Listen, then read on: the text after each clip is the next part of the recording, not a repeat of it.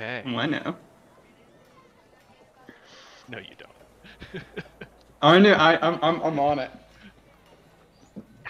Have we had it? So have we had a long rest at this point from last session, or? Absolutely. So Okay. when last we saw the Trollskull Six, you successfully defeated the Elder Dragon Mordramoth. There was, I believe, a long night's rest then, and the following day, preparations were made by the Pact to begin the move back to Tarir. A couple of days would be spent there, further doing some triage and coordinating with the base at Camp Resolve. Now that airships can travel safely over the jungle without being attacked, the few that remain will be able to ferry supplies and troops and personnel back and forth. It will take several days after that to traipse back through the jungle.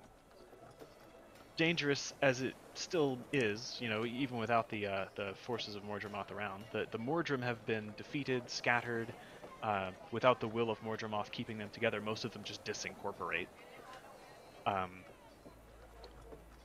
Once the Pact reaches Camp Resolve, the plan is that there will be another couple of days as forces gathered, decisions are made, plans are changed, everyone prepares. Then there's the journey across the Silver Wastes, down to the foothills, across Kryta, the whole kingdom. So it's going to take 3.5 weeks, probably, maybe 4, depending on terrain, for the Pact to get home. So you guys decided, with the blessing of Traherne and General Almora, that you would teleport back to Lion's Arch.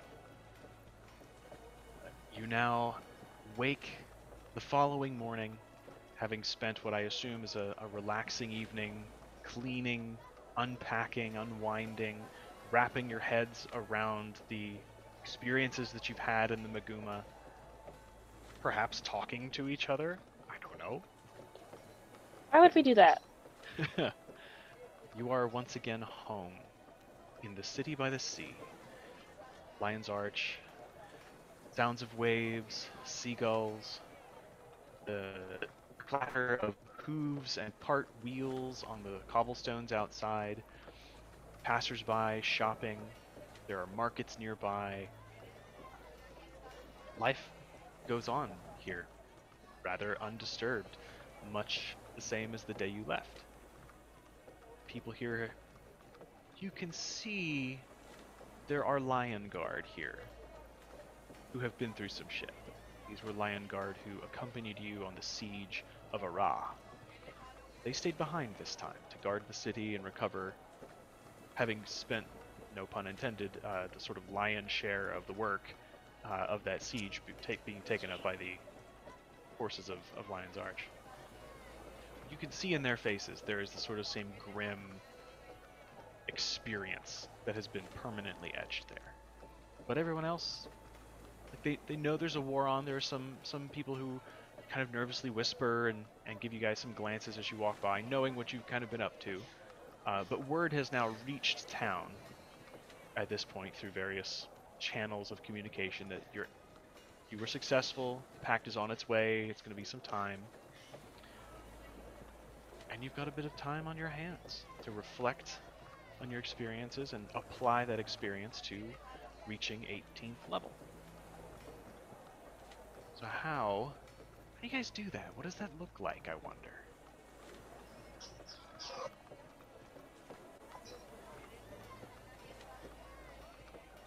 I didn't level up my character sheet yet. I totally forgot. Take a minute. I'll go ahead and do that. We'll hit Kitri Give me a next. minute.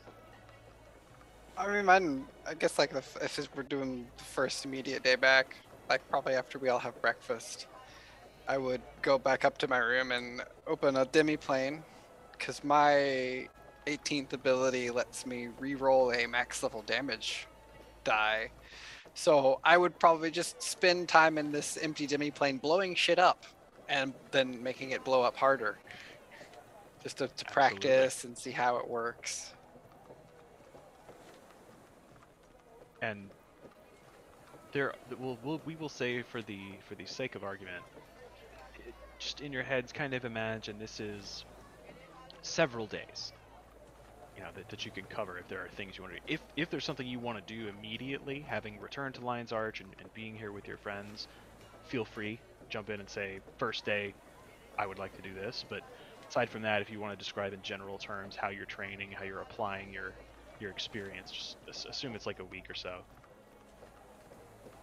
Yeah, I mean, I'd spend time. I'd get some training dummies to actually hit.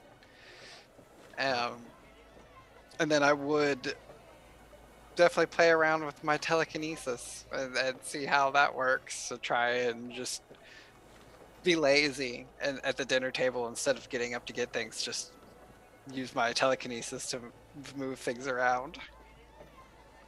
Absolutely. Short, like Grogu-looking ass of like. Literally. The Asura were actually modeled after Yoda. They have 3 toes with claws and 3 fingers. Yeah. It's like a Yoda mixed with Pathfinder goblins. They're super cute. Oh, and this one's totally just popped in my head. Probably midweek, I would grab Galatar and ask him a question as he takes a drink. It's the perfect time. Gally, do you still have that seed from that other place we were at? Yeah, I still have it. I haven't planted it yet because it was going to grow into a large tree, I think, so I wasn't sure where to plant it. I think if I can borrow it for a bit, we've learned a way that we can use an item from another plane to detect its resonance, and then I can make a fork. Oh, And then we can go there again. yeah, that would be incredible. Here, let me get that out of my pack for you, and you can absolutely do that. So yes, Crane and what's Tinker his name? and Crane. Tinker. Couldn't remember the pun. Yes. This will do nicely. Yeah, no, it's having been to the plane and brought back something with the correct magical harmonic resonance. No roll required, just the expenditure of the cost to build the thing. I think it's out of 150 an appropriate or material. 250. Yeah, I think it's 250. Yeah, so over this time, you are absolutely able to build a tuning fork that you can use plane shift with to get back to that plane. That plane. That region of the mists. I think that does wrap it up for me, unless something else randomly pops in my head. Feel free. Who would like to go next? If it makes it easier on people, I can just go in the order you appear on my screen.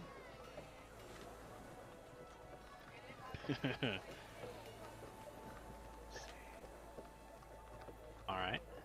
Canfield. All right. So, first things first. I think sitting around probably the table one night, or sitting around lounging about the Trollskull Manor in his in his robe as Bertie is wont to do, perhaps a cup of something warm in hand, glass of wine. So this is like a weird question. What do we get? Surely we get like a salary. Like, do we No. get paid? No. Nope. Because I talked to my accountant today, and he's like, the revenue stream has not. Because we didn't negotiate that. I into mean, our Bertie, if you contract need with some the- money, I can lend you some. I can spot you. It's not that I don't have money; it's that I want more. Greed can be very Didn't- dangerous. You're And then to richer make like a than large God. priceless crystal dog thing, can't you just sell that? I feel like that's got to be worth a lot. I am not selling our diamond duck. Thank you, though. That's very cute.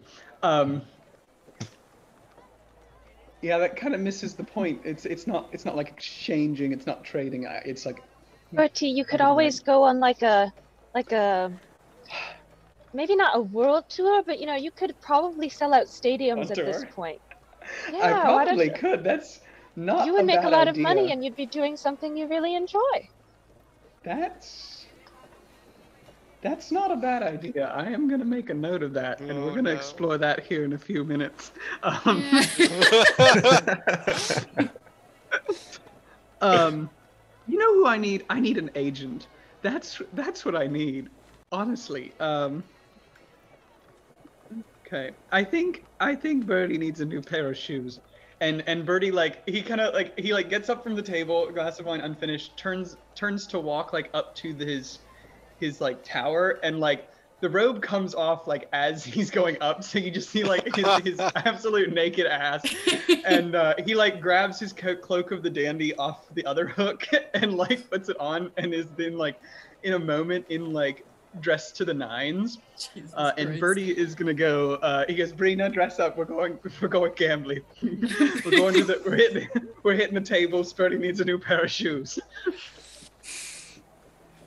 Okay. Bruno obliges. Brina, try not to get sucked into the sex cult. I'm going to stay on the bottom floor.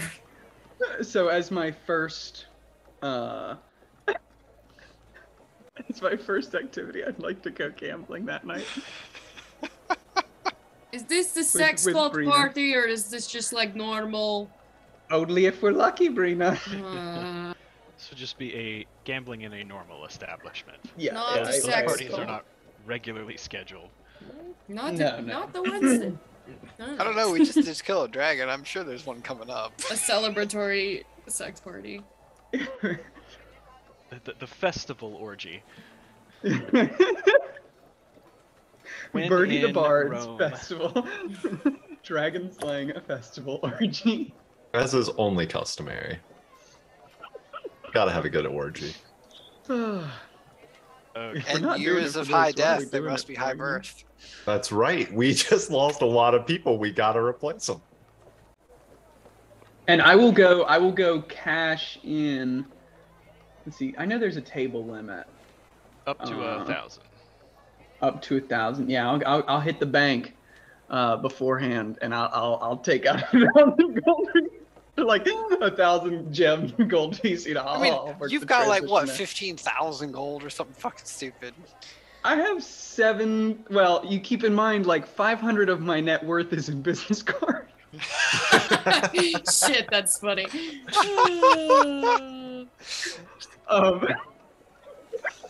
Wow. It's all in Mary Kay supplies. You gotta understand. My assets are a little tied up at the They moment. said it would turn over so fast. Birdie has really low liquidity. Except they didn't. They said no such thing. I like that they're in this world are He's got just his kids tower. starving, and then there's Birdie with really fancy ass business cards while children starve in the He's got street. his tower, and there's just boxes of business cards. Oh my god, are you the Jeff Bezos of this world? Are you the bad guy, and not in just a murder hobo way, but in a unjust accumulation of wealth way? That's my question. Oh my god. Okay, Oh, so yeah. gambling. Gambling is Gambling. three checks. The DCs Correct. are random. I've got them Correct. Okay. here. Insight, deception, and intimidation. Okay. Insight, deception, intimidation. We can do it. Okay, 1,000. So over the course of a night, 1,000 gold piece worth of gems and stuff on the table here. Yeah. Insight. You just want me to roll these all at once? Yeah, you got it. Insight. Was it deception? Deception, intimidation. Intimidation. 24, 18, 17. That was a natural 1 on deception. Wow. And 18 was the DC. So by the skin of your fucking teeth. It's like in a TV show where the spies continually fail their deception checks, but they keep trying again and again, even harder, and then finally they succeed. I like to think it's he gets to the end of the night. So I make double the. Did I succeed on all of them? Yes. Oh, with your plus 17 or whatever. So you gain back double the amount you bet. So I get 2,000 gold pieces of profit. Yeah. I think it's like towards the end of the night, and he's probably at the what's the one you send the little ball around the thing and it Roulette. spins? Roulette. And he's at the roulette table, and he's probably made like 1,000 gold pieces at this point, and he's like, "And Brina, what do we do when we have a hot streak? Make it hotter, right? We let it ride, baby. 19 black." And he like pushes all the chips onto the table, and ends up winning big. God, he's the fucking worst. Oh shit. That is delicious. That's amazing. I love the part, guys. There's just nothing better. Okay. I'm mentally making notes. I think the College of Eloquence card, it's either deception or persuasion, but I think their deception can also be like stupidly high. I mean, deception's plus Yeah, 17, insights plus 14, intimidation's my lowest at plus 8. And that's the price I pay for not being good at hitting things. We all must have a. What's the taxes you have to pay on all these? Exactly. winnings? I can't fight, but I can win. I can win. Okay. So,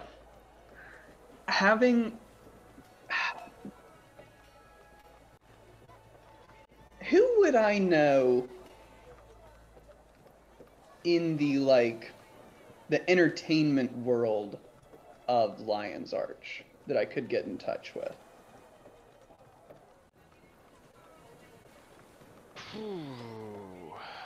And I'll tell you where this is going. Is Birdie, on the advice of his friends, would like to hire an agent?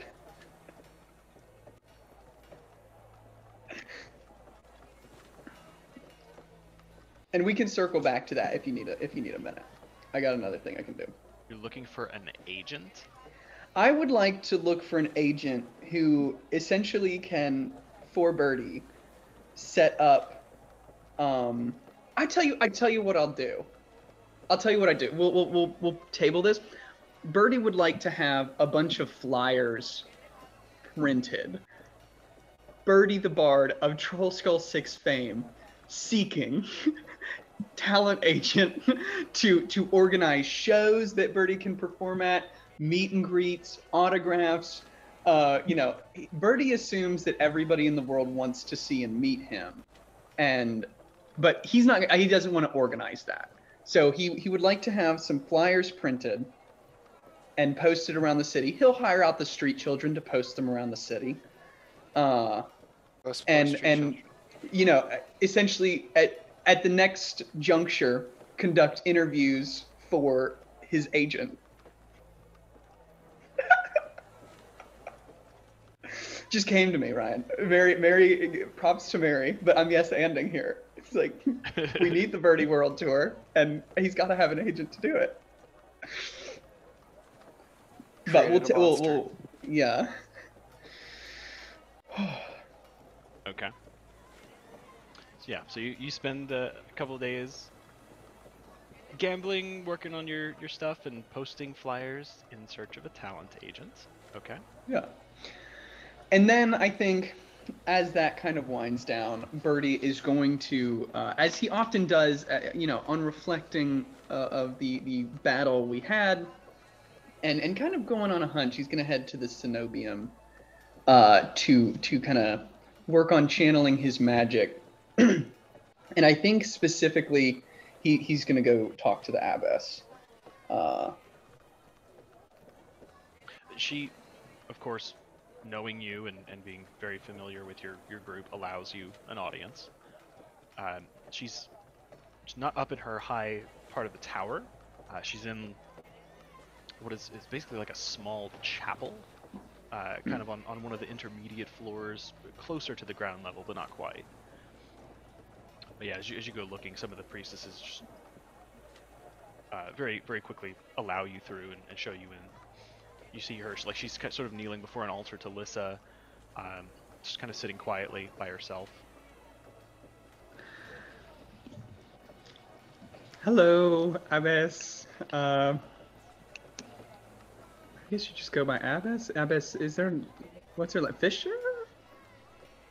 Yeah. Abbess Fisher. Great pull. Yes. Right, and I knew You that. can call me Carlisle if it makes you feel better. Okay, well, I'm all right, thank you. But I was wondering if I feel like there's something you could help me with, and if I could, there's that chamber down under this place where perhaps I could kind of show you what I'm thinking about, and you can tell me if it's crazy. I'm happy to help, of course. Stay. All right. And I think they to like go down to this place where he's done like some of his like bigger magical things before. Sacred spa. Yeah. Some steam rising from the ground, and I think he begins this demonstration. Where he'll like cast prismatic spray, and you watch as colliding into the far wall, these beams of like this rainbow light kind of hit, and he'll do a minor illusion and some illusion magic and kind of create these illusions, and he'll do like the greater or the mass cure wounds, and you kind of watch that energy flow out, and he's like, now this is a really powerful lute that I channel this magic through, and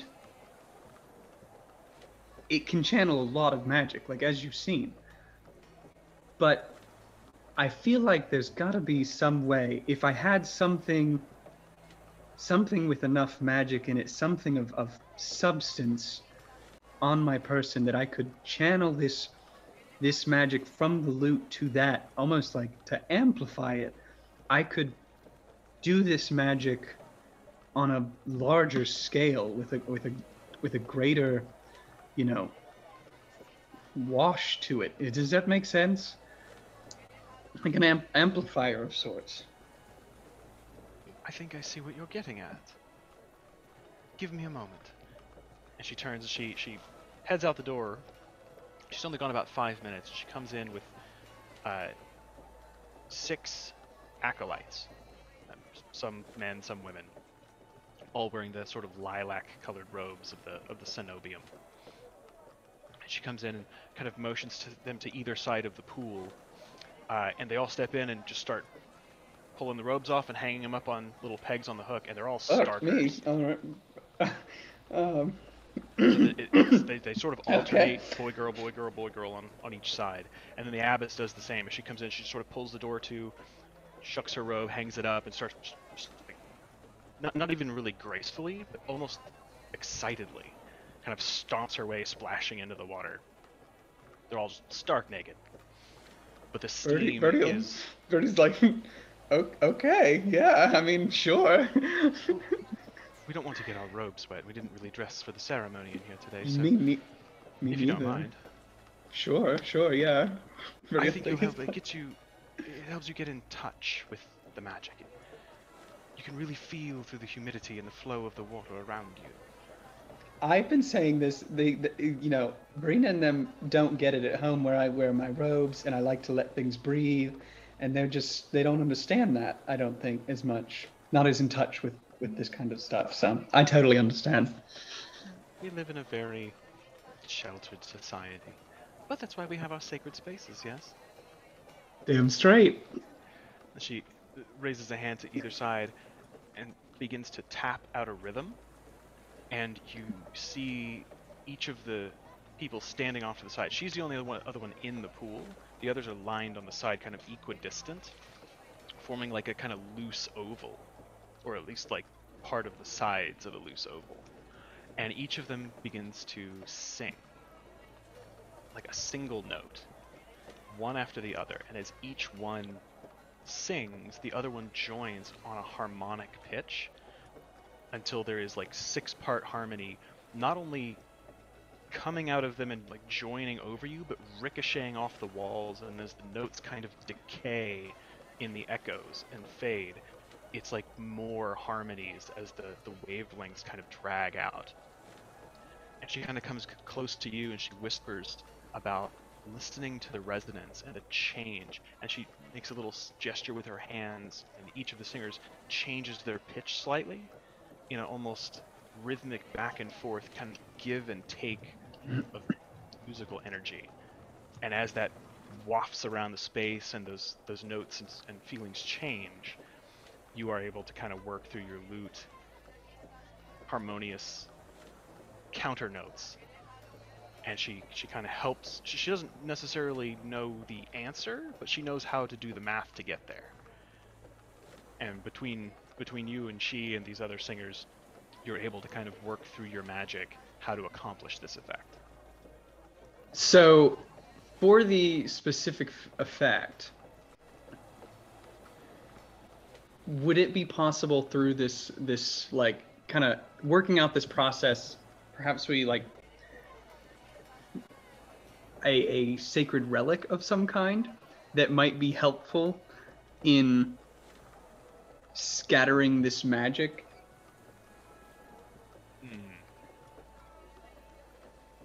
If there's anything in the cenobium.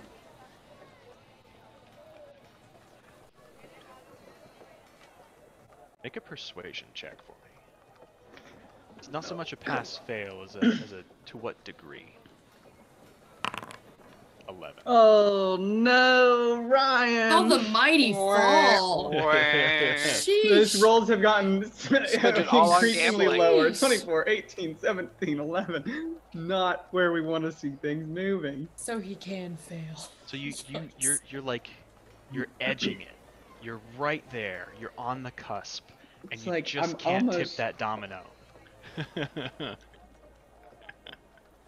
You're welcome, Chandler. We're all naked in this hot, sweaty room. Just everybody edging. Nobody can quite tip it over. And the tension is palpable. I mean, you just can't quite. The labored achieve breathing what of you're looking 7 for. people close off. And at some point, as you're kind of asking, you go out on a limb and you're like, hey, you got anything else that can help me? You see the abbess is like a little frustrated herself. Got an extra Not finger? used to being in this sort of position. She's like, all right, just give me a moment. She just like kind of takes her robe off the hook roughly and slings it on, and like you hear the splish of her bare feet on the stone as she takes the stairs up. She's gone for about 15 minutes. Meanwhile, the people who were doing the singing kind of sit down and take a breath, dip their feet in the tub, and just kind of chat with each other. Eventually, she comes back with what looks like just a piece of broken glass, but as she presents it to you, it's about like 3 inches long, maybe half inch thick at parts. It's kind of jagged around the edges, but one side has been coated with silver and glassed over, so it's a fragment of a mirror. Mm. And she tells you that this is a relic from one of the first Listen cenobiums founded in Kryta long time ago by one of the first Orion settlers, like the first abbot or abbess who founded it. They had a mirror that was a gift, not from Lissa, but like gifted from someone in Or, and was like imbued with the magic of the holy city. And so this is like a little fragment of that mirror. There are conquests, and like the cenobium doesn't exist anymore. It's been, destroyed in all the different upheavals throughout the land over time. But this is a little piece of this, and it was blessed by the clergy. So it is a holy relic. Okay. And I'd like to think like with that, you see the magic like start to work, and with the right container, I think this could work. And yeah, I would like at that point, after kind of getting to that point where it's like we know the last piece of this puzzle, I would go somewhere. I've got to essentially have constructed a tiny reliquary worth 1,000 gold pieces. I would say, talking this over with the abbess, she is able to direct you to some old scriptures, not of Lissa, but of the 6 gods from before or sank and stuff. And it's sort of like the chapter in Exodus where they build the Ark of the Covenant.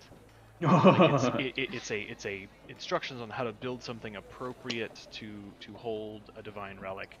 It's at a much grander scale, it's like a 5-foot box, but scale it down, and it's much cheaper, much more affordable. It's still expensive if you make it out of fine enough material. And she can kind of go over with you different types of materials that would be suitable, and kind of get you to where you're looking to be. Love it. Yeah, and I'll if I can get that, essentially find some crafters, the finest crafters in Lion's Arch, frankly. Several. Yeah, in the Grand Souk and the Gem Market in the merchant or the merchant district, merchant ward, they can absolutely accommodate you.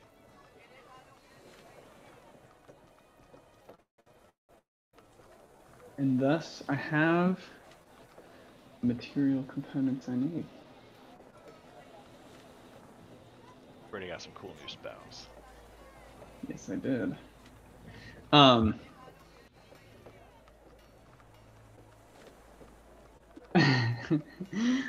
I would say, not necessarily making use of that, but I would say one night, perhaps.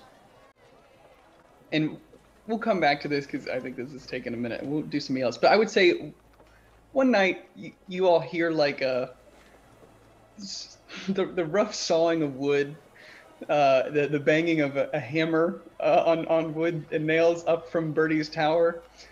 That comes down occasionally. He's got like sawdust on him, and he'll drink a glass of wine or something before going back up to his tower. But yeah. Brina would just like lean over to Kala or somebody and be like, I don't think I've ever seen him do hard labor. His I think delicate there's little hands. obviously someone else up there Yeah. doing the hard Probably, labor. yeah. Just sweating from telling someone else. Yeah, what there's no way to that's do. Bertie. Yeah. I don't want to think about where he's positioned to be getting that much sawdust if there's someone else doing the work.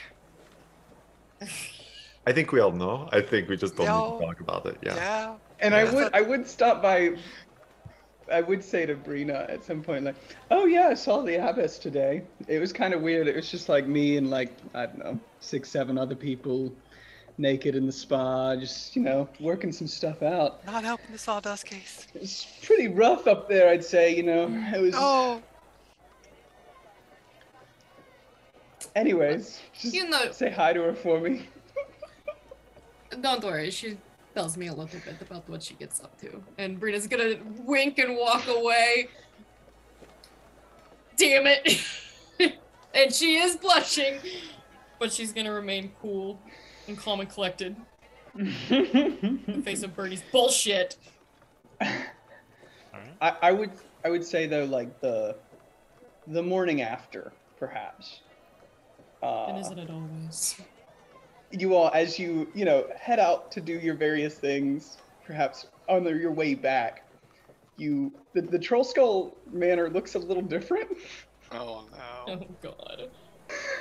And like, there's the Trollskull Manor, and then there's Bertie's tower, and off of Bertie's tower, there's like a massive like Space Needle like disc addition. Make a satellite?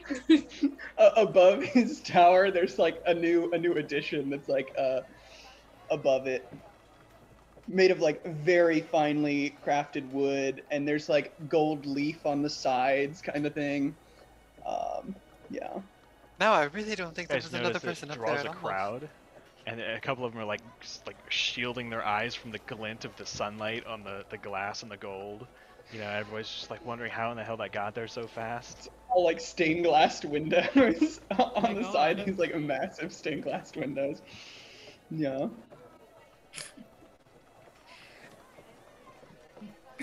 I think Rita would request a tour. Oh. That's just kind of like my like personal space kind of thing. You know? Bertie. I like to think I've known you for a while now. Yeah, that's true. That's true.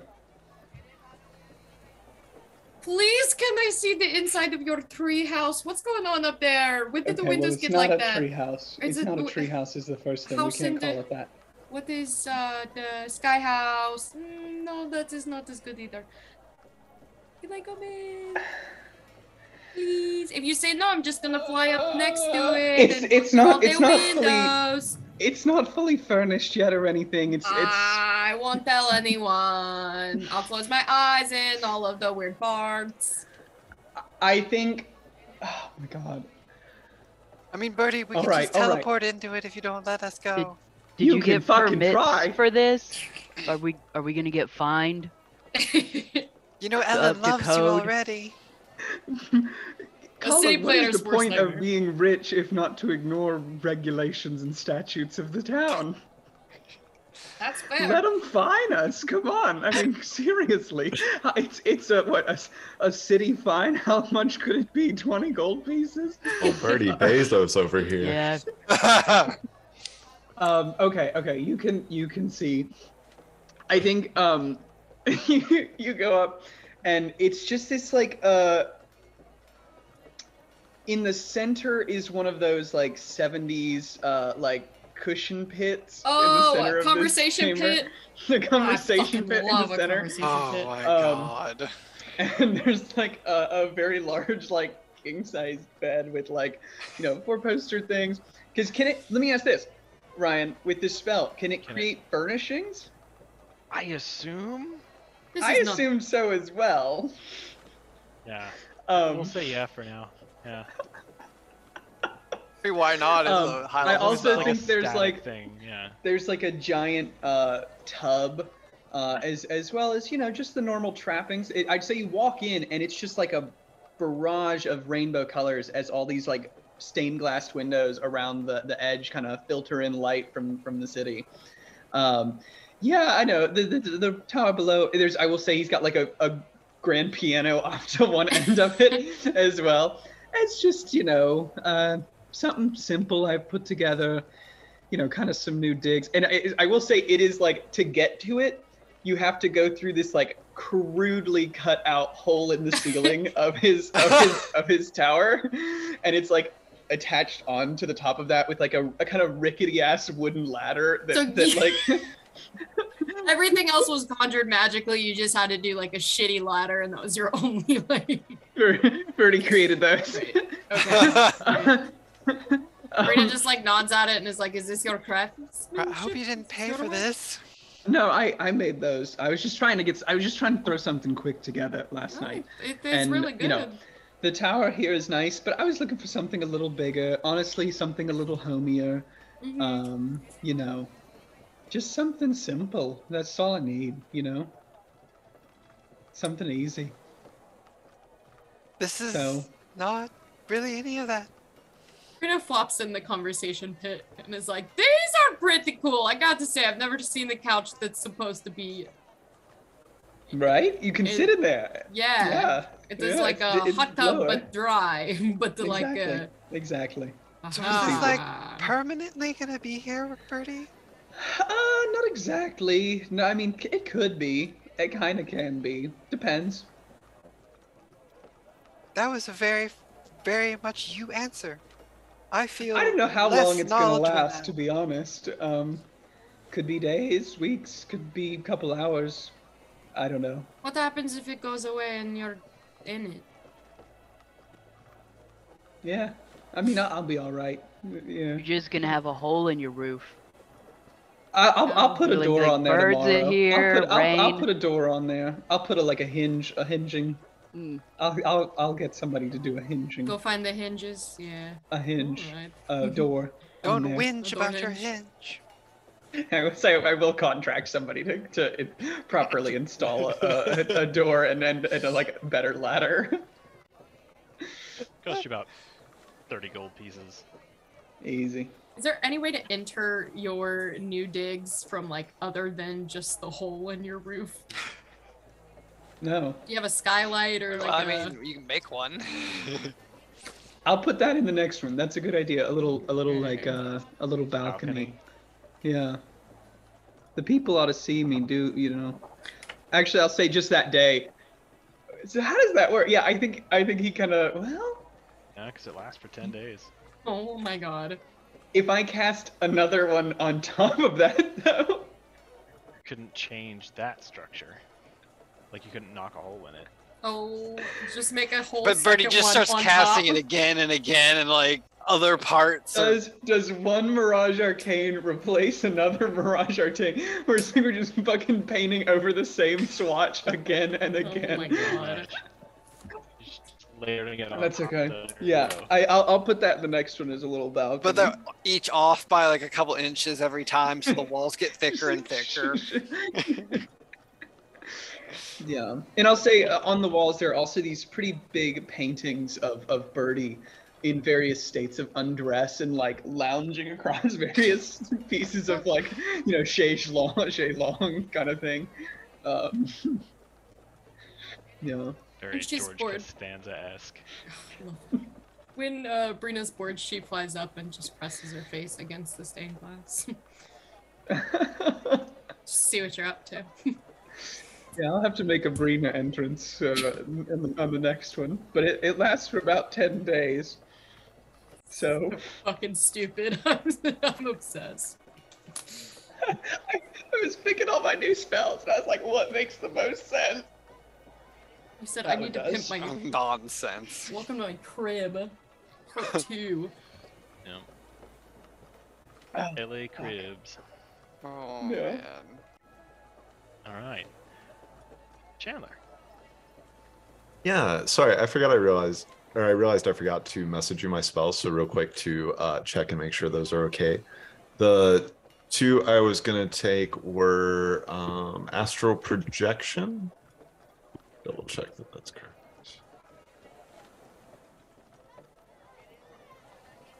Yeah, Astral. Oh, where is it? 9th level Astral Projection, and then the 6th level spell Fizben's Platinum Shield. Okay. Don't remember what that one does. It's pretty cool. It's a 6th level spell. It does it's a concentration spell that gives the creature that has it cover, damage resistance to acid, cold, fire, lightning, and poison, and then gives them the evasion feat while the concentration lasts. That is useful. And you can Oh, and it's a creature. and you can move the field using your bonus action. So if you wanted to switch it to somebody else, you can in combat. So it's a pretty cool What spell is share the this? love kind of spell. Fizban's What spell is Platinum this? Shield. Fizban's Platinum Shield. Is that the one from the new? It came out books? with the not the most Yeah, recent Fizban's Dragon book, Treasury. but the Fizban's Dragon Treasury book that came out last year, I think. Yeah. I was gonna take Oh, that. You shed dim light out to 5 Yeah. feet. Just be Yeah. So I was gonna take that and then Astral Projection if there wasn't any issue with Astral Projection. No, that's Kolar's used that with us, hasn't he? I don't know if he has or not. Yeah. No. Okay. Astral projection projects a version of yourself into the mists. Project image Oh, that's obviously what I'm thinking of. projects an image of you in the plane you're in. Gotcha.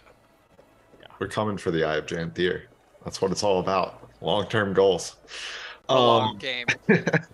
Starting when everybody gets back that first morning after, Galatar will spend basically every morning at the Coliseum for most of the day, just working on practicing, basically having people attack him and trying to defend himself, because with his new feature, he gets 2 spells, one of first level and one of second level, that he knows regardless, that they're always in his spell book, and that he can cast at their lowest level without expending a spell slot.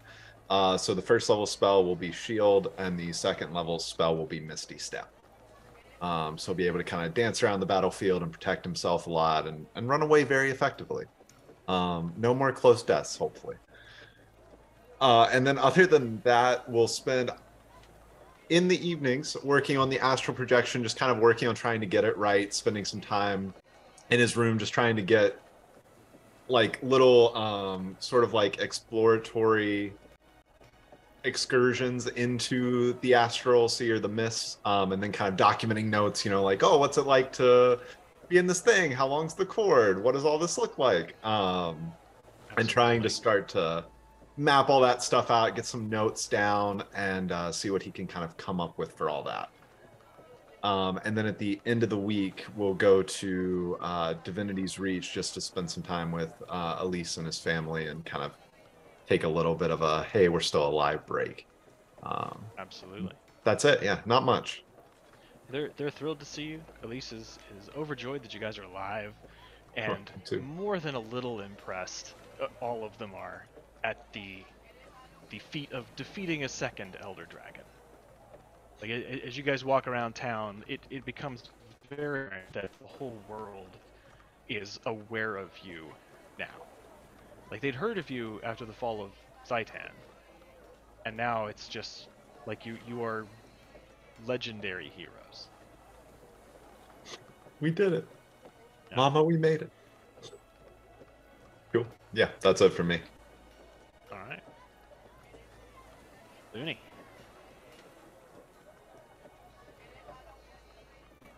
Oh my god, sorry, the DoorDash man just got here and I put all my food out and then my cat jumped on me and then I knocked my fork over. But, all good. Okay, so, first things first, I think Brina's gonna visit Holbrack. I think, is it Aureen who is our dragon friend? Aureen. Even though she does not remember that interaction with her and still retaining that knowledge, though, I think she's nervous about Bonjour Mag and all that, so she's gonna head home for a couple days. Her primary goal is to track down Irsta-Galkin. See if we can. I'm inspired by her hot bod on the art today. Okay. So she's gonna see if she can track down Air. Okay. Yeah, easily enough. You find Air is around Holbrack, meeting with Newt Whitebear, overseeing some of the sort of day-to-day plans, frequently meeting with scouts. But yeah, she is able to be tracked down. She's gonna see if she can pull her aside and basically ask, because level 18 Rena gets Indomitable Might.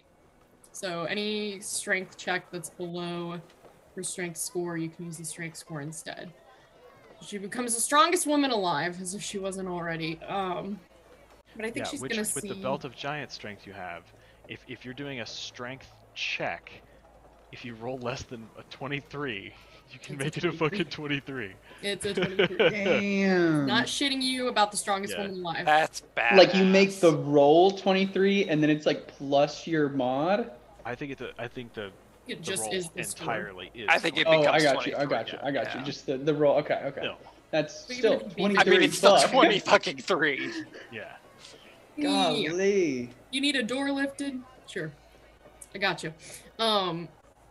I think she's gonna try and track down Air and see if she'll spare an afternoon or two to train with her. I've just got this vision of them back in the same space where, like, the Great Hunt was first held, in a weird, like, full circle realm, and see if there's anything that she can learn from her that would lend itself to this new feature. Absolutely. Yeah.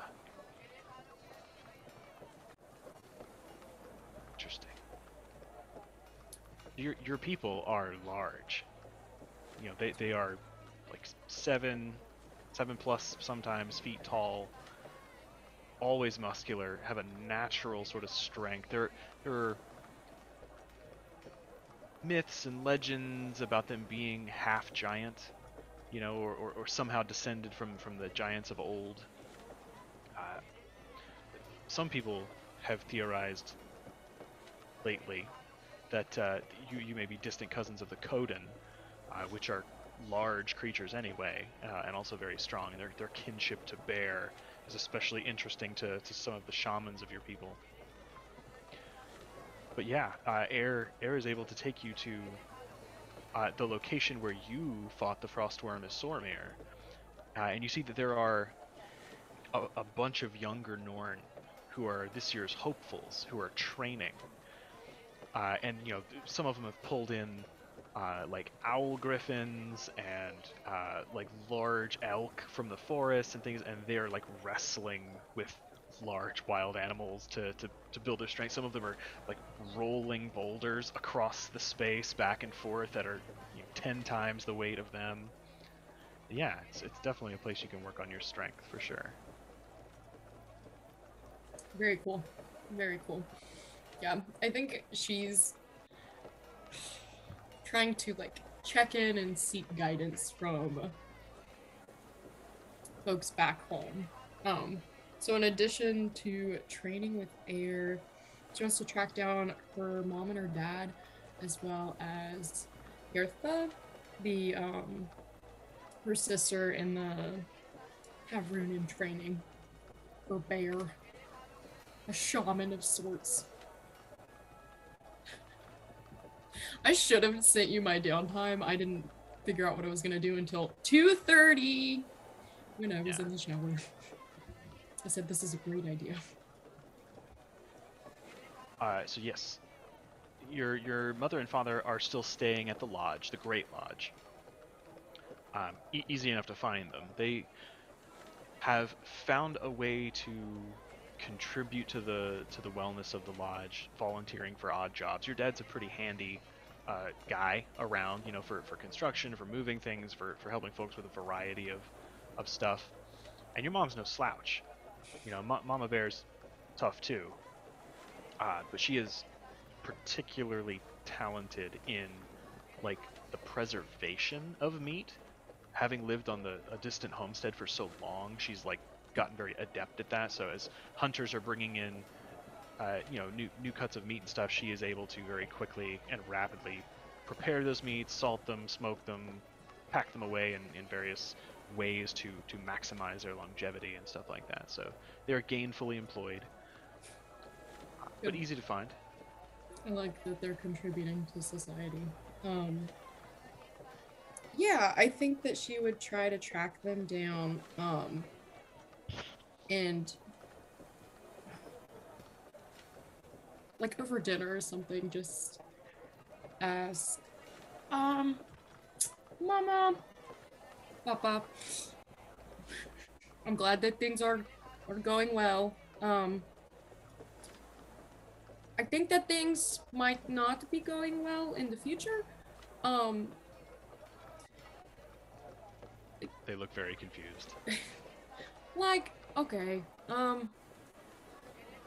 we have killed 2 elder dragons at this point, which, I mean, is 2 more than a lot of people have killed. We're kind of on the roll, but Jormag is very much so still out there, and apparently there's more information about dragons than I knew. I thought they were just kind of big and scary, but Jormag is smart, and they are aware that we exist and pose a bit of a threat. So, I don't know, I just want you guys to be safe and keep an eye out. Okay? They beam with pride as you talk about killing the dragons. Well, And we it's talk fine. about Jormag being smart and knowing you exist, they get a little confused. And as you ask that last question, your father just says, "Well, of course. We be very careful. We are very safe here. The lodge, safest place to be in Shiver Peaks. We're all very strong, Norn. Our best fighters are here in Cragstead. No, We yeah, will keep this an eye out. is the best place to be for sure. So just stay here. And speaking of being other places, have you guys heard from Halvar at all? They sort of give each other a dark look, and your mom kind of shakes her head and gets a little dewy-eyed. Your dad just says, "No, we have not heard from Halvar. There are reports of stirrings in the hills among the Jotun. Sometimes people say they see a man who looks like him. Possibly, but nothing has been confirmed." Okay. All right. Okay. Well, that's classic Halvar, you know. Hmm. Okay. Your mom just kind of like reaches out, grabs you by your bicep. You feel like the strength, but also the warmth of her grip. It is not to worry, honey. It will be all right. Halvar will make his way home when he's ready. He has done many bad things. He must find his own way back to us. I know. I know. I just wish there was like a timeline on what that looks like. And also it is a scary place to be sometimes, the Shiver Peaks. And I don't know. But yeah. Oh, have you seen Ertha? I have a question for her about the spirits or whatever. She knows them a bit better than I do. She does, yes. She made full Havrun. We're so very proud. You're kidding me! No, she's at shrine now, I believe. And your dad just says, "Yes, she's tending to the morning fires at the shrine to Bear. We are very proud." The Havrun said that she was his best student in many years. I am not surprised. Nor am I. She takes after me. And kind of like looks not very far down at your mom because he's just a little bit taller, and you see this, like she gives him a sly look, lets it go. Okay. Well, anyway, I'm going to find her, and she gives them both like a kiss on the top of the head, and like jets out.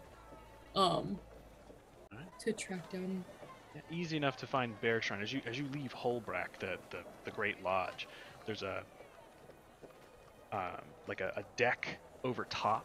It's maybe like 20-30 feet in the air, kind of over this upper level. You emerge below that on a lower level where there are like merchant carts and stuff set up, Vygarth's smithy, Black Lion trading post, Wolfborn barracks, Jumai Bank down here, you know, and there's a great big ramp that leads from this down to like the main section of the town, like the town square.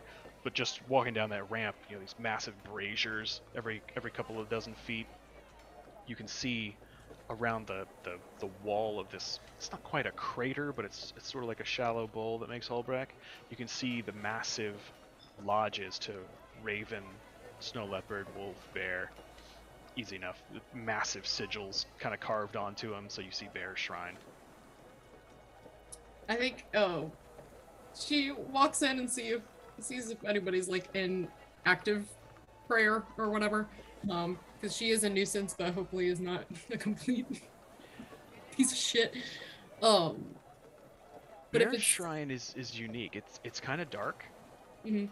It's a large sort of cavernous space. It's kind of carved into the hillside a little bit. But when you walk in, there's an upper level, and then there's maybe like 7 or 8 foot ramp down to a lower central space, and in the center of that is a massive 10-foot wide circular area where a big bonfire burns, and a sort of tall, kind of like the student center, like a tall sort of chimney thing over it, you know, but it's actually built to like waft up smoke out the top. You see that there are several Havroons who are walking around in heavy bear pelts with like full-on bear paws with claws dangling over the end, heads, bear claw necklaces and stuff, tattoos, mostly exposed skin. And then there are a bunch of normal Norn.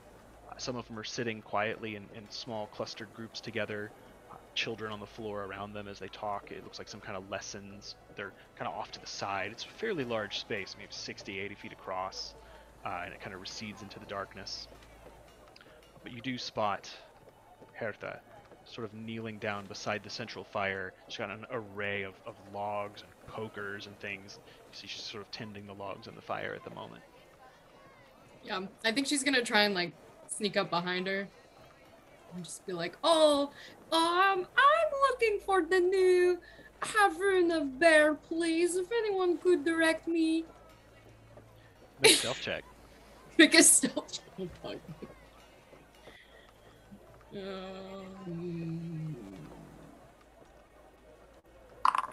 4. 4. Yeah, you go stalking your way up behind her, and you kick like a bin with what looks like ash that's been kind of shoveled out of the fire. They're like they're gonna take it outside, but it hadn't been cleaned up yet. You just kick it over, fucking shit spills everywhere. You Hertha doesn't even like stop prodding the fire. She just Hello, Brina. I will pick that up. Do you have like a little broom or something? All right, we'll make one of the newbies get it. Yeah, one of the newbies. And she Stands up and like stabs the poker into the fire real quick, turns around, and you can see now she has a very ornate set of tattoos under her chin and like down her neck. Her shoulders are covered with a bear mantle, but you can see it kind of passes underneath and flows down her arms. She does not currently have bear claw covers over her hands, so like all of her exposed skin is just covered with knotwork and like bear face motifs. Hello, Turns sister. around, gives you a big hug. Hello, sister. I am, first of all, so proud of you. Oh my goodness. Thank you. No, It was very hard work, but very much worth it. I hear you've done well too. Oh, yeah, lots going on. We went to the jungle. I won't get into it. A lot of stuff happened. The dragon, and then we made some friends. But that's beside the point. I wanted to ask for, I guess, guidance, if you could provide it, not just from you. Her eyes go wide. Yeah, I know. Sure. Yeah. You are like a... Please, have a seat. I am, yes. Yeah. I'm Havrun now. So, I did not expect one of my siblings to come to me for advice. It's flattering. You are Dragon Slayer. What can I do for you? I don't know about that. Okay. There are a lot of decisions coming up, and there are a lot of dragons left. And I know it's not necessarily my job alone to fix it, but as long as I can, I will. And You seem to be doing pretty well so far. yeah, we have a lot of help, which is good. I guess, where should we go next?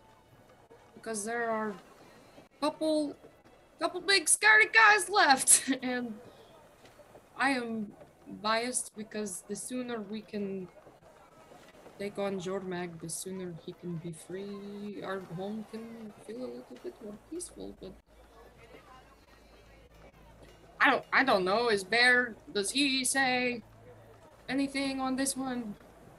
Haven't read the book and no. She kind of grabs the poker, holds it out of the fire for a bit. You see like the bottom 6 inches of it have glowed like red hot. She kind of holds it out and waves it around a little bit to cool it off. She sort of thinks, just sort of idly waving it through the air for a minute. She starts moving some of the ash and coals around. She says,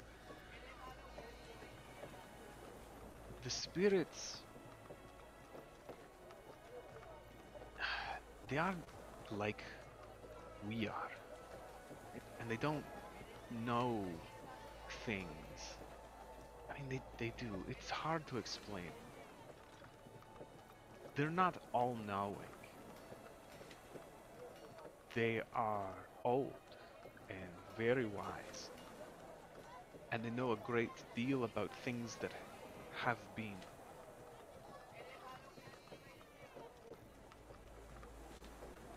The question you ask,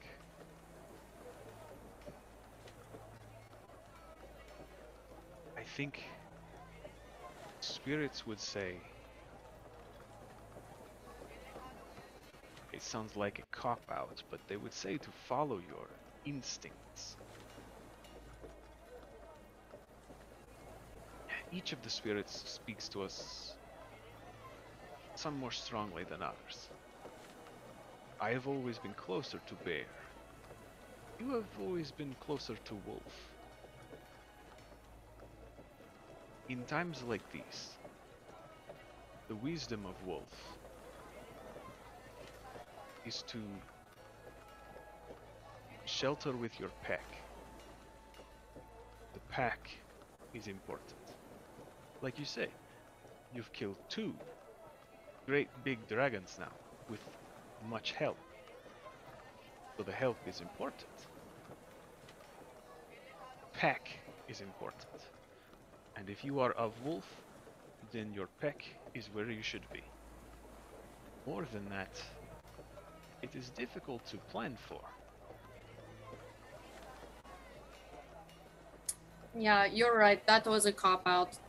Taking away our have-rune status. What the heck? Thank you. Just bows respectfully. Alright. I'll go talk to my pack then. She like punches her on the shoulder, good-natured, but she has like minimum 23 strength on all strength checks now, so do with that what you will. You impact her on the side of the shoulder with your elbow, and it's not like hitting stone or anything, but it's kind of like hitting a tree. Yeah. Cool bitches. She's a sturdy gal. Cool bitches in the Erickson family, man. What can you say? You notice, like, it's been a minute since you saw Hertha, and with her sleeves not on, Hertha got swole. Like, sure, her muscles have definitely grown since last you met. Ron grabs her bicep in a totally Like, normal way. I've been working out. Okay, I know you have. You It's said, part of the Hevrun regimen. yeah, man, bear strength indeed. Look at you go.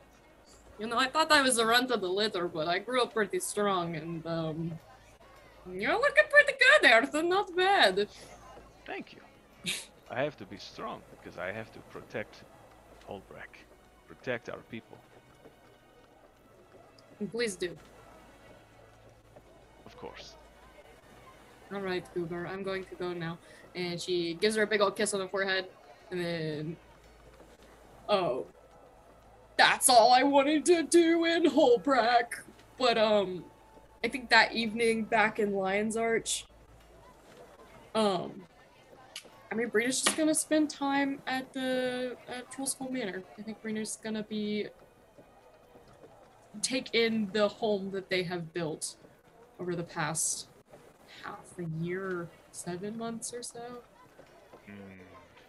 I think Chris is gonna do some math. no, please do. I think later that evening, once it's twilight, sunsetty, she'll fly up to Birdie's little dome and knock on the window. Hello? Yeah, they don't open. I didn't think of that this time. They don't open. You gotta It's go around. You Manufacturing gotta go error. around. Okay, what I did you can't- say? I can't hear you. It's thick stained glass. They don't open. Okay, I'm gonna They come. don't open. I'm gonna come inside. Okay. There is a window that opens in the regular part of the tower, which Birdie will open for you. I think she would bring 2 bottles of wine, the better stuff. It's all right. We'll drink it. I'm not gonna let it go to waste, but I think she. I mean, Bertie, would it kill you to splurge? I don't know. Okay. This is your. All right. Will you? I'm just saying I would have brought a nicer bottle, I think, Well, for you like can a crack homewarming open- gift. Like, Yes, you can crack open the better one if you'd like, but thank will God. you- Okay. You are the worst. Will you? Do you want to drink this evening, Bertie? This sounds like a task for the conversation pit. Oh, to the pit! And yeah, Bertie will crack open. He has some nice wine bottles. I have 3 wine bottles worth total 300 gold, and I will pop one of those. Okay. Yeah. It's very nice wine. Yeah. Oh, this is great digs, Brina. This is what I was looking for. I think this is what was missing. Fully starfished in the pit right now. Just Yeah. fully spread eagle. Can't even touch either side. And- It's crazy. And you can, if you spill wine and you stain them, don't worry, the cushions will be replaced in 10 days. You know, never mind.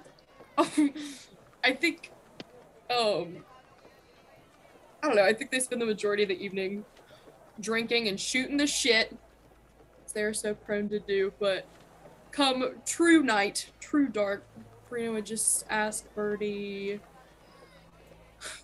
"Hey, I went home this weekend. It was very nice. Cool. Love that. Thank you. It was great. I hung out with all my friends. Sure. Super popular. But yeah. listen. Let us say we kill all of the dragons. We do it. Fantastic. Head to toe, they're all gone. Jormag, Primordius, who needs them? What happens after that? Well, I'm looking for a talent agent. I assume there'll be some kind of a tour, Okay. play to crowds maybe, and I don't know, walk into the ocean. I don't know what to tell you. That's incredibly sad. That's super. I don't plan on getting old, so Really. thanks. Oh my God. I won't live to see that. No. Well. First wrinkle and I'm out, baby. That's time is done. Don't you have magic for it? You're a Maybe. goofy man, Bertie the Bard. No, but I don't know. At that point, I guess we rest. I think What do you... I will find the rest of the copies of the smut books that I like. Yeah. I know you've been looking for those, yeah. And then I think I'm gonna just take the longest nap. Yeah. Just like a big, comfy nap with everybody gets under a big blanket, and we all just take a big nap. Sure. Yeah, sounds good to me.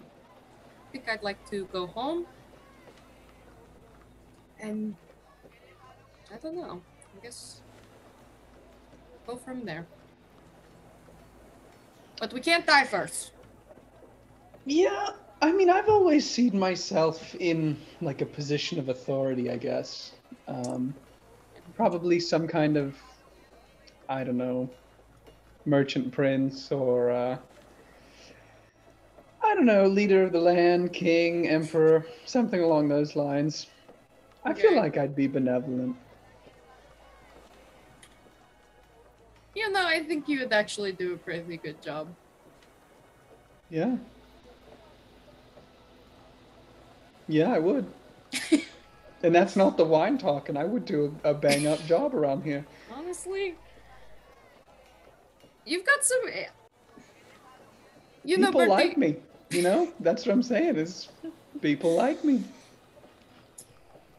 I think we give you a hard time sometimes because you are an asshole. Like you are literally the worst sometimes. But yeah, no, for sure. Am I the worst, or is everyone else the worst? Think about it that way. No, it's definitely you. But I think when it comes down to it, One way of looking at it is what I'm saying. listen to me. No, I'm trying to be nice to you. I'm gonna stop being nice to you if you keep being the way you are. He twists his little ear. I think that when you're not being the way you are, you might be the one that cares about us the most. You know? Nobody's died under your watch in a long time. Yeah, and they're not gonna. Mm-mm. Hey, you know, I was thinking about that. Because at the end of the last fight, my blouse was torn, my lip was cut, It's horrible. and I looked around and everyone else looked pretty fucking good. So, yeah, it's, I don't know. It honestly makes me worried, that, you know, yeah. I feel like I'm the weakest link, where like, if something happened to me, you know, if you're not getting fucking juice every, you know, 6 to 12 seconds, Approximately. you know, what happens to everybody, you know? I don't know. But I'm working on it. I was putting in the hours, as you know, with your gal. Quite a body on her. And I think I've got some tricks. We're working on it. Listen, Agilbert, as long as I can swing a sword, I will take care of you. Okay. Buddy. Yeah. I'm gonna sleep in the conversation pit tonight, I hope you know. I didn't have the conversation part. Do you trust me? Well, one time you did fuck up my memory, and that was really uncool of you. I don't recall that. I don't know if I do either, canonically. But... I think you do. Birdie reaches out his hand. Oh, wait.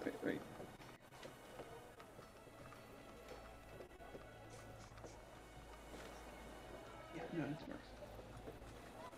Okay. Puts out his hand. Do you trust me? Frida takes a big bite of a boneless wing. And she says, They come with. I made them in the illusion. This is all. You know, this is all an illusion, right? There's nothing actually here. yeah, this tastes like shit, so I imagine. Yeah, you can't illusion flavor. You know what I mean? Yeah, I mean, yeah, I do. Take my hand. Are you willing to go on this journey with me? Is this like a sex thing? Cause I'm. It's not. Hey, look at my eyes. Look at my eyes. I know I'm a couple glasses in, but I'm sober. Okay. Okay. All right. Okay. I trust you.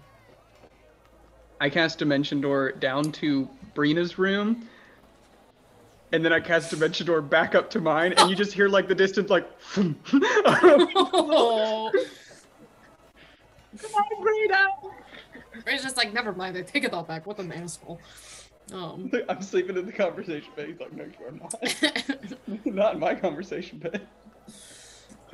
Brina grumbles and then goes to bed begrudgingly. I mean, other than that, I was gonna visit my hot motherfucking girlfriend, Abbas Fisher. We don't have to RP that, but I just have the mental image of like me passing don't want to? Birdie. Listen, Brian, I blush! No, I have this mental image of like They're heading back to the sauna. Go work on a different kind of magic. I think like the next day, Brina would be like, "Oh, Bertie told me about the weird like magic orgy you guys had in the pew." She just rolls her eyes. It was a lesson in magical experimentation. That was the only experimentation. In the back of your mind. The room has good harmonic resonance. Yeah, it does. I could show you. Listen, next time you have a magic orgy, I just want the invite, is all I'm saying. Goodness gracious. How much time do you have? Oh my gosh! Random blushes. Yeah. That's all I have Enough time. for my downtime. Okay. Eat my Carla? boneless wings. Yeah, I'm just gonna visit Kolinar. Mhm. Tell him about, killing the dragon and stuff, leaving out the bit about Glint's legacy and Arene. And then I'm gonna go to the arena and train. Okay. I'm gonna train with like a lot of different people attacking me at the same time, blindfolded, and then with a net over me, like restrained. And there are even a couple of mages. Like Kolinar would even volunteer if you let him know what you're doing. Yeah. Because he's got spells that can try to restrain you and do stuff like that. Yeah. At Yep. this level, nobody gets advantage on attacks against me. Unless I'm incapacitated, so. Yeah. Yep. Fucking no Like- one? Period? Yeah, long as she unless is I'm conscious. incapacitated. That's Yeah. fucking Yeah. crazy. Or, yeah, unconscious, not incapacitated. So even incapacitated, they still don't get advantage. Yeah, I Yeah. Yeah. She have has to be down for the unconscious. count. That's kind of wild. Yeah. So you are kind of like immune to sneak attack now. Yeah, in most situations. Yeah, unless you're a swashbuckler. Yeah. Yeah, it's the only the only weakness. For sneak attack, anyway. Yeah. So yeah, Right, easy right. enough. Well, and That's crazy. Galatar spent some time at the arena training. He's got a whole bevy of magical shit he can get up to, so certainly. I like that two of us went to the arena both times, just had people attack us. Yeah. Really tells you where we're at as a team. Alright, and that brings us to the final member of the Trollskull Six, Kitri. Okay. This turned into more of a plan than I had thought was going to happen. And it probably all can't, like, this isn't all gonna, this is like a long-term plan, and I'm sorry that I couldn't send this to you. But the first thing that Kitri would like to do is travel back to the Grove. So maybe after spending like a day or two at home, settling back in at Trollskull Manor, travel to the Grove, and she specifically wants to talk to, she wants to find Cave and talk to Cave, and then she also wants to talk to the Pale Tree. You do not find Kaith. She is nowhere to be found. But you are granted an audience with the Pale Tree. And as you enter the Omphalos chamber, you see a couple of her, I think they're called menders, that kind of flank her avatar at all times. They see you and they bow gracefully and kind of back away to a discreet distance so you can have a moment. And you see once again this big, like orangish yellow flower pulls out like a Southern Belle ball gown, and in the middle is the Pale Tree's avatar. There's like a high crest of petal-like hair, kind of done a beehive style in the back. And when she sees you, she's just beaming. She's so warm and happy, more so than you've seen her in many months. Oh, Welcome, child. I am so incredibly happy to see you, alive and well. I'm happy to be back. I just wanted to see how everything was doing here, and I don't know what has changed since we killed Mordremoth. She, uncharacteristically for her avatar, which is a sort of physical manifestation of her, but the Pale Tree's senses spread farther than this avatar could possibly sense. But you see it kind of look up and around, and it takes a big breath. I am free, child. Freer than I have ever been in all my long existence. All of your siblings, all of our family, no longer have to fear the nightmare. There Is will it always gone? be a shadow. There will always be a Okay. shadow in the dream. In some ways, we can never be free of the ones who made us. They're always a part of our being. But the will of Mordremoth is no more, and he can no longer harm us. Does this change anything for the Sylvari moving forward? She looks to the left and right, and her menders kind of tilt their heads a little bit. She takes another kind of deep breath, like bracing herself, and you hear a like a popping, like of roots tearing free from the ground as her lower form begins to quiver, and there's a popping sound, and slowly these they're not very like pretty, they're not humanoid looking, these clusters of roots kind of pull themselves free of the planty flesh of this chamber, and she takes a couple of freed steps towards you, and she totters a little bit at first. And she looks, and you see like the menders kind of start a little bit, and she motions for them to stay where they are, putting a hand out. And she turns a little like mischievous grin to you. Says, "Child, this changes everything." Sorry, players fangirling. Takes a couple of steps and like puts one hand on the side of your face and says, "My beloved Keytree, I am so proud of what you've done. It will take time. There are many adjustments that will need to be made," and she turns to each of the menders, who kind of nod in understanding. "Not all of your brothers and sisters share my excitement. Some of them are slower to change than others. I'm sure there will always be some who wish to join the soundless and separate themselves from the dream. And while that separation pains me, I understand. I will never force my children to be a part of the dream. But now I no longer have to fear that they will be corrupted by the nightmare. The darkness exists in all of us, as it does in men, and Char, and Asura. But without Mordremoth's guiding voice, we are no more susceptible to those pitfalls than any other species.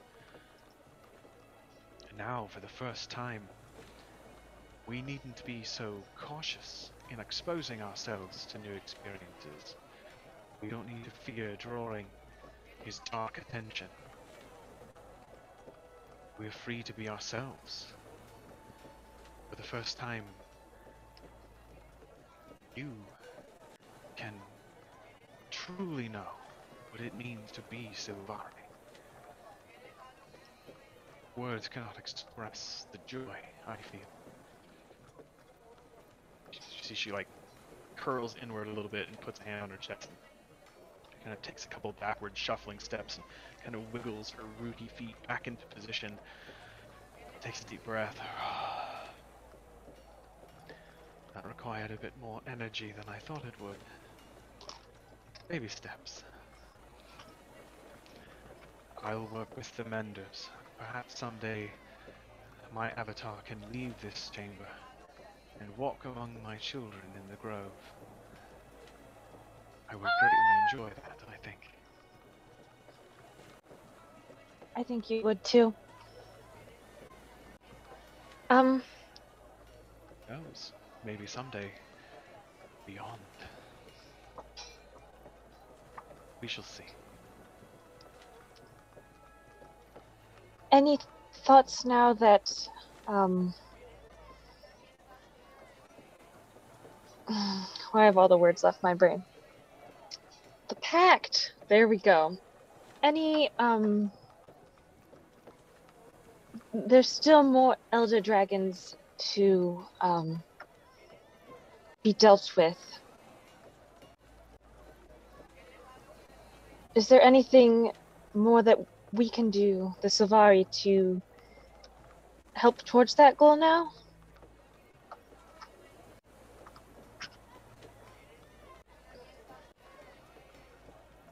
Well, frankly, you can continue doing what you're doing. You and your brothers seem particularly well suited to the work you're doing. For our part, the Grove will not forsake our allies in this pact. Their sacrifice in freeing us from Mordemoth's dominion will never be forgotten. It is my hope that Sylvari will always play a significant role in the pact, whatever its future may be. The spirit of cooperation amongst the 5 races that it fosters, that it grew from, I think is the most noble goal we could all hope to communally achieve. I think we shall focus there. Diplomacy, spreading the arts, the beauty of our culture and how we mix those we encounter, I think is something that people could learn a great deal from. And of course there's always room for us to grow.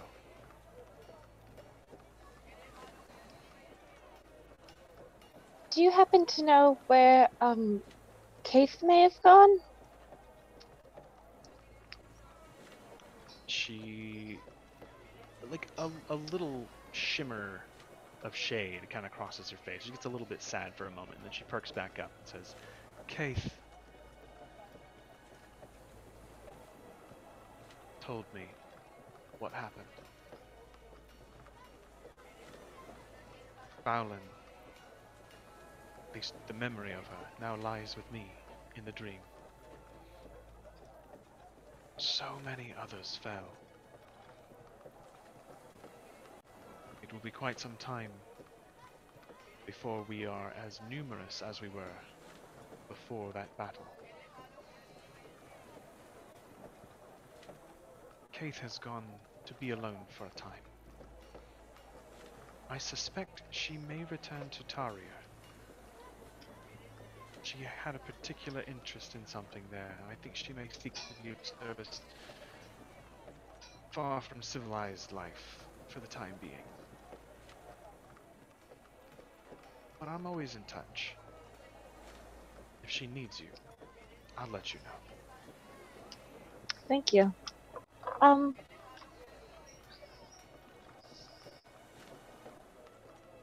Do you think it would be good if we did anything to, I guess, as a whole, maybe remember or sort of recognize those of us that have fallen, since this has been such a great loss? Even those that, maybe like Fowlin. I know they're not someone that you forget none of your children. I do not. Yes, I think that's an excellent idea. Perhaps a candlelight vigil. We can sing our memories of them to the trees, and any who wish could rise to speak on behalf of those who'd fallen.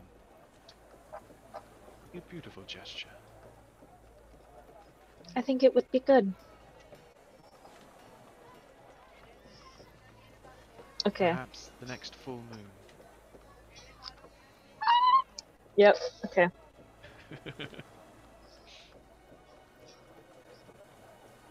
It shall be done. Okay.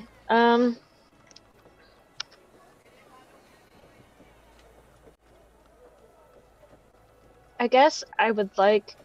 So I have mechanical questions here. If I wanted to essentially go and like either buy land or stake a claim on a small piece of land, is there a specific way that that would have to work? I'm assuming I can't just go like out in the woods and be like, this is mine. Kind of flag. Around the grove? I was thinking either like outside of the grove, like nearby, but not in it. Ooh. Yeah. Ah. So there's a Or region outside just or near outside. like lions. Sorry. That's okay. So, if you'd like a parcel of land outside of Lion's Arch, you would just need to purchase it from like the captain's council, because they just manage Okay. the land out there. In the Grove, it's a little different. They don't really allow outsiders to purchase and own property near the Grove because it's kind of like a security thing. But for Sylvari, there's a whole region between the edge of the Grove and the nearest Sylvari settlement, Astoria. It's just called the Verdance. It's like the green space. And there are places out there that, like, if you want to homestead, you just need to arrange it with the wardens, and they will like go out with you and mark off a spot and say, like, you know, this has good water, this has good plantage, like you can set up here, and like these are the rules, and like these are your neighbors, you know. But there's not like a fee necessarily. And the Okay. assumption is that if you ever want to leave it, you'll turn it over to another Sylvari who's trying to slowly move away from the Grove to own their own space. Okay. If I could, Kitri would like to do something like that. Preferably as far like on the edges as she could get. Just like a little more separated from everyone. Yeah. The question will be,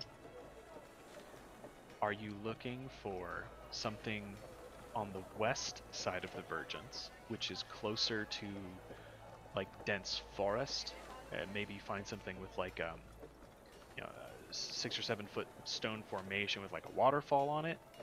Or would you prefer something on the east side, which is still like technically in the Caledon forest, but has access to the like open bay? I forget the name of the bay, but there's like an open bay of water that connects to the ocean there, and you could potentially find a raised place, you know, within sight of the shore. I think I'd like to be on the west side with more of like the forest Like vibe. a bay foresty feeling. Okay, Yeah. easily done. Yeah. And then my, I guess, last thing is, this probably can't all be done in like the session. But in that locale now, could she have like a cottage be built? Absolutely. So, Sylvari architecture is unique. They don't cut trees, and they don't really even stack stones. They grow their houses.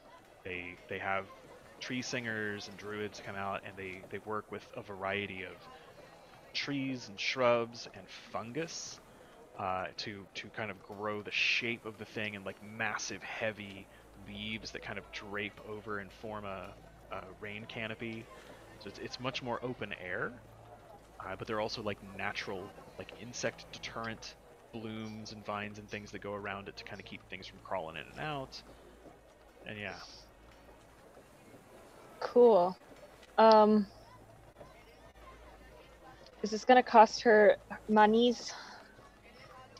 For this, I would say no. 'Cause Okay. it's Well, sort of like a halfway house program.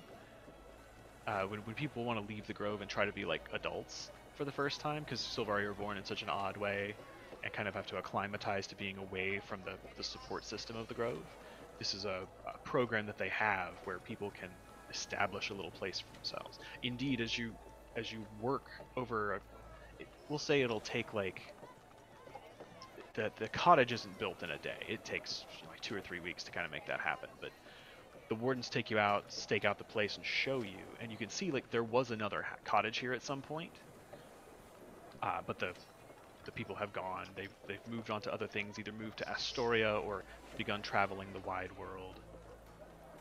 You are somewhat unique among Sylvari. There are some who feel the call of their wild hunt and leave the Grove soon, and they don't go through this transition phase.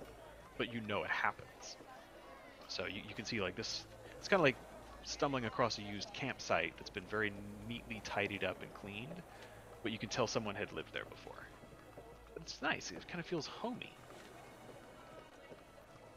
cool. A little secluded fairy hermit hut. Yeah.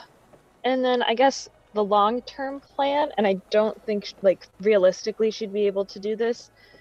The long-term plan would be to cast Druid Grove and like build her own little like grove around her cottage. Okay. But in order to get it to be like permanent, you have to cast it like every day for a year, like straight. Yeah. But for now, we can just say that like when she goes and she's gonna go like hang out at the cottage, she will cast it when she gets there. And then until she gets to a point where she can actually like cast it every day there. Yeah. Yeah, and it doesn't require costly components. So yeah, and it's only a 6th level spell. Hot damn. So just a quick point of order. Homebrew for me. A spell that says like you have to cast it every day for a year, I do for one full cycle of the moon. Okay. Because that seems way more reasonable to me. I don't let years pass between sessions, so or between adventures. So yeah, if I wasn't ever, assuming that. I was thinking of it as more of like a maybe like epilogue like an epilogue thing, for sure. But like if she can do it in a month now, I won't say no. If we get a point, I'll try to remember this. Let me make a note here.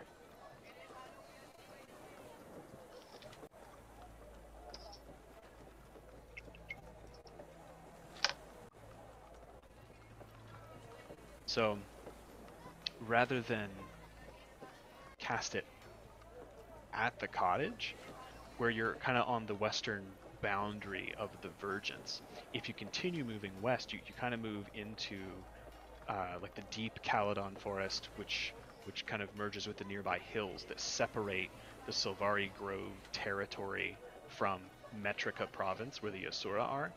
So it's like a deeper, more wild part of the wood. Easy enough from your cottage to walk like an hour's hike through really pretty land and cast it in a nice pig. We'll say you find like a really beautiful place. That way, if you ever decide to leave your cottage and move to your grove, the Sylvari can come in and still use it, you know, after you've left. So my idea was that I would have it cast so that the cottage was in the center of the space for casting. Okay. Because I know it doesn't apply to the buildings, but I guess it's basically the effects that it would be around the cottage then. Ah. I have like a little drawing I can send you. Yes. I see. Right. Let me just cross out my little note here and I'll say cottage. I can send you a little picture of my little... Yeah, if you want. Drawing, I guess. Probably But- email if you feel like it. Yeah. Doesn't have to be right now. You just send it to me later. Um, Yeah, I got a note. But yeah, that's aside from like those things, she would probably just want to spend some time being out in the wild on her own for a bit. And now that she's got like beast casting, probably spend some time like as wild shaped practicing some spells and whatnot. I feel like Timeless Body is, I don't know, that just happens. I don't know what Yeah, to say for you're gonna that, have to evolve that. but yeah. You suddenly just feel like you're gonna be hot forever.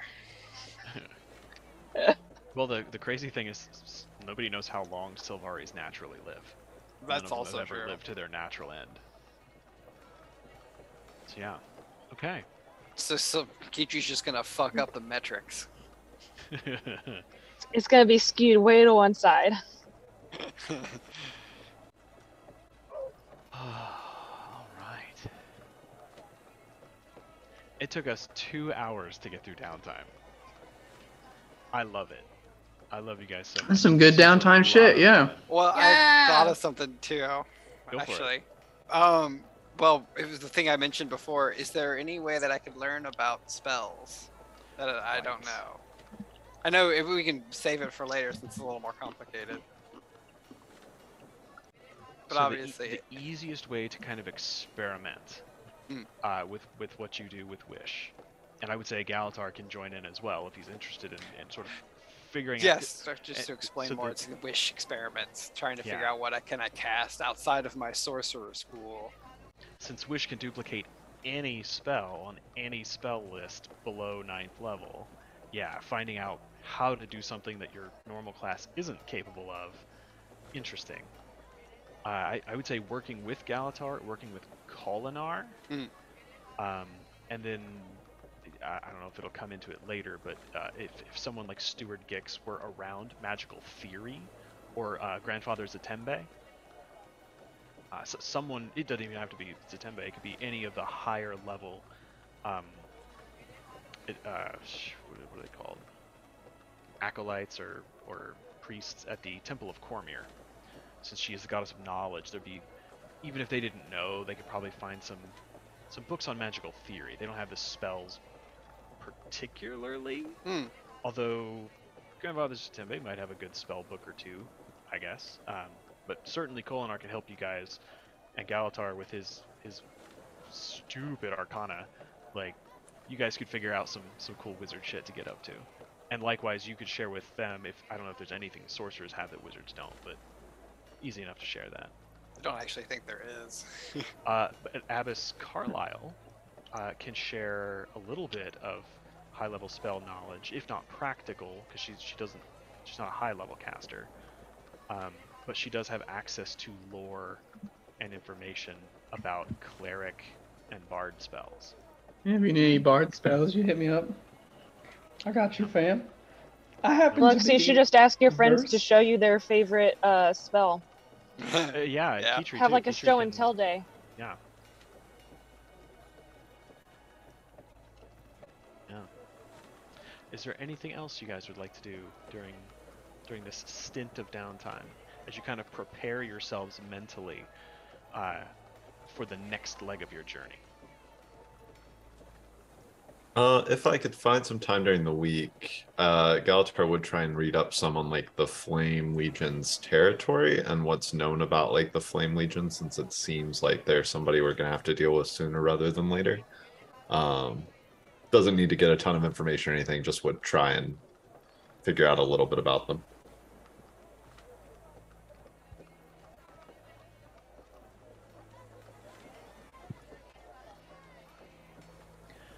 So noted.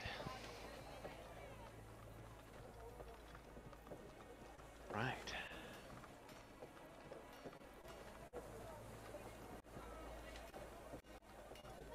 Oh yeah, when we go back up to Char territory, I can stock up on grenades. So great. That's Oh boy. Totally normal. Excellent. No big deal. I think the only other thing that Brina would do is try and get everyone to have dinner together. Like, fairly regularly. All right, Mom. Stop eating alone in your room, Alexa. Are we having dinner at like our big table or down in the bar in the tavern? We can do both. First dinner, second dinner. Or on separate days. Do we have like a dumbwaiter or something to get like drinks from the bar up here without having to go I outside? don't think so. Pretty rude thing to call It a seems like we waiter. should hire somebody to put that in. It's I mean, if certainly you an if you addition punch a could hole in make. the wall, I I feel can like- make it happen. How can we not magic that? Like, there's gotta be a way. I mean, I can absolutely magic like drinks and stuff, and then they're free. But also, we could just like we own a tavern. We could also just get real alcohol. Look, let me go get my saw. Is it not real And alcohol I'll- if you make it, Galata? Technically, the effect of it is real, and the like sustenance it provides you is real, but technically it's illusory. Magic is very complicated. If you want to have an in-depth discussion on magical knowledge, Alex and I have actually been discussing all kinds of magic. We could Never have mind, I a don't whole wanna group have dinner seminar. anymore. Deep theory. I think I'm fine with the summon stuff. Well, okay. Oh, and to Whoever wants retcon a talk bit, magic theory. Kitri would like to spend some time wild-shaped as a dog hanging around with Biscuit, Hmm. having some good pal around time with the pup. What if Biscuit doesn't like you? What if Biscuit's an only child? I'm sure it's fine. I was gonna say they're Yeah. pack animals. Fallon, Gee, no. Chiller, why you gotta be so rude? Fallon would be happy to Dream take you crusher. guys on a walk around town, like take you out to the Oh, wow. the temple to Melandru, where there's like a big. I like that We you're don't more need home. we don't need a chaperone. We just like Well, there's leash laws. we're gonna go in hang LA. out. I was gonna say if you were concerned about people like abducting or assaulting a dog walking by itself. no. Until Not it if shifts I'm into a there. Sylvari. Yeah, that's one of those like fairy tales of like, Around, oh, it was a find dog out. and we threw a pebble at it, but then it turned into a person. It shot us She with a murdered my lightning bolt. friends. Right, and then fucking beat our asses. Alright. As Got you cursed guys because we called this woman's dog ugly. fucking John Wick that shit.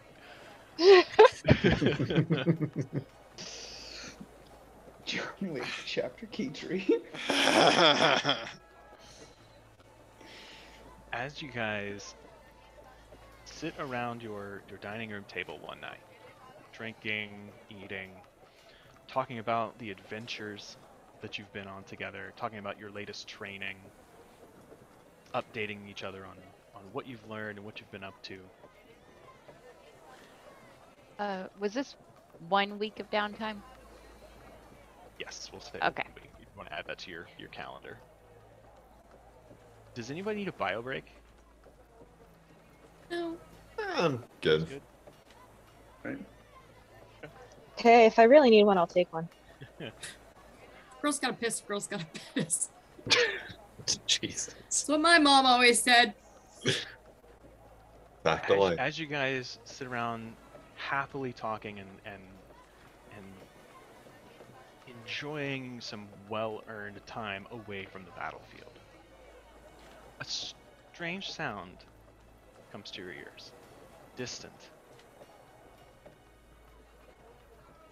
Hard to hear at first, but then closer? No. Yes, closer. And more? You hear in the distance bells, Ryan. and then closer, more bells, and the sound of voices outside. People moving quickly past one another, shouting to each other across the street. And then, as you kind of take a moment to look at each other, you hear boom, boom, boom, boom, boom on your door. Testicles. Trollskull Six! Trollskull Six! Are you home? Yes. Oh, it's Yes. that guy. What? What's What? his name? What is it? Mortimer? Come in! Morty, is that you? The door handle jiggles and it's. Oh! Oh, good. I didn't know it was unlocked. Yes. Oh Hello, yeah, we guys. never lock our door. Right, We're Southern. if anyone's want to fuck around. Oh, sorry. I don't have time. I'm sent with an urgent dispatch from Inspector Keel. Oh. The Ice Brood. Oh. They're moving against Holbreck now. Oh. You're summoned oh. to the Crow's Nest at once. I'm to Oh, take you there shit. immediately. Against Holbrack. So Jormag wow. is making. So a wait, move. why if we go? We Why the can crow's talk nest? on their way. Okay, Let's No, go. let's go. I can. Birdie grabs his cape. How far is it from where we are to the crow's nest? Just like a 20-minute walk. Maybe 15 if you hot-foot it. Okay.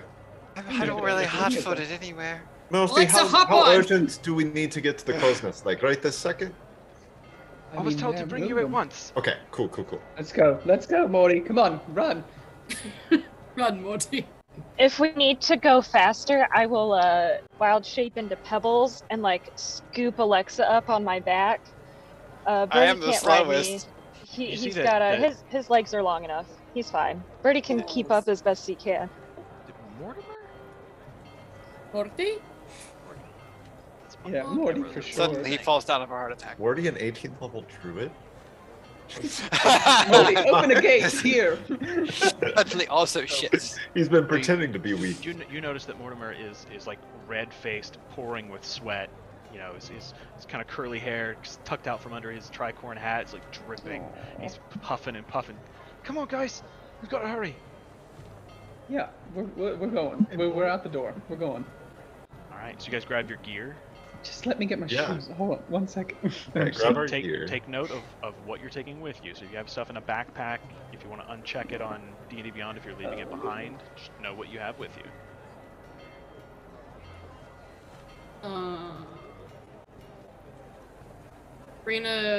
Rena. Yeah. Okay.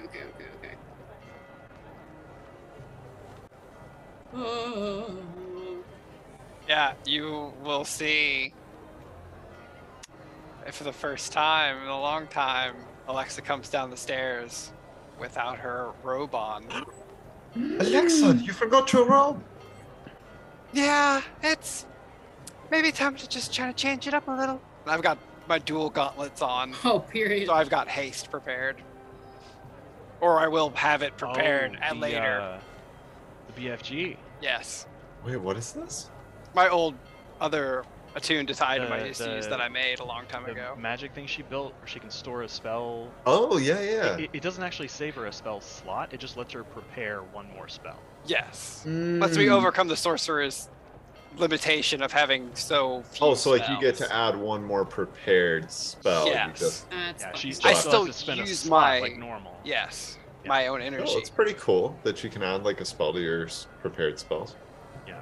Birdie grabs his gun. Let's roll. Cool gloves. Let me get my gun. We run. Yeah. Guitry's One gonna gauntlet switch stop melt out people, one the gauntlet to haste people. the Electro staff. She's gonna swap back to the staff of the Adder. She misses Buttercup. Oh. I'll take All that. right. Also, what time of day was this? Was this in the evening, you said? Or...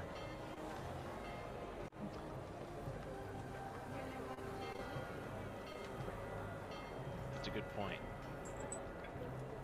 Technically, I'm going to say this would have been an early breakfast. Yeah, we have breakfast together, too. We're very good friends. I mean, yeah. We're roommates. At the very least, roommates, and if somebody cooks, we're all eating. That's that's I would very say, true. like you've had breakfast, but it is fairly early in the morning. We'll say it's about Okay. 8 o'clock. But you guys are fed and you have energy. You're not like half asleep or anything. Cool, gotcha.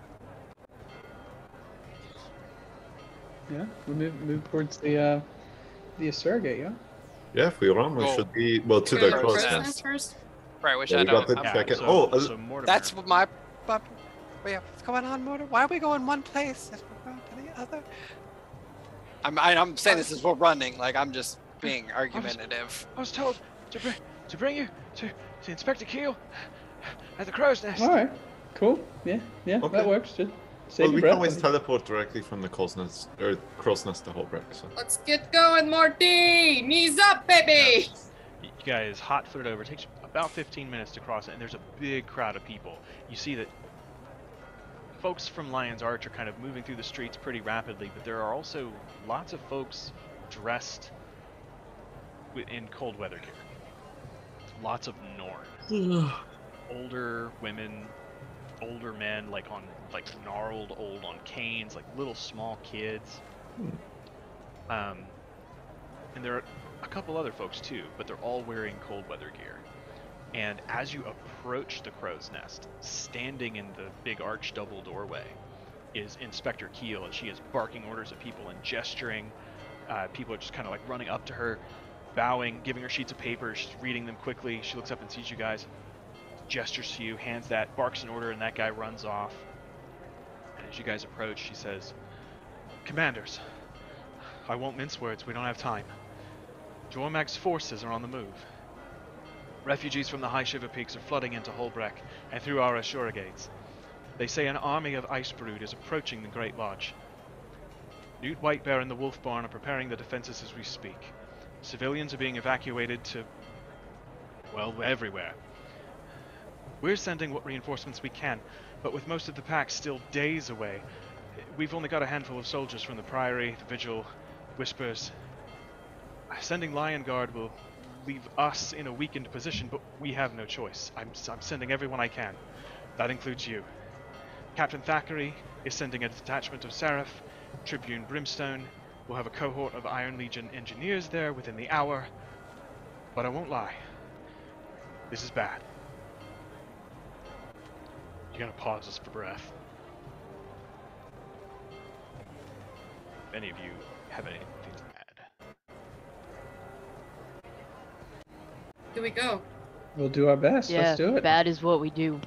Has there been any word from what are they called, the people that we helped retake their The city? Conan? Yeah. I don't know, to be honest Okay. with you. This is all the information I have. Okay. Hopefully Please they'll keep there- Haka do we knows to know- expect they're you. alive. Is there anyone specific leading the ice brood, or they're just moving on their own? I guess. That I don't know, but White Bear might know more. Okay. Gatekeeper I Paka don't knows think to we need expect to you. just melt their faces. Time is of the essence, so whatever preparations you need to make, do so quickly and get going. Done. That's okay. I think we Always can just ready. How far are magic we ourselves from- there. Where the teleportation circles Save your are. magic. That's 2 or 3 minutes. Yeah, okay. Jog. Yeah, Oh, it's like fine. across Save our the magic. plaza. Alright. Let's go. You guys make your way to the Asura Gate Hub, which is on the other side of a fairly large plaza. But familiar building.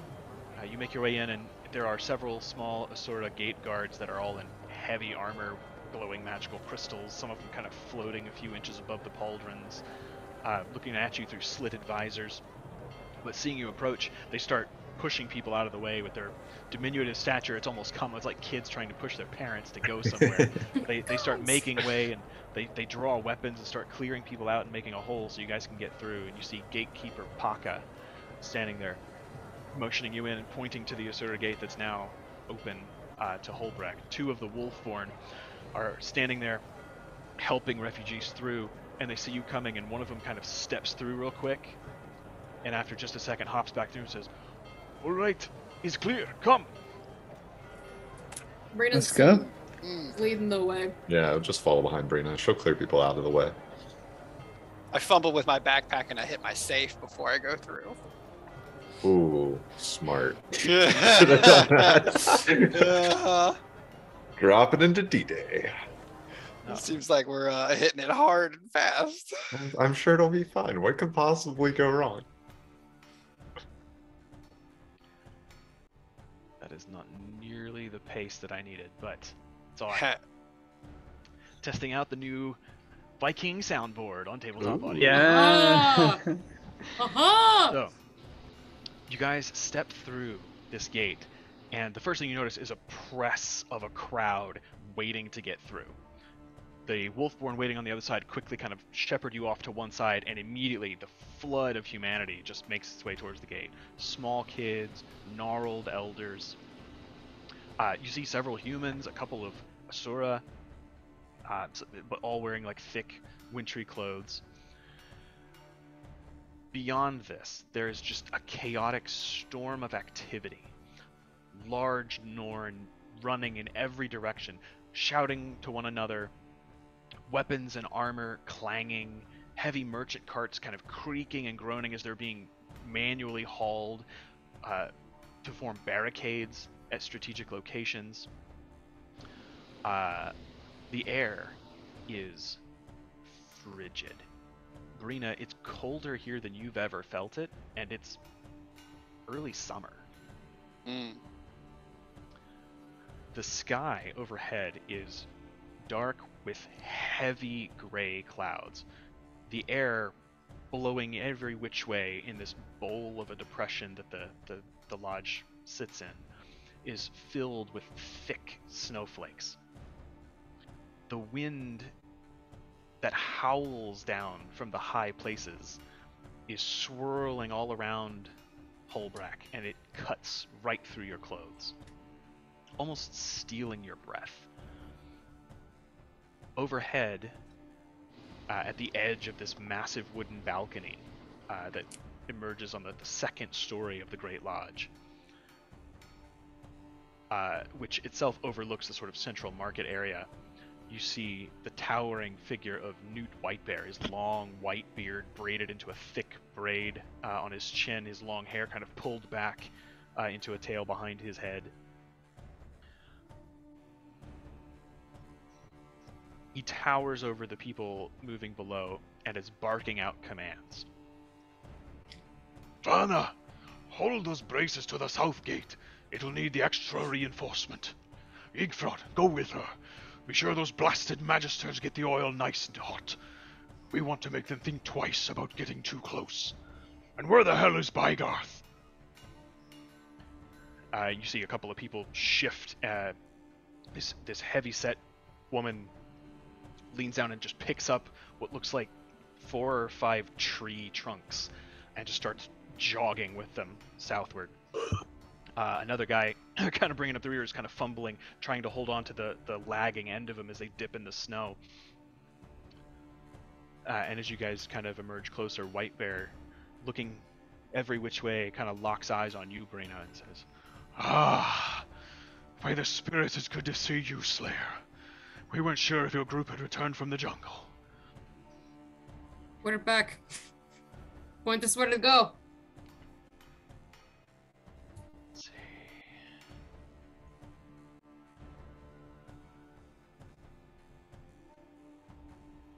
He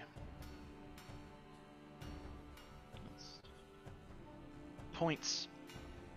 You know that to the south there is a high mountain road that comes here through a fairly narrow gap in the mountains, and that's the south gate of the city. And you know that there's a similar road to the east that kind of slopes downward and leads into the Wayfarer foothills. You've taken that road to get to a haven before. And he says, My Wolfborn have collapsed a good deal of stone and ice to obstruct the high passes and funnel the ice brood into choke points at the south and east gates. If we can pile them up, their numbers will count for nothing. We have siege weapons at the gates and heavy cauldrons of boiling oil, readied by priory magisters. We've set the Citadel's engineers on the highest cliffs. They brought some special equipment and will provide ranged support from up there. The Seraph, out of Divinity's reach, are in Bear's Lodge. We have the caves there for women, children, and the elderly who are not able to fight. Easily defended. They brought some healers with them, so that lodge will double as an infirmary. The final sanctuary, if the ice brood breach the gates. You'll find Air leading some Wolfborn at the east gate, along with some Coden fighters from Song of Final Exile. You can join them there if you want to help. Then we go. Brita's already like in motion. She hasn't like stopped bouncing on the balls of her feet since fucking Morty showed up at the door. you guys all start heading east. Yeah, so we're going to the east gate? Okay. As you guys leave, he just calls out, May the spirits guide you. And also with you.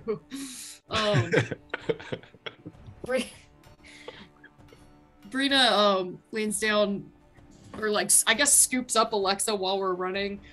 Why not? Let's keep yourself. In Pebbles form. Oh shit! If Pebbles Oh. still pebbling. Would it have been feasible for me to still be Pebbles Yeah. as you like could fit through the navigating through the surrogate. crowd with like Could you get up Even to the better. Asura- crow's nest as You didn't have to we go were up. outside? It was the Oh. doorway the entering. doorway? Yeah, Okay. yeah. She met Then you I'll on the still ground be floor. Pebbles. Everyone's I'll still here, be and also Pebbles. our horse. Don't. Can I Don't go worry ahead? about we it. brought a horse. It's Oh. just us and our horse. Can I go ahead and cast Mage Armor on myself before I forget? Period. Thanks. Yeah, yeah. If there's anything Cool. you guys need to do, now's the time. I think running alongside Pebbles and like talking to Yeah. Alexa. Alexa, I don't want you to waste a spell slot, but if you can, message Helvar and tell him that if he's ever wanted a chance for redemption, now's the time to do it. I can send him, yeah. I'll send Halvar a message real fast. Say, the Ice Brood are here at Holbreck. Brina says, come redeem yourself. Period.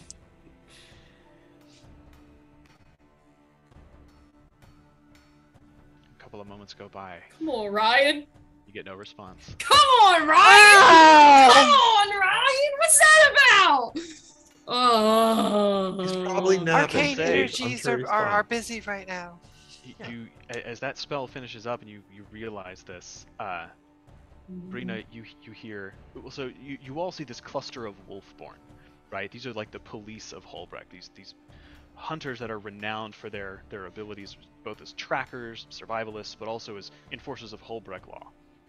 They're kind of jogging at a brisk pace, but they're not sprinting. But they're hoofing their way across the open space. They look to be generally heading south. At the back of this group, one of the warriors kind of slows and hangs back from the rest. He's got a wolf head cowl kind of covering part of his face. And Brina, you hear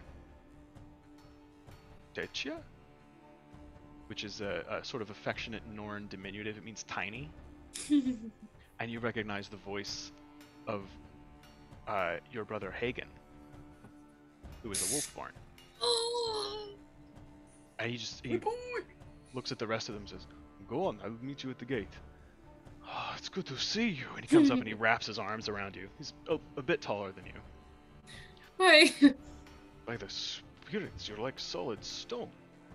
Well, for a lot of exercise recently. What are I wish it was under better circumstances that I saw you.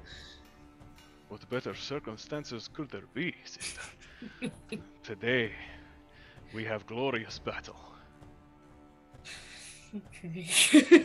Brina just gives him a hug right back. I Right didn't now, know if you and- anything happens to him, if anything happens to him, It's my ass in the fire. 5 by 5. And he just says, I didn't know if your friends could be reached or not. I think the spirits, the messengers, found you. With 2 champions of the Great Hunt here, how can we possibly be defeated, huh? Oh, I believe you, brother. I go to defend the South Gate with my hunting party. Many sons of Svanir will die today. If I'm lucky, an ice brood monster's head will decorate my hearth tonight. Okay, be safe. Yes, Don't do stupid things. only stupid brave things. If we survive the day, we will talk over the feast fires tonight. There are times where legends are forged, sister. Good hunting. Brina gives him one big ol' hug before he goes. And he hoofs it double time after his troop. Okay. Let's go. Alright. Takes you a couple of minutes, and you see that there's a flurry of activity. People are going every which way. There are people putting in like pointed stakes in the ground and like hammering them in, setting them amongst heavy stones for braces at strategic points, making it like a maze you have to crawl back and forth through to make any progress through narrow gaps between houses and larger buildings. Eventually, you find your way to the eastern gate, and you can see it's a fairly narrow pass. I want to say like the pass itself at its narrowest points, like about 100 feet across. The cliffs tower on either side about 40 feet above your level. The fortress walls is like one of the only real like stone fortifications in Holbrook is the gate, because of the natural sort of stony wall that forms the edge of the town.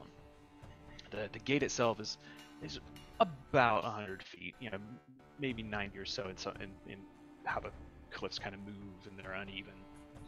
The gate itself is about 20 feet wide, and the wall is about 10 feet tall.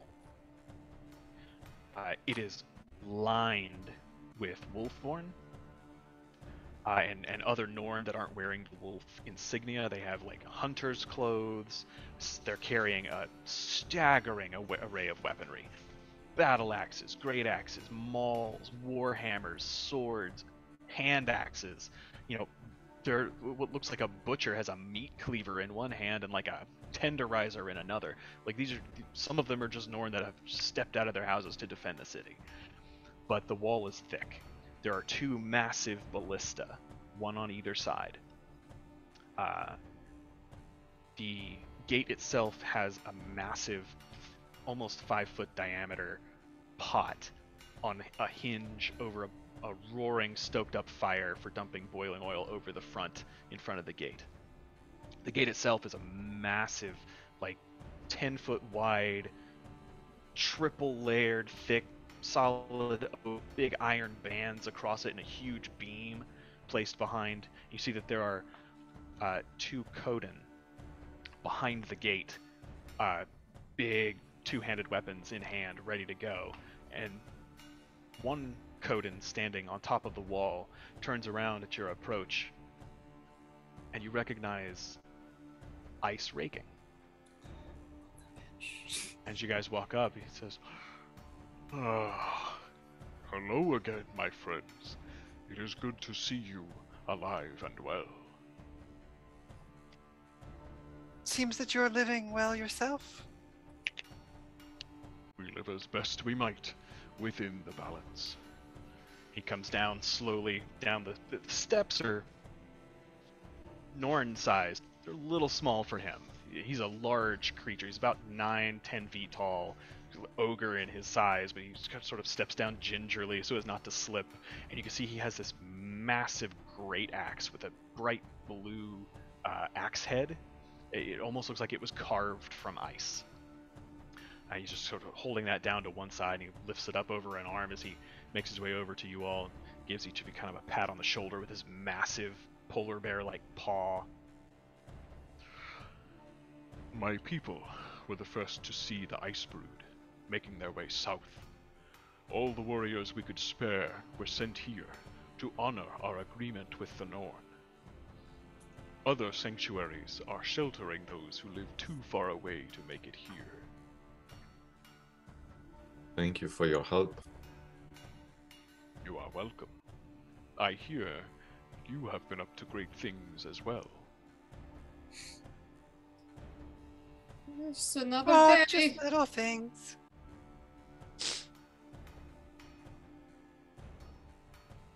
Word travels quickly.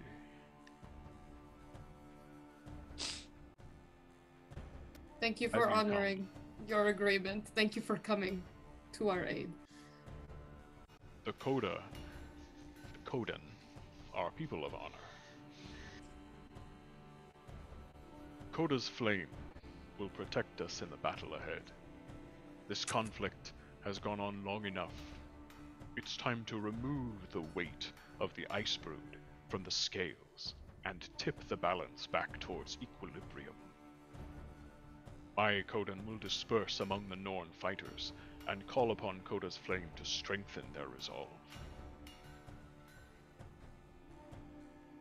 We have some time to prepare, if you would like Koda's blessing.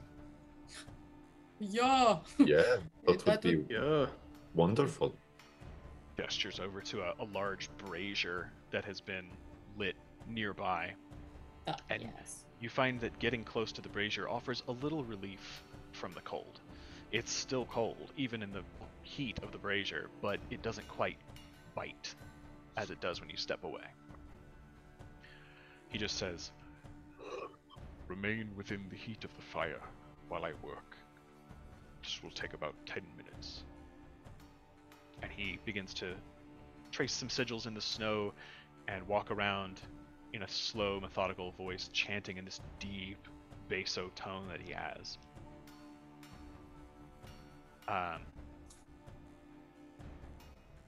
When he finishes, you are each under the effect of the Bless spell. Woo! And that will last for 1 hour. Do I have time when he finishes his ritual? Do I have a single minute to go ahead and meditate for foresight? Yeah, to meditate, yes. Yeah. It just takes a minute to cast. Sure. Yeah. Cool. Well, Absolutely, that's the army is not here at the moment. Okay, I just didn't want to make sure, like, at the end of his 10 minutes, I wasn't like, oh, they're approaching now. Cool. Gotcha. Is there? So I hate Could that. sorry. Go ahead, Alex. Is there a map that I could Oh, see to decide whether I want to do something or not? Like, can we see the area we're in? So, you got Because I might have something depending on what it looks like. I am going to try to keep a lot of this theater of the mind today. Okay. So, if you think about it, that's not what I want. That is here. So, cliff wall, and this isn't laid out left to right properly, but this is just how it is. You've got the gate over here, and then you've got cliff walls above and below, and those are about 40 feet high, and it's fairly steep. They're looking out over the wall. There is a path that is about 30 feet wide, I'd say, kind of like this.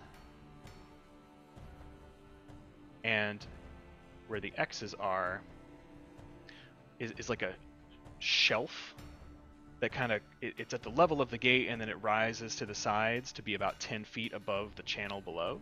So you've got like the center valley, 10-foot high cliff, 30-foot high cliff. Okay. And the whole thing is about 100 feet across. Okay. So is the gate shut right now? Like they're like, we're holding this gate. We don't want things to come through this gate. Correct. Okay. But this is the gate we want them to attack, right? Wasn't there something about funneling them to this gate as a choke point? You gather that the shelves have collapsed from the cliffs, and like there's fresh snow on it, so it kind of looks flat on top, but it's like the 10-foot high shelves of stone have been like collapsed in to make the approach to the gate more narrow, to funnel them in. Okay. So that like AoE stuff hits them better. Okay. So can I ask, are we positive they're going to come through this channel here? Because let me ask, like, I can make it a bitch.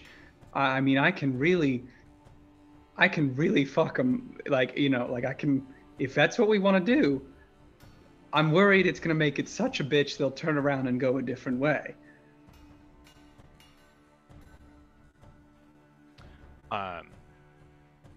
At this point, to answer that question, you hear, and Brina, you particularly notice, calling to you from high up on the edge of one of these cliffs, just overlooking the battlements of this gate wall.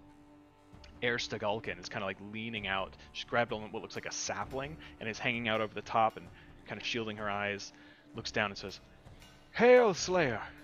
Commanders, I'm glad you've come. Garm and I will be taking our place here on the Overlook. Just here.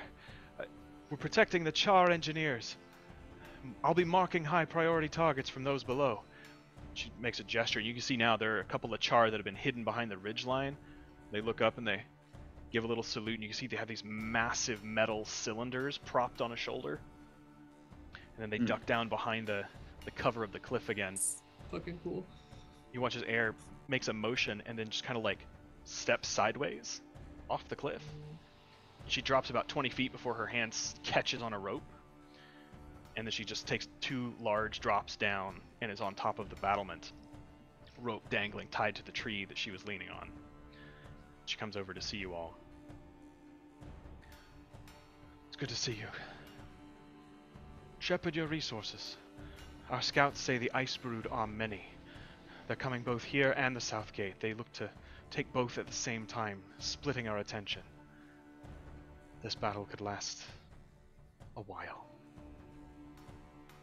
Okay, Can I well, quick I shit. retcon something? Sure. I wanted to cast Foresight on Brina. What's that mean? Yeah. You've got a minute. That was, yeah, no, when Galatar was doing it, I wanted to, take out my horse hoof and just like, I don't know, Yeah. fist bump with Brina and I'll cast Foresight on her. Puzzle your little nose. You get a little glimpse of the future for the next 8 hours. Damn. All attacks against you have disadvantage, and you make all saves with advantage. All saves, attacks, and ability checks. checks with advantage. You And have all advantage attacks on against everything. you have disadvantage. Oh my god. Yeah. You're good. It's a 9th level So- spell, baby. So let me ask: are we? Because I don't necessarily want to go burning like all my high level stuff. Is this going to be like we're in combat, or is this like if we're theater of the minding this? Birdie's got some stuff he can do to like help this effort. So, to kind of keep things brief, we'll say that Air is able to explain the tactical situation that they have planned. Is they've collapsed part of these cliff walls to funnel the Ice Brood into a narrow space so that they can just be peppered as they approach the gate. If they're just kept far away, then if you guys are going to attack them, you have to move out from behind the fortifications to try to pepper them. And Right. the further you go out, the lower the road goes, and the cliffs kind of fade into the mountains, and so there's not a Right. like an overvantage. So getting them close to here is ideal so that they can be hit. Okay. Because Alternatively, they could just like turn around and wait for 24 hours and come back or something. Exactly, yeah. Because my thought process is, if I put up a wall behind this gate or something, they come through charging through the gate. Boom, they hit a wall. Is that something, like talking to Air, is that something you want tactically, or is that too much? Air would say that she would like an option to retreat to a fallback position if they breach the gates and can't be contained. Okay. All right, I'll save that for if shit hits the fan. I'll throw that up.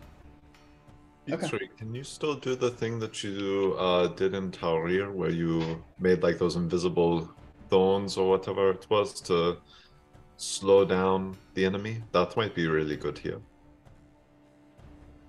Yeah, I mean, I can throw up some difficult terrain through their approach as well, if that's something you want. Yeah, We because could we just can go for slow a them good down in this old-fashioned- space. A good old fashioned earthquake. Talking strategy with Erstagulkin, is that something they would be interested in? Is having the floor of this entrance be rocky and difficult to traverse, slow them down? Difficult terrain would be welcome. Okay. Yeah, more time Do we in the have kill 10 box. minutes? Yeah. Do we have 10 minutes? All right. I think Birdie goes to the, well, You better start casting and find Let's out. see. Above 10 or above, yes. okay. No. Ooh. No dice. No dice. Here in the Yeah. distance, the sound of a battle horn echoing its way up the canyon. I'm so nervous. Look at One of it. the Char Joe. engineers from high up on the cliff calls down, Incoming! and Air looks up. May the spirits guide and protect you. And she starts climbing up the rope. God, she's fucking cool. She's a I will as say- as she reaches the top, this massive black direwolf leans its head over as Garm, Her pet just kind of leans down. She reaches up, grabs onto the tree, hoists herself up, scratches him on the head, and draws an arrow. They're on their way! I will say, as they get closer, I can boost everybody really well for a minute, if that's something you're interested in. But you've got to be close to me. I can boost you really well, like right before they come. This is When you gonna be say a boost, long you haul just mean fight. like keep It's us going to be a long healthy haul or fight. power us I up? can give everybody advantage on all saving throws, and give everybody's attacks disadvantage on you. Oh, for a so it'd be like a mini foresight for the whole party. That's pretty cool. Yeah. Do you But want to if save it's going to be that a until, long like- battle, yeah, it's going to be a long battle, I think. I Yeah. don't think. Do you want to save that until like they get closer? Like if they start to get in on us, then you could Yeah. actually protect us as like a fallback. Okay. I got you. So I I think will that's a good say, plan. let me give you a little flavor text first. You have just a few moments to prepare yourselves before a strong storm wind picks up, bringing more snow and heavier clouds rolling in with it. Visibility shrinks to about 200 feet, which is enough for you to see from one side of the canyon to another, but not much further. Flames around you kind of flicker and waver, even the large braziers. The first part of this, as all of this happens, you guys kind of take your positions, and the first figures begin to kind of emerge out of the snowy haze in the distance. And a nearer battle horn sounds from within Holbrook as you hear the alarm sound from the south gate as well. For this first part, a round is going to be a little more abstract. It's going to represent about 10 minutes of fighting in this event. Each round, the Icebrood army gets a couple of turns for their attacks, and then the defenders get to attack them and do their thing in return. The Char engineers on the high cliffs get a turn. The Coden and the Norn on the walls, unless you guys decide to man the ballistas or the oil pot, they will do those. And then there's you guys. There will be several different targets, and you should choose wisely. Each round, more reinforcements are approaching the wall, and it will rapidly get out of hand. So at the moment, there is not necessarily a need for initiative, but as the Icebrood begin to make their way towards the gate, you see the familiar shapes of Sons of Svanir, not yet corrupted, wearing their normal Norn war gear, horned helmets, some broken off in places, thick furs, sharp weapons, angry looks in their eyes. Standing side by side, other Svanir who have now become Icebrood. You see the corruption that Halvar had sported now like covering their bodies, and they, their eyes glow with an eerie green or blue light, a cold blue light. There are creatures that are vaguely man-shaped with sort of pointed arms and no head, just seem to be carved from solid ice, like monstrous, poorly crafted snowmen stomping alongside of them, and corrupted wolves with what look like jagged ice shards instead of fur, growling and snarling as all of these creatures prowl towards the gate. And once they step out and kind of get into this clearer space where they can see it, there is one more final war horn sound, and they rush the gate, rapidly closing in on their heels are creatures as big as a Coden that have just enormous, jagged, jutting crystals of ice protruding in spines down their back, almost like tails. Their elbows protrude to an abnormal degree, massive icy fists, and they are stomping, their eyes fixed on the gate. there are also human-looking, Svanir shamans that seem to be walking along the higher 10-foot-high ridge. So they're about eye level with you guys standing on the gate. Still kind of keeping their distance, but you can see they start to light up their hands in this eerie blue magic.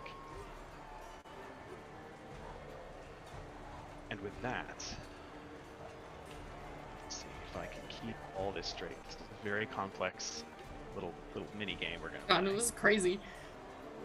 I'm excited. This is wild. Yeah.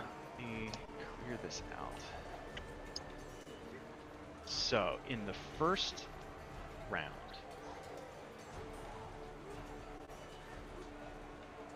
the first thing that happened is that the ice brood swarm to the walls and start like smashing into the walls and like trying to scale up them to attack all of the defenders that they see along the wall. So the ice brood are going to make attacks against each of you. Before It's I do us that, personally? What? yes. Me? So tell me, I guess, how are you positioning yourselves in this space to defend? So we're up on the gate, and the gate is on the level of the 10-foot ridge. Yeah, so it starts out like at the foot of the gate, 10 feet below you. The wall of the gate is 10 feet high. And then on the left and right, kind of bordering the cliffs, it sort of ramps upward slowly to a height of 10 feet where this rubble has kind of collapsed inward, but it's all covered with enough snow that it's mostly flat, like once it reaches a certain level. And then the area directly in front of the gate just stays 10 feet below your level as far out as you can see. It just kind of twists a little bit. Got you. So we should probably spread out some. There are only a couple of options really. So you can be on the wall, ready to defend the wall. You can man a siege engine, or you can just fight off the attackers. You can scale the cliffs and sit with air or with some of the Char engineers on the south ridge, and be about 40 feet of the level of the ice brood, 30 feet above the level of the gate. Or you can duck down behind the wall and not really participate. You can also. Like, you know, I like, choose if that you one. just want to like take full cover and just like use your action to hide, like you can just get off the wall. You try to leave, you can leave. So you're saying we have options. Yeah. Cool. I guess Galatar So- might stay on the wall then. When you say they're climbing up to like this gate wall here? Yeah, so they are coming up to here. Like there's the gate right there in front of the G that's like 10 feet wide. Yeah. They're on either side of that, scaling the stone of the walls and the cliffs nearby, like wedging themselves like down here Okay. Sure. and up here. Hmm. And like They're just- across the yeah. whole of the wall. Like they cover the wall. There are hundreds of them. Okay. And they're all Do you just want us howling and to screaming. do you want us to like physically place our tokens? You don't have to, but if it makes it easier to visualize, you can. Yeah. I was just gonna put Kitri like on top of the gate or on the wall. Oh, game pause. Oh yeah, control Sorry. Paul. Yep, there you go.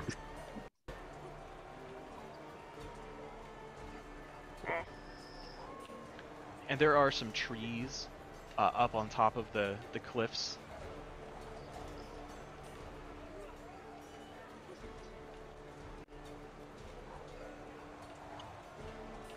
So Alexa goes to get way up high, Yeah, I'll fall air. Aired. Okay. and Kala does too. Goes to the south ridge. Air is on the north ridge. with Yeah, like the Okay. opposite of where air is. All right. Okay. Is my So- token on there? Why? Where am I? Oh, are you not on there? Maybe not. Alright. Trying to find myself. Maybe not. Let me. Subtle shade. Wow, Keitra did not. I make swear that I trip. saw it, and then I thought I didn't. I don't know what happened. I don't know. You're there now. All right, I popped up. There we go. We're good. Okay. So, the Ice Brood, who are storming the wall, they cannot get into range of Alexa and Kala. So they are just going to make their attacks against. Shoot. Can I, as I see him coming up, can I activate my, well, it's only a minute though. It's just 10 minutes, right? Yeah, this represents about 10 So, minutes. Okay, so it didn't really matter in terms of like the cool mantles and stuff. But you could get out of melee range if you wanted to. Your delicate constitution, Bertie. Come on, Yeah, man. I actually might head up here by Don't get your Alexa blood if flowing. I think I'm gonna go up. Okay. Yeah, knowing that. I keep forgetting it's 10 minutes. All my stuff's 1 minute long, Ryan. I can't do 10-minute fights. What are you talking about? Yeah. And you can see by the sound of the approaching army and the size of what you can see, like, this is going to take some time. Oh, Okay. yeah. You just got each round is 10 minutes, right? And then there are going to be multiple Yeah, rounds. it's kind of abstract, yeah. So yeah, sorry, I do want to back up a little too. As I run up there, I will extend cast telekinesis because it's 10 minutes. So it will be 20 minutes. I'll be able to use it for both these rounds. Well, each round is 10 minutes. Yes. Oh, extend because it doubles it. Yes. I got you. Yes. So, just going in the order of people on my screen, the first attack will be against Keytree. That will hit. So 28. So Also, this will be- I'm gonna So scoot did they myself make it up to up the top next of the to wall? Kala. So you also leave the wall? Because I don't need to be right. I'm leaving the wall too. Okay. Now that I know what I'm going to do. I don't want to be on the wall. Okay. So Sure. it's Sorry. Galatar, Brina are the only ones left on the wall? We're on the Mhm. gates, baby. Okay. It's just us. Is In it that case, Aragorn and the first the one, elf? Gimli. the first Put the attack will melee hit fighters on the wall. Ice Raking. So he takes 21 damage. They hit ice raking? Yeah, he's on the wall. Got raked. If you kill ice raking, it's going to be a okay. problem. Oh, does he have his own bless? I guess that doesn't help him getting attacked. Yeah. The second attack will be against Brina.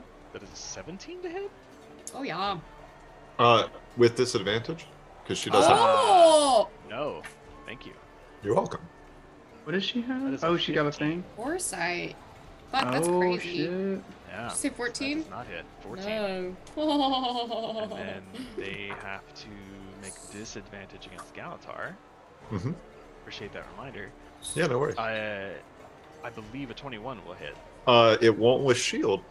Because my AC is 18 because I don't have Blade Song, so then it'll just be 23 with shield. Real quick, Yes. I know when we were on the Dragon Trail, we were casting Heroes Feast every day, every night. Is that something that we haven't? I wanted to make sure because I wanted to make sure it wasn't equipped on my thing. Oh yeah. Yeah, no, we definitely. do I need to definitely equip didn't that. make So that. we don't have Heroes Feast effect right now, Mm-mm. but we do have Bless. We do have bless. Yes. Okay.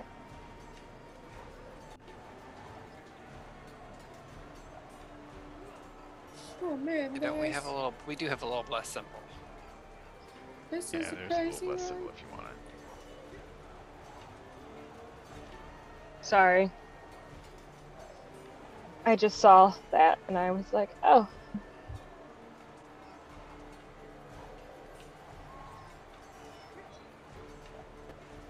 So, Birdie, did you say you went up with Kala? I'm up with on Alexa's side. Right. Keytree went with Kala. Yeah. Yes. Gotcha. We split up very nicely. Yeah, we're putting the melee, the big heavy melee people on the gate, and the distance people up high. You know, pro gamer strats. Pro gamer strats. Simple.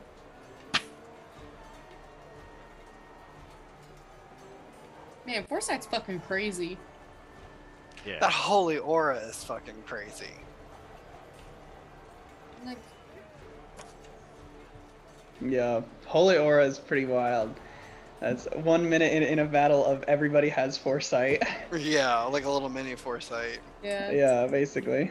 That's a new thing Birdie picked up. Yeah, that's sexy. Okay. So these guys swarm the wall, and you watch as this flood of bodies just kind of like climbs the wall, crests it, and starts engaging in combat. Some of these Norn immediately just rush into engage, hammers flying. You see some ice brute just go tumbling off the wall. Some of the ice monsters get up top, and like some of the Coden just like grab onto their arms and break off chunks of the ice, roar at them and like push them down. But the ice brute are swinging as well. At least one of the Norn takes a heavy hit and kind of tumbles back off the wall, and you hear it into the snow. So he doesn't hit the ground too hard, but he takes a nasty hit. Ice Raking kind of growls, it's a pretty nasty scratch on one arm, but he's looking okay. And then one of these large, hulking ice brood creatures with the flanges of ice comes stomping up to the gate, and with a big bellow, kind of rears up like a gorilla with two arms, kind of boxed above his head, and slams into the gate, like puts all of his weight down into it. This is It's scary. has an AC of 17. I'm scared. My That game is hits. not fun anymore.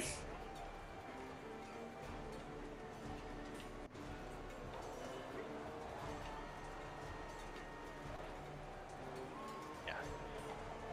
Good thing you This- said bye to your parents earlier. Yeah. This thing Fucking crazy. smashes into this gate, and there is a resounding pong as it hits it, and you guys feel the wall shake under your feet. Ice Raking kind of grabs one of the battlements, and as he's swinging towards one of the ice brood, sending it flying, he's like, That's not good. Fucking uh, astute. these guys hit hard, and you guys felt that impact. At that point, one of the casters is in range, and they are going to These fucking cast guys. a spell. Oh, a spell. Are they within 60 feet of me or Galatar? They are not. Well, fuck that. Isn't it 120? Is it 120? That's for spell magic. Oh, okay. Oh, I 60 feet thought. for counterspell. Oh, is counterspell only 60? Wow. Mhm. I usually think counterspell's only 30. You're so yeah, I'm glad it. Yeah. Yeah. Also, how does that work? Like with reactions in this 10-minute period? Because like I used a reaction for like shield on the first wave of attacks. Does that mean that like if there was another counterspell within As that a kind of period? representative thing, I will say it's just like one round, one reaction. Okay. That makes Because there aren't that. Well, you know, I'll tell you what. Since it's your magical who's a what's it that you get forever, like infinite stuff, you just go ahead, and we'll say because it's 10 minutes. You just you go ahead. Because for all I know, there might be 10 swarms of ice brood if you guys don't kill them fast enough. So we'll see. Okay, cool. I appreciate that. Fucking there. cool. Very Yeah. sweet of you. All right, so this ice brood shaman kind of makes its way to a point, and you see them looking at all the defenses, and they see a couple of char peeking their heads over and preparing their shots with these big cylindrical pieces of black iron that got resting on their shoulders. And you watch as they conjure this blue flame, and they send it up into the air, and it explodes overhead, and it completely engulfs the area around Birdie and Alexa and Is the Air. blue flame flyer?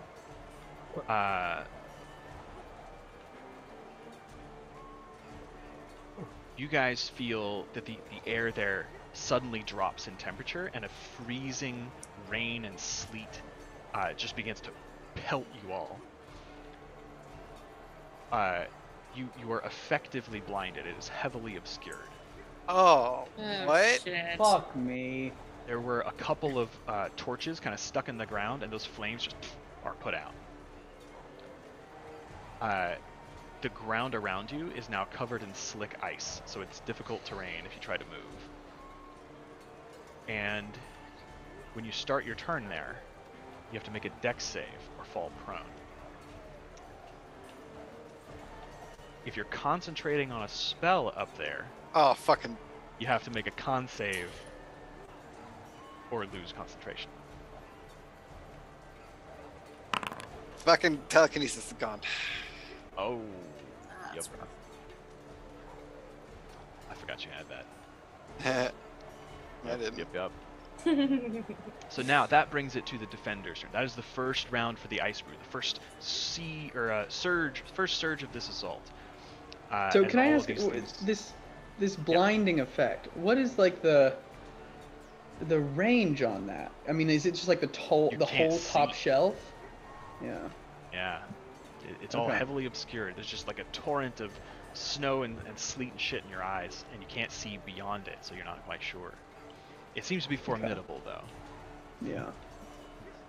Hmm. Would Bless help with your concentration check Oh, for Yes, add a telekinesis? or- D4. thank you. Come on. Hey, 11. Was that good enough? Is it just a standard check? Fortunately not. Okay. No, Oh, this is no. versus the spell save DC. Hmm. Alright, so that is the enemy's first round. This brings it to the allies. Let me get the Char Siege engineers out of the way. They can see what's going on. So they are gonna do a thing.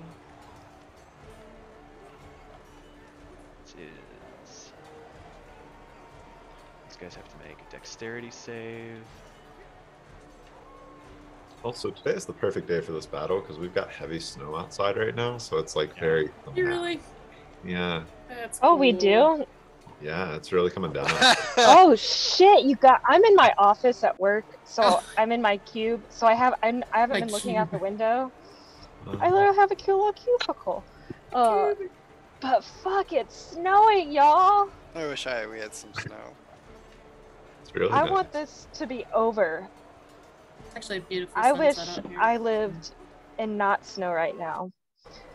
You can send it this way. I'll take it. You can have it. It's like I don't know if you can see it outside, but it's really coming down. Oh wow. Yeah, I would take that all day. Wow, long. thanks for the behind the scenes, Chandler. That was really Oh, cool. You're welcome, Paige. That's what it's like to live. I was in like, Minneapolis. woohoo! We're on our 102nd straight day of having at least an inch of snow on the ground. Thank you. 12 days away from breaking the top 10 in Twin Cities history. Jesus. Well, hey, aren't you Aw. excited to be there for that? I know. You know what? It's a special time to be alive. You're making history. Yeah. We sure Let me try are. to put it in. Let me see if I can do this. Sorry, guys, it's taking a minute. Well, obviously, we're enjoying ourselves. Yeah, we got to have a talking about behind the the scenes weather. look at snow, Ryan. Yeah, I'll be right back. I gotta guys are do a getting little bio lucky. break. Yeah, I do need some more water. As long as Ice Breaking lives, I'll take whatever luck is required.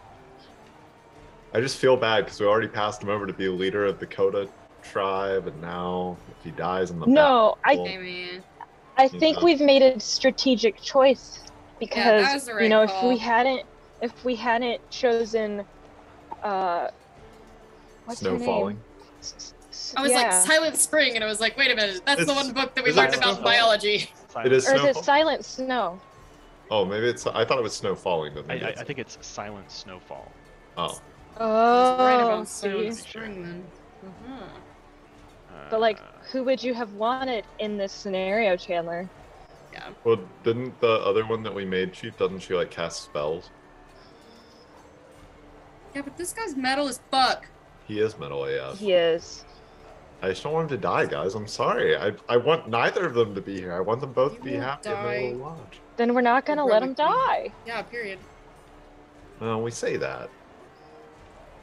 Chandler. Look, Traherne almost bit it. If Ryan was a meaner DM, Traherne would be dead. I mean, let's face facts, guys. Yeah. ooh, that's not good. But you know who hasn't been kidnapped? Ice Raking. He's gonna be just fine. My dad'll live forever. Ma'am, we're on round 1 of I don't actually know how many. Fuck you, my So- child is perfectly fine. In hindsight, I should abstract this even more, because that's a lot of rolls. I've got 4 Char Siege Engineers, 2 on either cliff. Uh-huh. The defenders on the wall, the Norn who are not currently engaged in other things are manning the ballista and the pot of oil, which that needs to go as well. Forgot about that. Yeah, oil pots.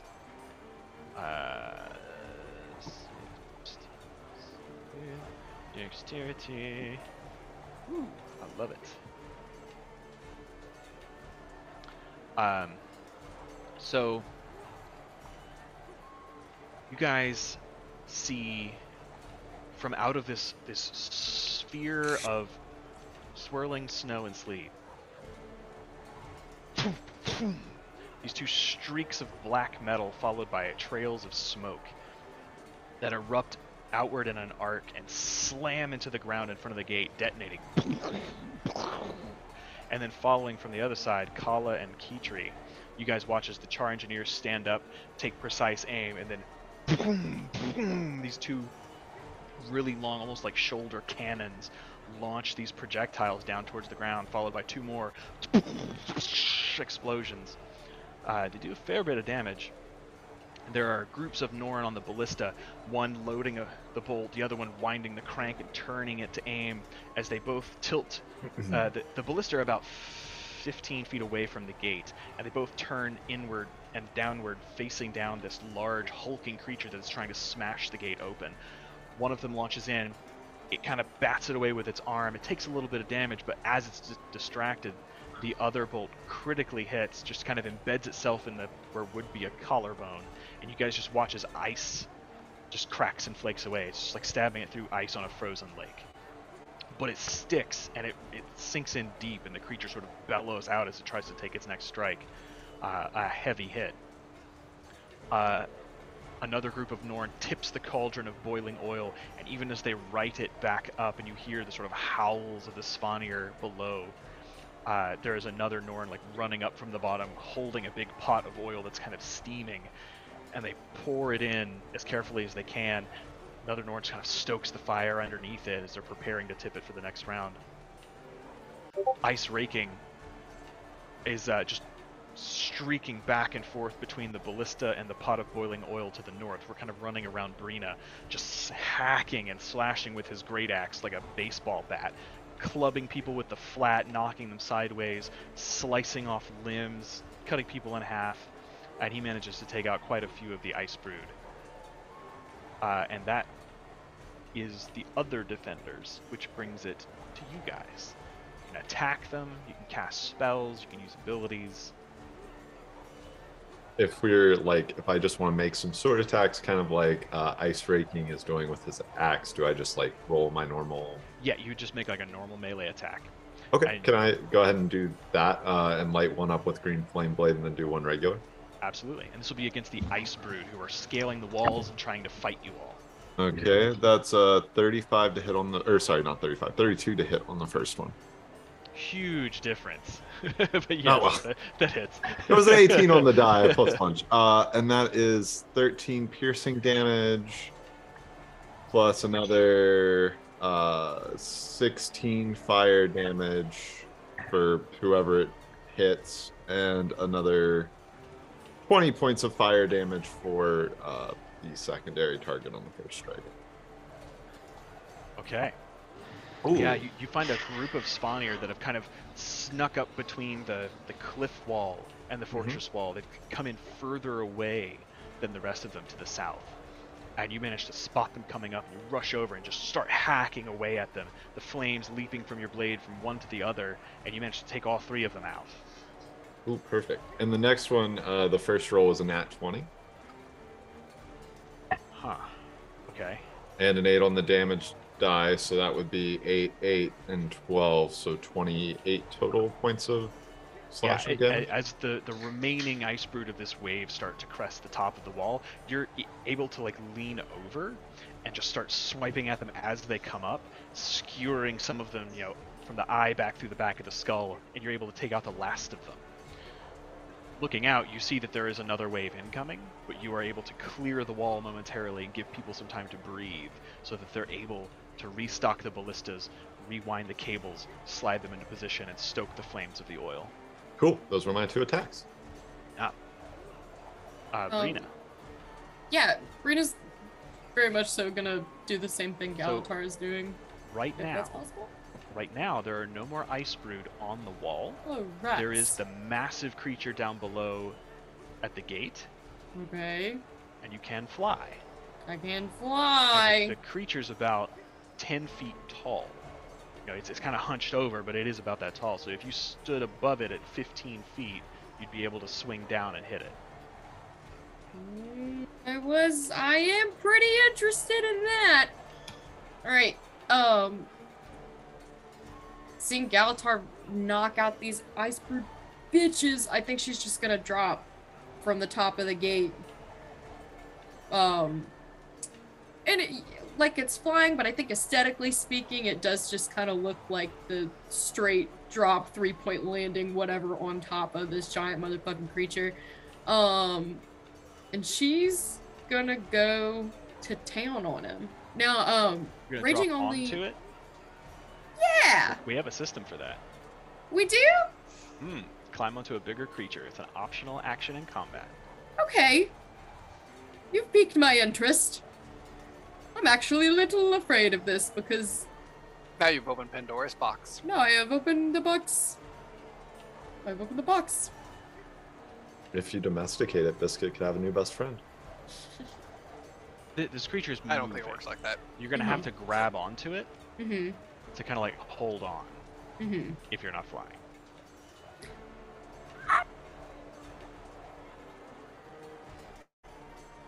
Yeah.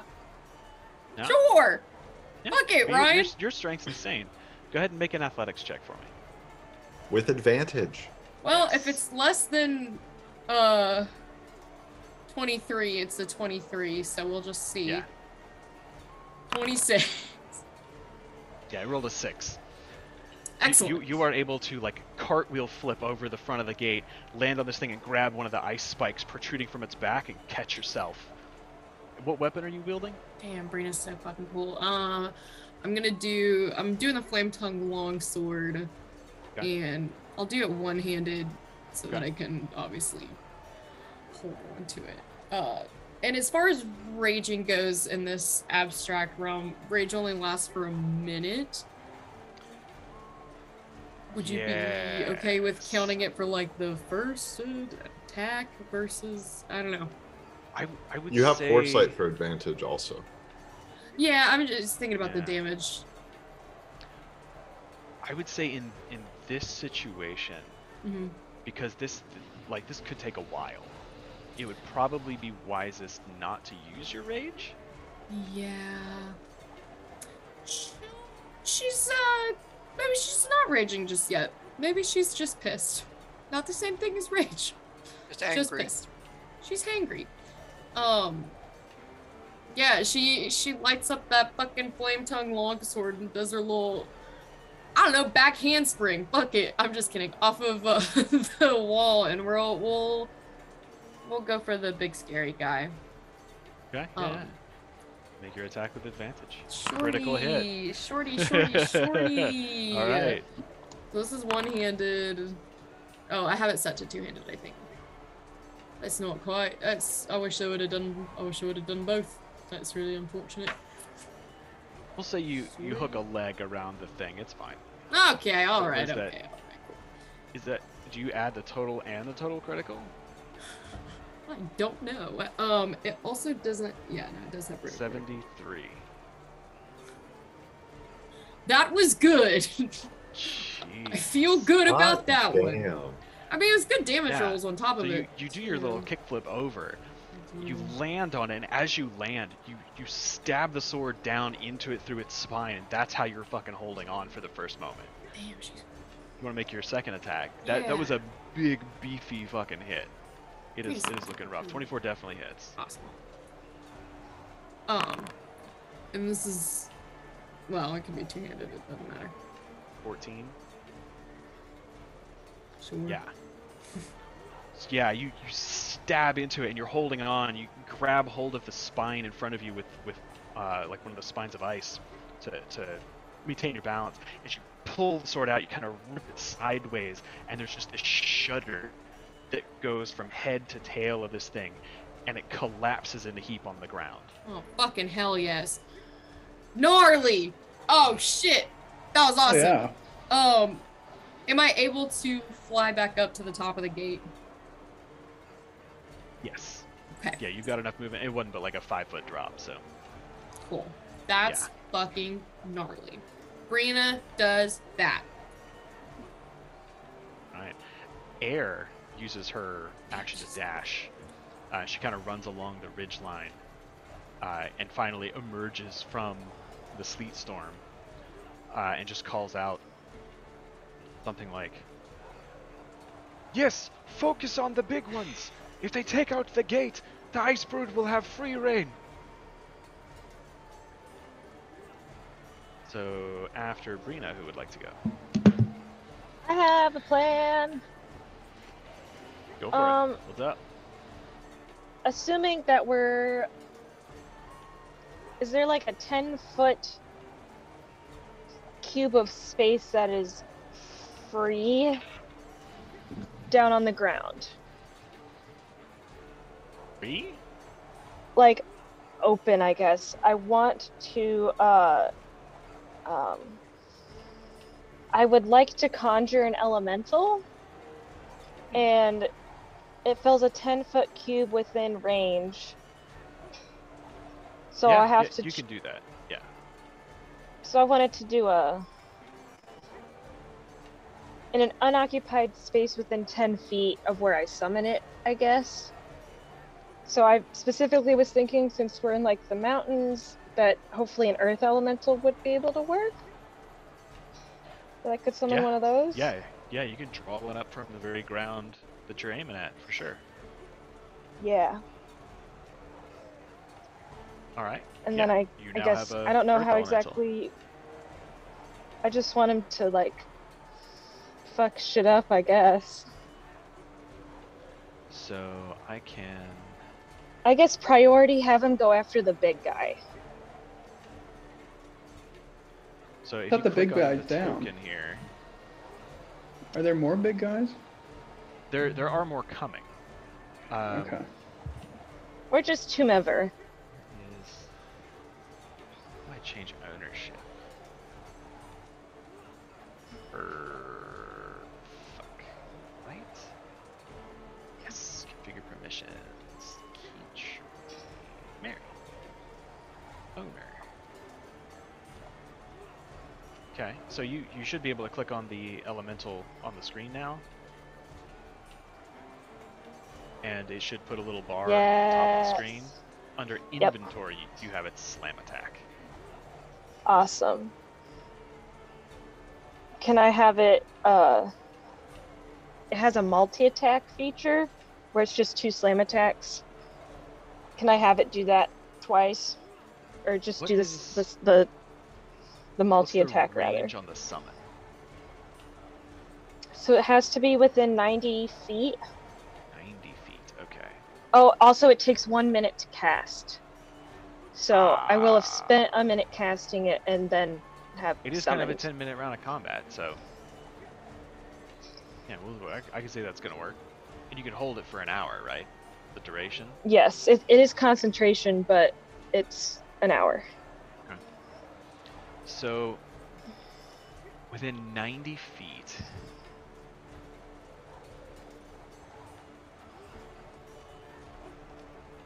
Right now, the ice brood that were climbing up the walls are dead. The big chonky guy hitting the gate is dead. The only target within range is the Svanir shaman, but I'll say you can conjure it up near him if you want. Yeah, that's fine. Okay. So yeah, he's on the other side of the gap, like he's on the shelf on the opposite side of the canyon as you, but he's just within the 90-foot range to be. Is it just one guy? He's the only one that's in range currently. There's an army behind him. It's just that was the first wave. Okay. each wave comes with a shaman. Oh, of course it does. A shaman, an abomination for the gate, and a shitload of ice brood. Oh my gosh. You're Fucking in a, hate you're in the a pitched shamans. battle. Yeah. Yeah. Fucking So- shamans, man. Can the creature make an attack on the turn you summon it?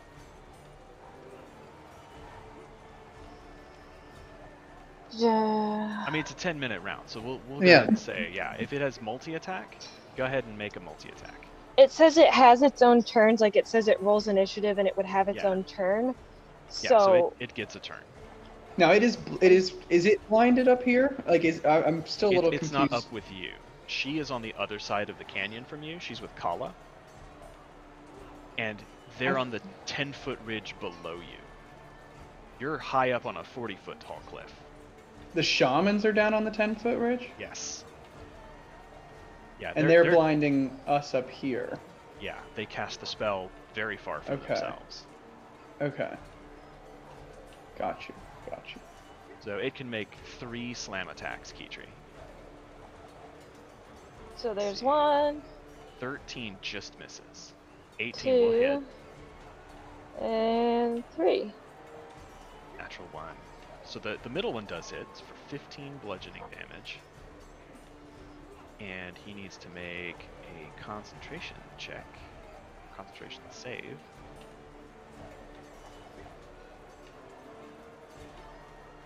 Which is a 10, which, yeah, okay. So his spell is maintained.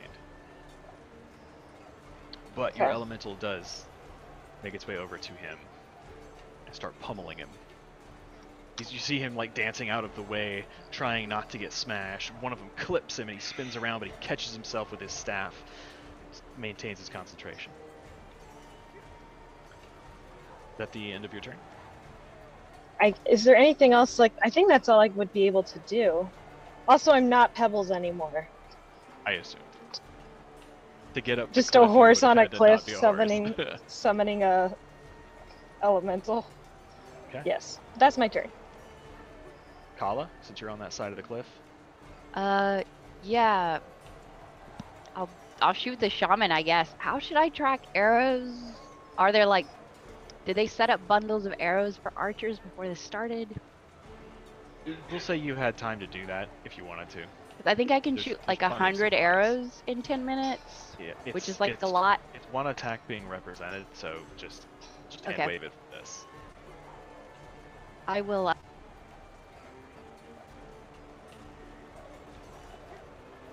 Your mic's cutting out. I don't hear you on Zoom. I'm gonna bonus action take aim. Okay. What's your range on your bow? 80 feet. 80 feet. So he's a little further than that. Hmm. This would be a So disadvantage. I would move to get into range, and then He is on the other side of the canyon from you. So you're at like the edge of the cliff on the Yeah. south face. You would have to like climb down to the wall and run north to get a better angle if you wanted to shoot at this particular one without disadvantage. Actually, he's 90 feet out from the wall, so there's really not a place you could get to quickly that would be in 80 feet.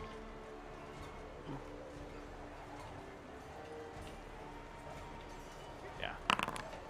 Right. 22 hits. it's just 10 damage.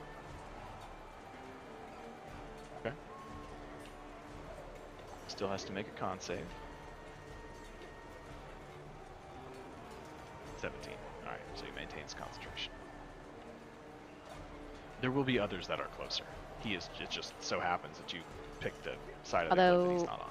I can shoot him twice if it's gonna be at disadvantage. Yeah? As a bonus action? Yeah, as a bonus action, I can do a second attack now.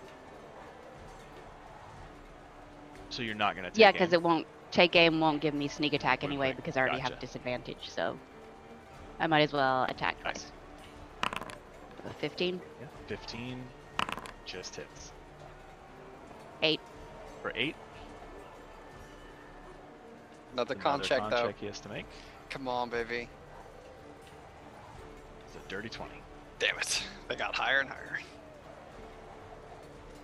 Yeah, three checks. That's a good way to try to force them. Lots of little hits. Is that the end of your turn? Okay. Would Alexa or Bertie like to go? Attacks against him will have advantage. I just don't have any attacks, and we're blinded. Well, I guess it'd be a straight roll at that point. Would it? Yes. The advantage and disadvantage cancel each other out. I'll let Alexa go first. I think. I mean, I can't see. I can't use any more spells, basically. Yeah, same. Let me ask this. If I dimension door out of here, is that my turn, or is that like a moment in this 10 minutes? I am not liking how this abstract is going. Let him cook! Let him It's not cook in the something kitchen! that is easily done. Each turn is supposed to represent 10 minutes, but it's still a functional turn.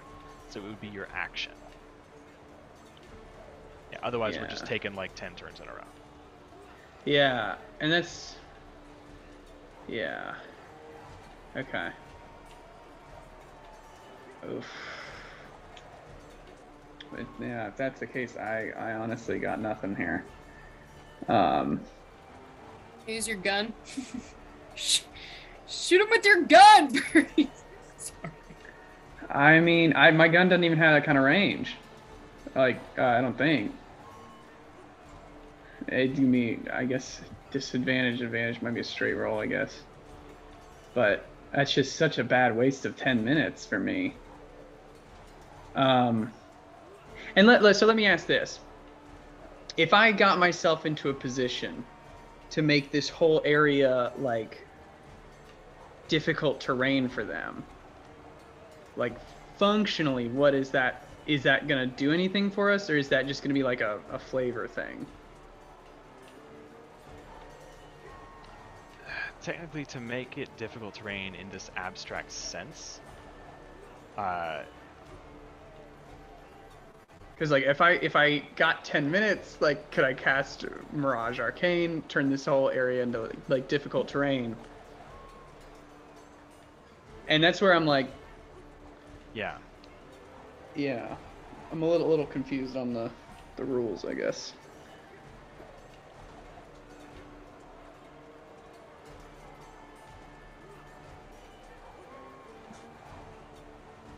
yeah. I mean, all it would really do is prevent them from getting to the wall as quickly. Right.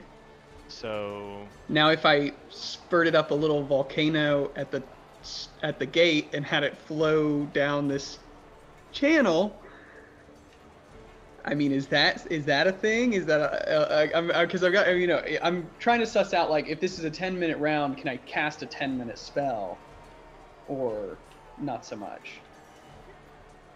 I would say let's treat it as though it's a round. The 10-minute thing is more of a narrative thing about how much time is passing during the battle. Okay. Like chaining one turn to another using something like Rage or Blade Song or the Glamour that only lasts 1 minute, narratively isn't really. But a spell that lasts 10 minutes, is that only going to last a round? Like, if I have a spell that lasts 10 minutes, is that going to be gone? It should last a round, yeah. Yeah, like you could cast Mirage Arcane, although you'd have to leave this area anyway. Right. Yeah. But it's like it's not going to really get us anything, it doesn't sound like. Not much, yeah. Like it'll slow their roll a little bit, but these creatures are large and there are hundreds of them, so you know, your mileage may vary. It's probably not effective, I would say. And you would know. Well, I tell you what then. Bertie will go. And I'm just going to run for the cliff and jump off and try and land on the gate below. I know it's gonna be some damage, but I got, if I can't see, I can't do anything. So. But you can feel the cliff. You're gonna run and jump off? Oh yeah, I got a token of featherfall on me, but yeah. Okay. Well, I mean, like you know where the rope is to get down. Oh, Like, okay, yeah. Like, I mean, you can't see out of the blizzard, but you can see like your feet and where you came from, and you know that there's a rope there that you can. Well, then I'll I'll climb. I'll climb down onto the gate. Is it still blinding stuff on top of the gate here, or is it just up tip top? As you reach the level of the gate, you are free of it. Okay. You kind of look up and you see this sphere of swirling sleet and snow, but looking around, like your visibility's a little limited, but it's not like that. You can actually see a little now. Okay. Do I see? Like, are there any of those big things within 60 feet of the gate? Not within 60 feet yet. No. Shit. Is the shaman still alive though? Yes. Yeah, he's about 90 feet away. We got some kind of something that'll block my shit. I'll cast Psychic Lance at the shaman then. Okay. How about that? Yeah. Yeah. So he needs to make an intelligence save, which I imagine he's probably intelligent, but fingers crossed here. That is a 9. All right. That is, let's see here. 25 psychic damage to him, and he is stunned until my next turn. Nice. Which ends his concentration. Ends his concentration, but I also don't know if that's like, is he stunned through his turn, which is technically 5 minutes away, as opposed to like 2 seconds in combat kind of thing. This is the start of your next turn. Yeah, so okay. Yeah, until your turn on the next round, he is stunned. Okay, cool. Yeah, that's perfect then. And I'll inspire.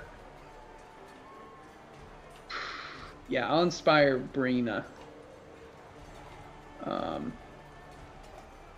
So like my Unbreakable Majesty thing, since it lasts a minute, if I activate that, that's not gonna function. I wouldn't use that in this context because it's supposed to represent a longer fight. Okay.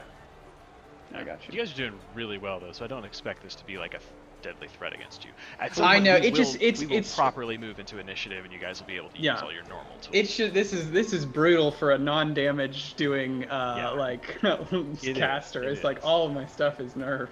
This was an attempt to do something like a skill challenge without it being skills. No, I hear you. Yeah. Whew, it's the hard knock life of a illusion bard. Yep. But Alexa. So is the storm cleared up then by the time? If he is stunned, yes. I'm sorry. Is it stunned or is he incapacitated? He's incapacitated. I think incapacitation ends concentration. Don't remember.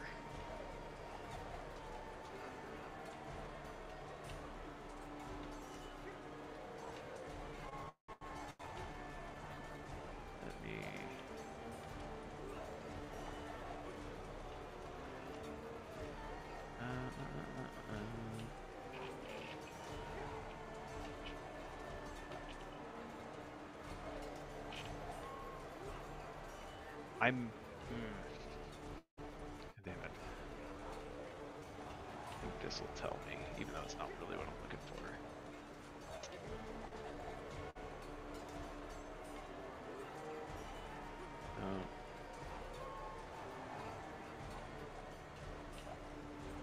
I think it's just under spell casting.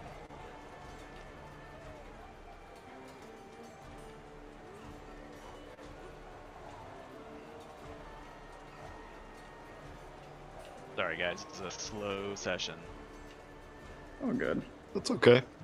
Narratively epic. I'm 2 glasses of wine in, so we're all gravy over here. Yeah. And the stakes feel very high. Excellent. Appreciate you saying that. The stakes are high, guys. This is my fucking house. No, this was fucking crazy. I fully expected you were going to be like, what do you guys want to do? Not like, bells are ringing, the ice brood Bells are ringing. I said, Mom, Dad, shit might get bad. Don't worry about it, though. They said, what could happen here? Brina's a family woman at heart.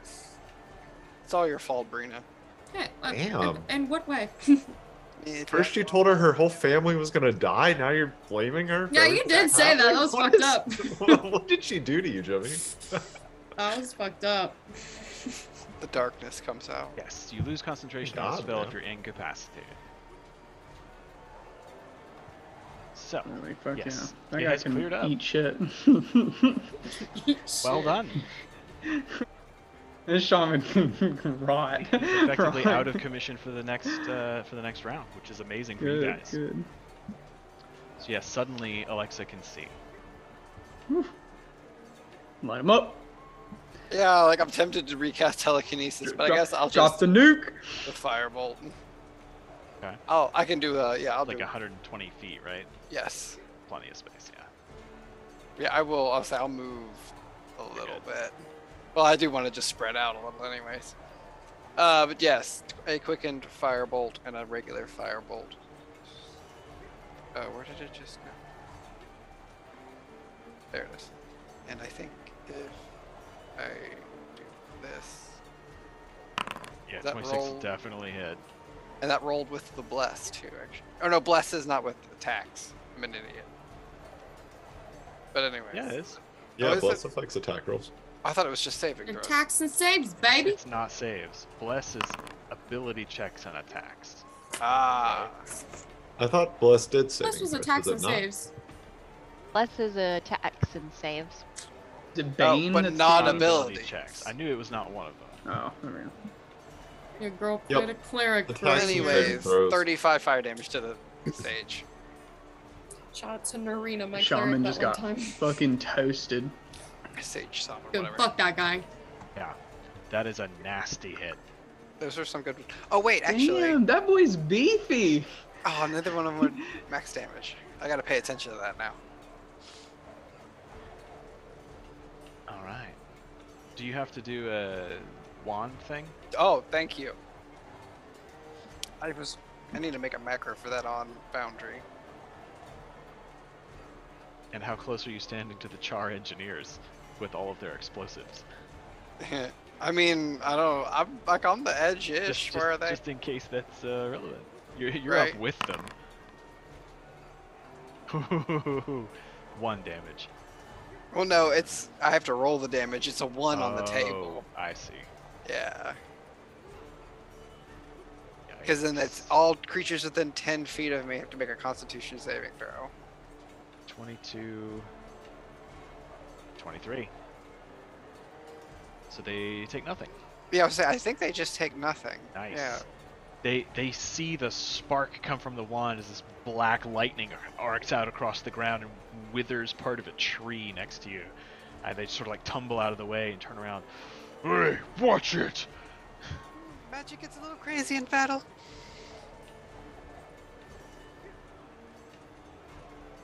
Right. Is that the end of your turn? Yes. Okay.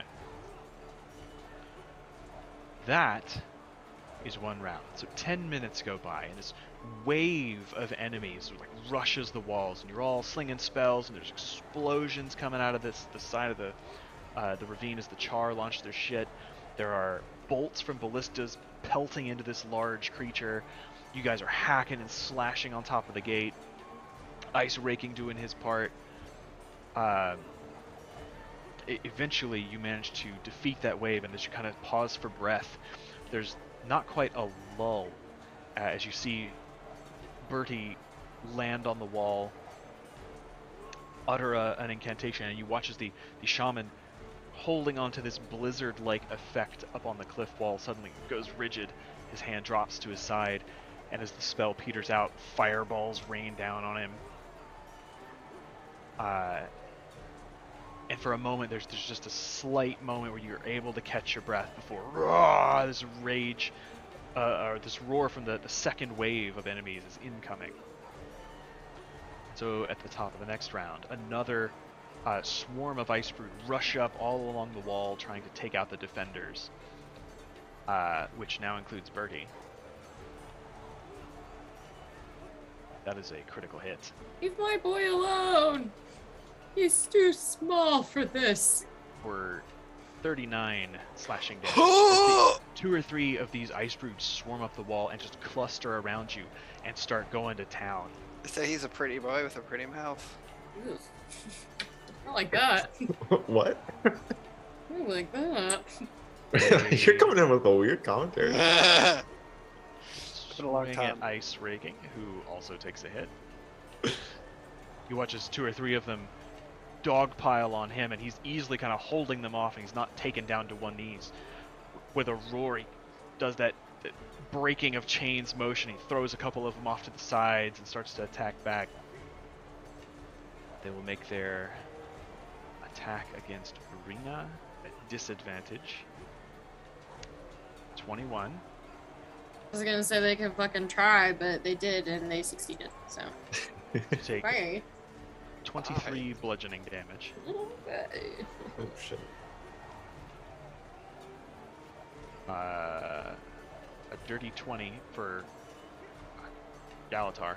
It's called Shield Balthazar again. for some reason. Balthazar. Balthazar. Yeah.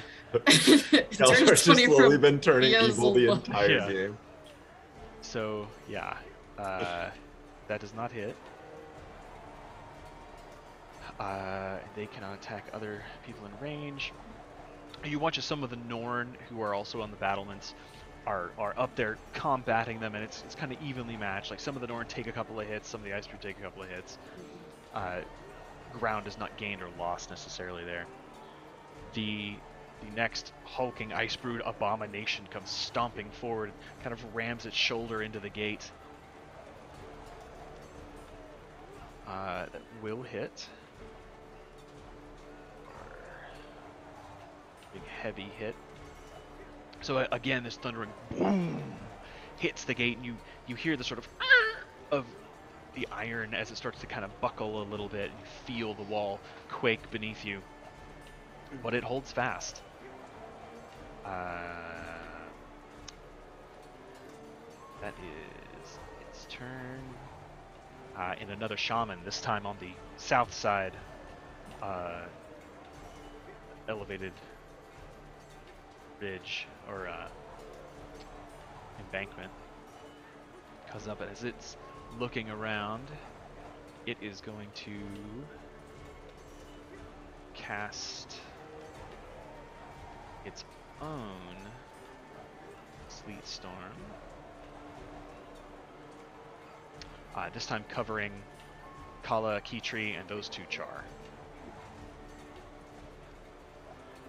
As it sees those threats closer to itself. And also, well, is it 20? 40?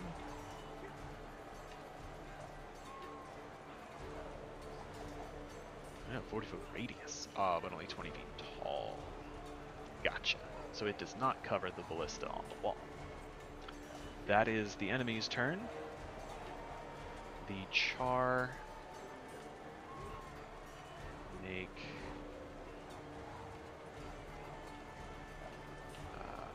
let's see.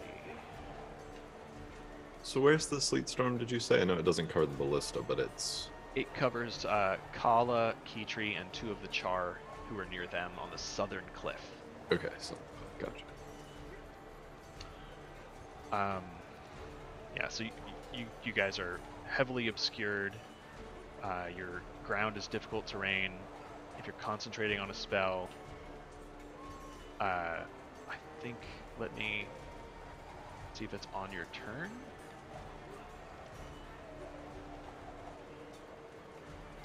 Yeah, if Keytree wants to make a Constitution saving throw, I'm trying to beat a 14. And then this is to stay Maintaining concentration upright? on the elemental. Okay. That could be a fun problem. That's a 20. We're good. You're good. Hooray. And we don't add bless to saving throws. That's just checks, right? Bless is saving throws and Opposite. attack rolls. Well, I'm not going to roll it because I don't. Yeah, you Need don't it. need to. You passed. All right. So these guys need to make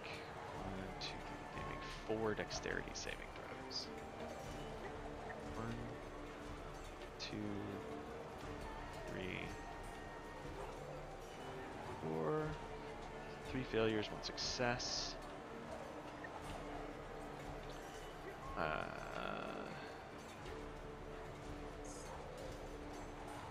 Failures.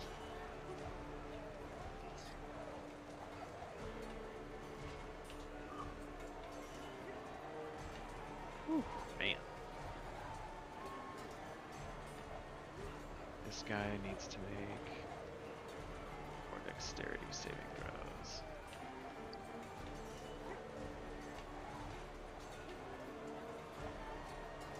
-1, -3. Okay.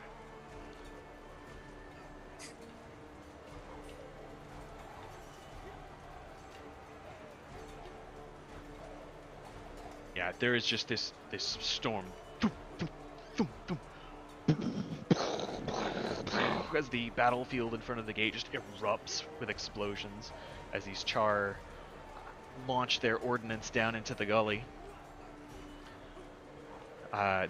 Both the Abomination and the Ice Brood took heavy hits. The Ice Brood took some pretty nasty losses there. Ice Raking is going to come in with 2 swings of his Great Axe. Both of those will hit. 38 damage. Ooh. You guys are kind of lucking out because the defenders are actually doing really well. They don't want their town to be overrun. Yeah, we're fighting for Yeah, family. we're doing Here, well. Ryan. Fighting for family and freedom, bitch. For the balance between good and evil. Okay. The Char are making up for some pretty shit rolls the first round. Between them and Ice Raking, they managed to take out the Ice Brood before they can really reach the walls. Ice Brood rushes over to Birdie and is able to, after he deals with his, is able to clean the Ice Brood off of him and take out the last of them. Now what are we supposed to do? Just have tea. The Norn on the walls fire their ballista. Only one of them hits. So the Abomination is still alive, and the Shaman is still alive. And that'll bring it to you guys. So, who would like to go first? Brina, Galatar? Can I ask? Yeah, because I got before you kill the thing, I might be able to put to use. So the Abomination. Yes. How's it look? Look good? Like it's healthy taken some boy? damage. It's got some bits of ice kind of broken off, but it's still focused on its task. And are there people around it that it could? At the moment, there are not. The last of those Ice Brood have gone, but there is another wave coming behind it. Okay. I would like to dominate monster. Okay. Hell if yeah. possible. So the Ice Brood or the Abomination thing needs to make a Wisdom saving throw, DC 19. Oh, I'm sure it's really wise. Better fucking fail, Ryan. It better fucking fail. I'm at the end of Let my him rope. play, Ryan. No, Oh, what's that smile? Ryan. 17. Hey! All right. I think Birdie kind of tilts his lute down that way and starts playing this little riff, and it starts moving down towards this giant creature. It also, well, no, that's not how that works. Well, hold on. Is that how it works? I gotta make sure I know for future. Because I know the Vabian Loot gives me advantage trying to charm somebody. I don't think it gives somebody disadvantage. Well...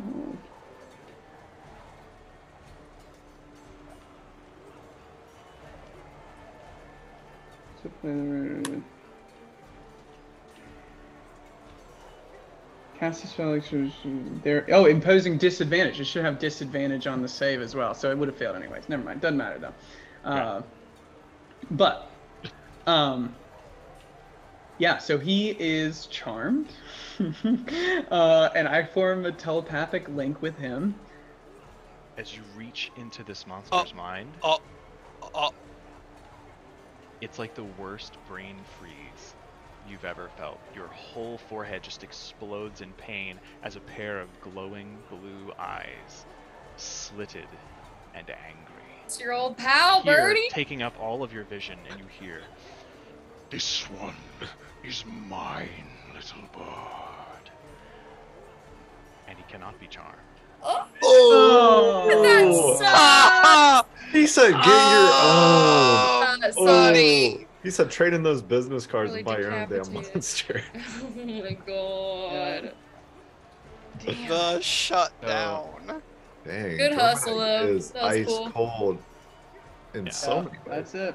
I think rather than do this round by round like I was thinking, I should just move you guys to the map. I mean, There's I a love a map. visual reference. So Man, so I hate that I the didn't goal think of was to that. try to make it like a skill challenge. Because if you put 100 enemies on a map, it's too much. Mm-hmm. And it's like the point is that they are being funneled. It's easier to go through the narrative that way. Yeah. Let me show you what we're working with. Man, that sucks. I really wanted to do that. And this stupid Let 'em fucking cook. big ice ape can't be Oh. fucking charmed. That was Shit. cool, though. This God is so bless. much. Okay, this is This very is helpful fucking to crazy. see. Because now, like, the range and stuff all makes sense. Yeah. Yeah. Well, that was another thing. Is like it's not like battle maps are useful Mm-hmm. in like adjudicating things, but we pay too much attention to every little foot. Mm. And in theater of the mind, it's a little easier to just be like, yes, you're within range to do this. It's cool, just do it. Yeah, Yeah. that makes sense. Did the elemental make it to the map, Yes, or he is is over- it because I can't see him? I may not Uh, be able to see him. The elemental is over to the north here. I don't know if you can see where I'm clicking.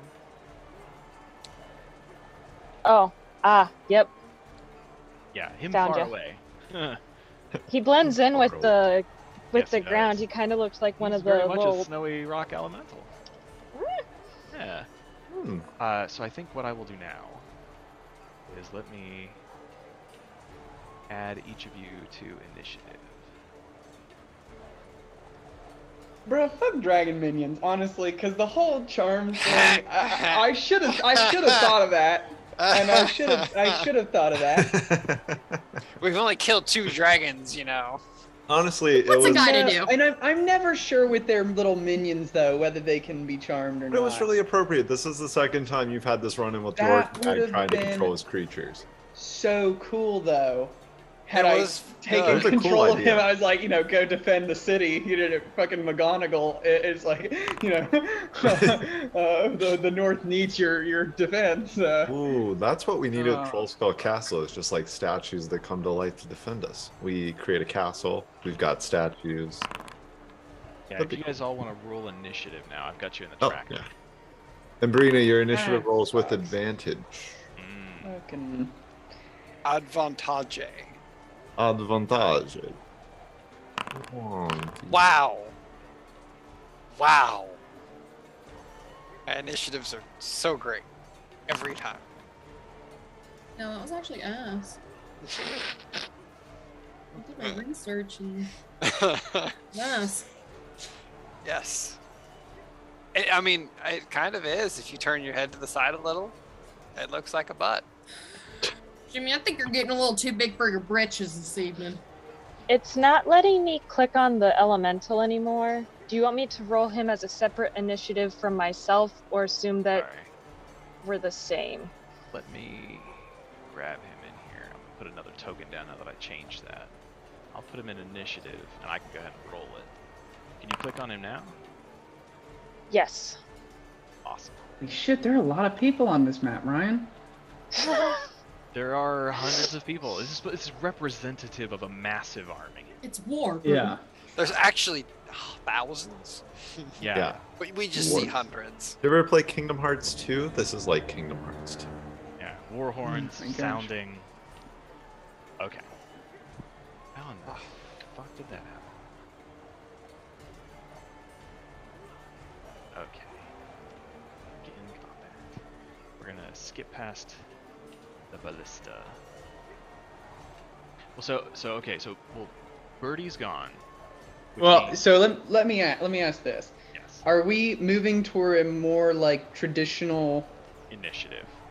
like initiative count here, where like a Yeah, round yeah, is and now 6? we'll Okay. say your rounds are normal, not represented. We'll hand wave it and just say each round was 10 minutes and see Okay. how that works narratively. Yeah. Okay. So at this point, I'd like to activate my things that protect me. Absolutely.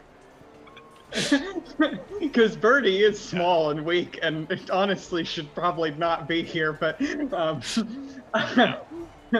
I'm gonna, as my bonus action, assume my unbreakable majesty. Now y'all fuckers can fuck around and find out.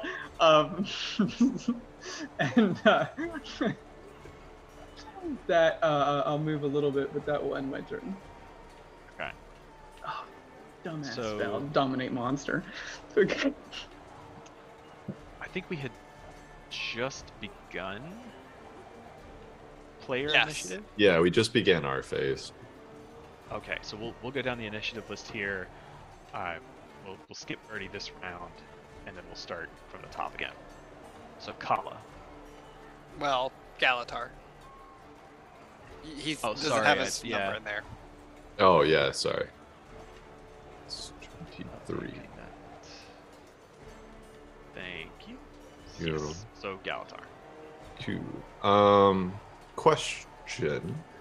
How far would you say it is to, like, this area back here? Is that, like, 200 feet, 150, like, back where, if I just go straight back to where, like, the sorcerer guy is? So technically, that guy is not out yet. Okay. This guy here. Oh, sorry, I'm not doing the thing right. This dude down here. Uh-huh. He's the one that's visible, who has just cast this spell up at Kala. Okay, am I able... I guess this is my question. Is if I throw something like a fireball, and there would be some enemies from one of the future waves within the radius, would they be affected at all by the fireball, or are they Tell you immune what, to damage until their To wave? simplify it, let's just say everybody's on the map. Cool. So you do what you gotta do. I'm gonna chuck a fireball, and I want to try, and so it's a 20-foot radius, 5, 10, 15, 20. Pro tip: Uh-huh. if you click your token Yeah. and go to the little toolbar and where it says spells, if you Uh-huh. can find Fireball under 3rd level, when you click it, it'll have a checkbox that says Place Measured Template. Oh, And it'll yeah. just put it on the ground for you. So as long as that's got like the... Super handy. Oh, okay. Oh. Does it do that for all the spells, or That just is a fireball? pro level tip. As long as the spell has like a radius defined or a shape, it'll put a template down for you. Cool. How's that? What? It It'll doesn't even get try the- to match like keywords like fire with a fire effect. Yeah. That is Oh my really odd. gosh! I did not know that existed. Wow. So it won't affect this group, but it should get the group to the right, the spellcaster guy, and the abomination. That's a couple back. Absolutely. It's a dex save, right? Yep, it's a Dex 19 saving throw. Ooh, the group got a natural 20. Ugh, fuck those people. Amazing. That's just like a waste of a good And it's save. 8d6 damage. Ooh, good on the damage roll The though. other two fail. 3, 2. Okay, so that's 6. 10, 16, 22, 25, and one more is 30 points of fire Take damage. 15. Guys.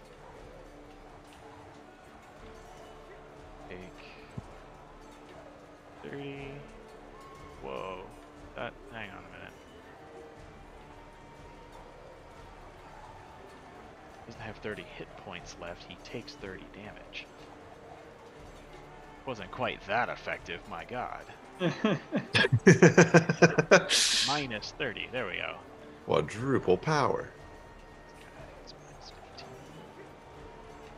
I like that it also has like the flame effect for the circle. That's super cool. Con save. 12. Okay, so he does maintain his concentration. Fuck. Yeah, just barely. So you notice that the shaman. Wait, the shaman maintained. What do you roll for his con save? 12. He had to beat 15, right? Because he took full damage, I thought. No, he failed to save, but he is resistant to fire. Oh! Yeah, as What? you watch the flames hit him, he has an aura that you can't really see. But when the flames hit him, they pale to blue and sort of fold around him. And he steps aside and kind of brushes the flame off.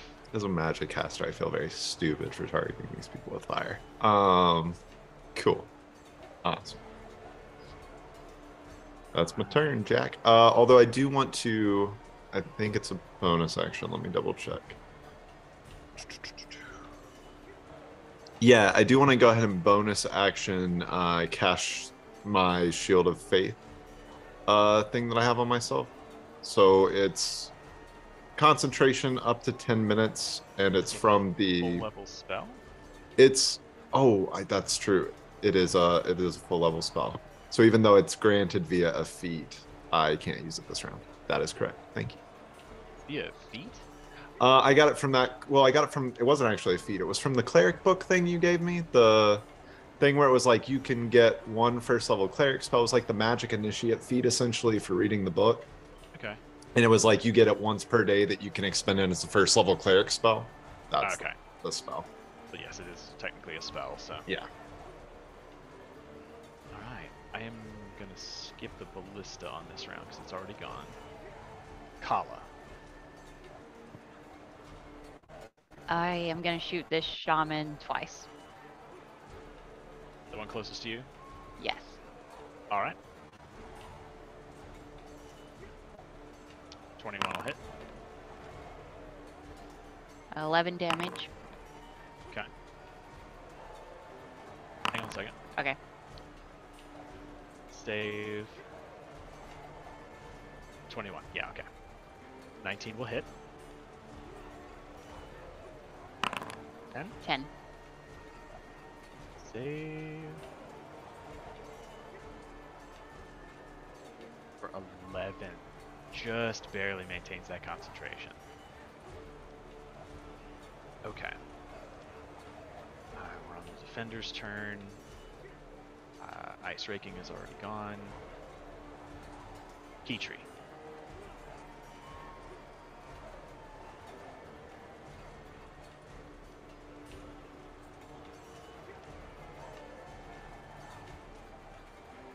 Keytree around.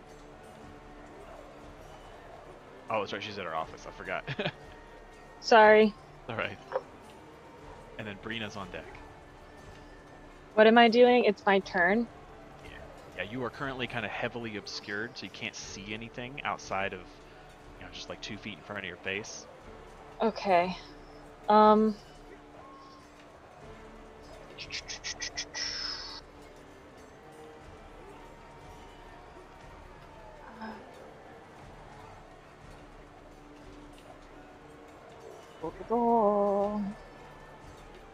but I have to be able to see to do that.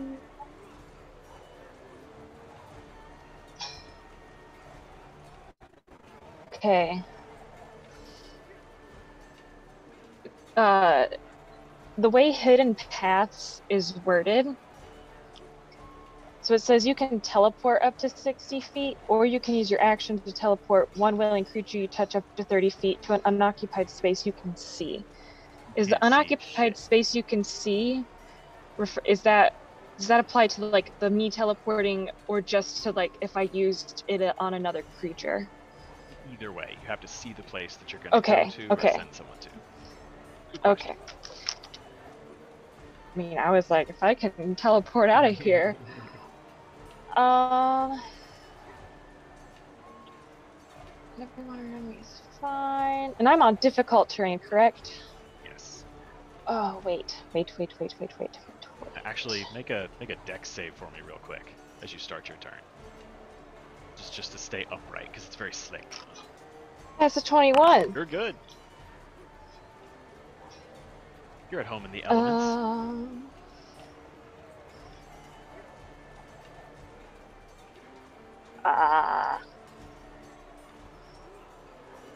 Oh, that doesn't do what I thought it did.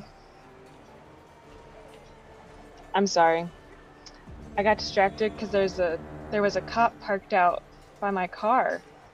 I think he stuck something on my car. I don't know. And then I was like waiting for him to leave, so I like wasn't looking at D&D stuff. So I am going to and I can't see anyone. I can't. Oh, gee.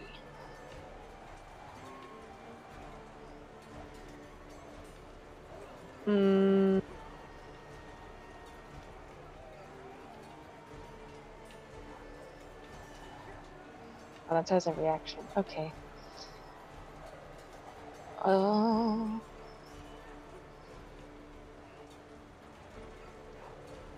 Oh, and that's okay. I'm sorry. I don't really have anything I can do. Can I hold? Okay. I have the spell Absorb Elements that the casting time is 1 reaction. Could I potentially like hold my action to cast Absorb Elements on myself as a reaction if there's like if I see more like ice volleys or things coming in? You can only cast that spell when you take elemental damage to absorb half of it, so you don't need to prepare it. That's okay. All right. I mean, I can't move and I can't really see anything, so that's my turn, unfortunately. You can move if you want. Like, you know how you got up here. You can kind of feel your way along and move back down to the wall if you want. No, I'll stay put. Okay. For the moment. Alright. That will bring us to Brina. Okay, Brina clock, baby. And This then the Earth Elemental's next. This guy's 40 feet away. We just go launch. Sorry, I need to move that. So this guy's up here. Oh, even better. Guys Okay, are all cool. dead. Yeah. He's only about 5 feet below you. I would say, cool, the giant one I could see is now gone.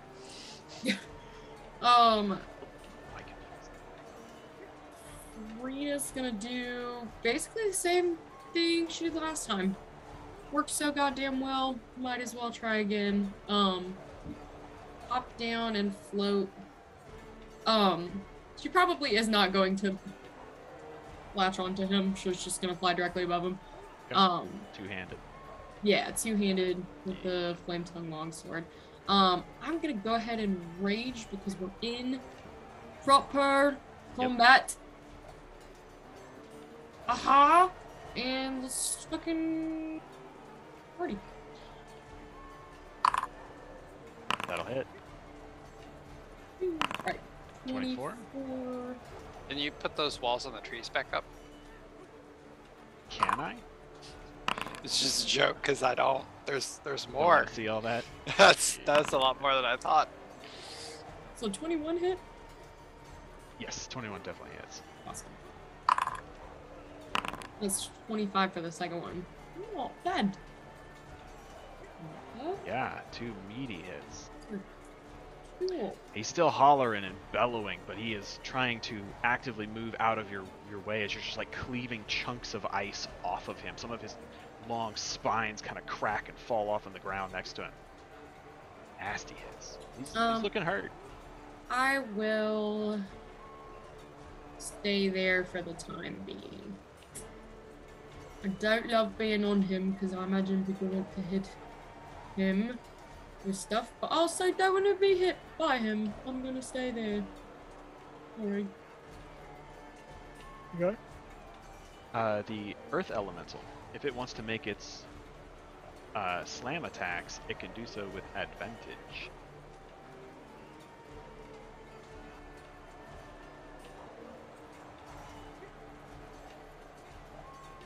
You can't, Mary's talking to the cop. Yes, I thought I saw a phone. It's all good. I can do these attacks myself. Where is Keytree on the map? Down South south. by Kala. Oh gosh, I see her now. Gosh. In the Yeah. circle of doom. Yeah, no, I can see her. I was just like, heyo. Oh no, it fucking annihilates this guy. He had 27 hit points left, and this is 19, 13, 16, and 18. What we're looking for. Now we're cooking.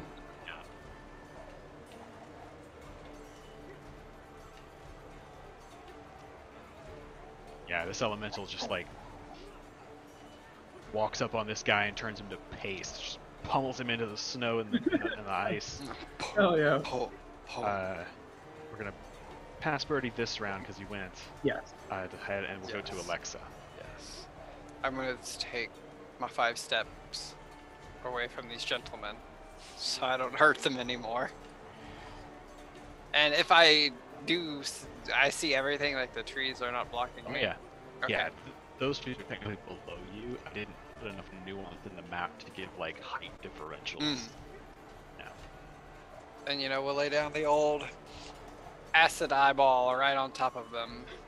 Absolutely. What's the save? Yeah, it's a 20, or yeah, 21. Dex? Yes. See, I think this is 20. 12.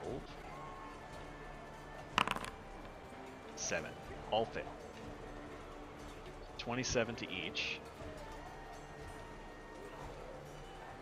Oh, no, I'm not gonna quicken it. We'll just hold on. So yes, 27 up front and then 10 on our next. But did any of those? Yeah, so one of those 4s was a max, so I can re-roll it. Make that 29 acid damage. Put a little marker on them so I don't forget. Add another 2. Yes. I'm gonna try and remember that. I'm a little bit more damage is always better. Nice. Yeah, one group's kind of caught in both the fireball and the acid splash. It's taken down pretty well. It's a heavy hit. That will end my turn.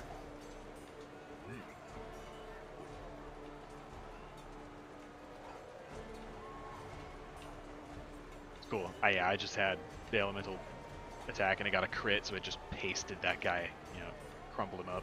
Perfect. She should probably be back before her next turn, but So I will just go ahead and say there's no way we're going to finish all this tonight. We'll probably end within the hour, just to keep it at a reasonable amount of time. I am getting hungry. Yeah, 8 p.m. would be a good out time for me. So at this point, rather than switch back and forth, we will continue in normal initiative. So at the top of the round, Yalatar. okay. So the bad guys have already gone, or they have not already gone for this. This round they have not. Okay. So I guess that's the nearest group to me, but resistant to fire. These guys are 55 feet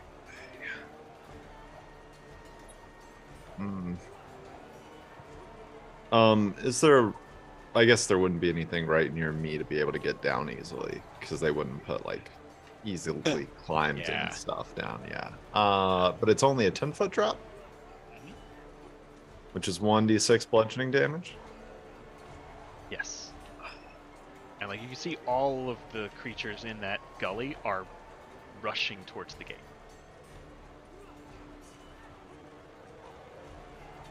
I'll tell you what. With Can that information, I? what you will. Yeah. Let me double check what my. have either of those, has this group been hit, or this guy, or this group has been hit, right? They've all been hit. They've all been hit. Let me target this group then with a Toll the Dead, because I think they're within, oh, maybe they're not within range. It's 60 feet. I will say this guy here at the gate is. Oh, I didn't even still realize up. he was still up. Okay, I just cool. moved the dead guys because they're taking up too much screen space. Perfect. Well, I'll attack this guy then with a Toll the Dead. Oh, or wait, does he make a save? He makes a yeah. save. Wisdom saving throw. That'd be some Wisdom good 19. D12s, though. Natural 20.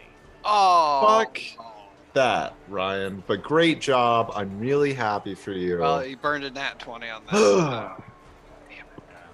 Hey, at least you didn't burn your 8th level trying to charm something that can't be charmed. I thought it was cool. I mean, it was It was super epic. cool when you did that. This was just lame. At least you succeeded first. I'm gonna be mad about this for years.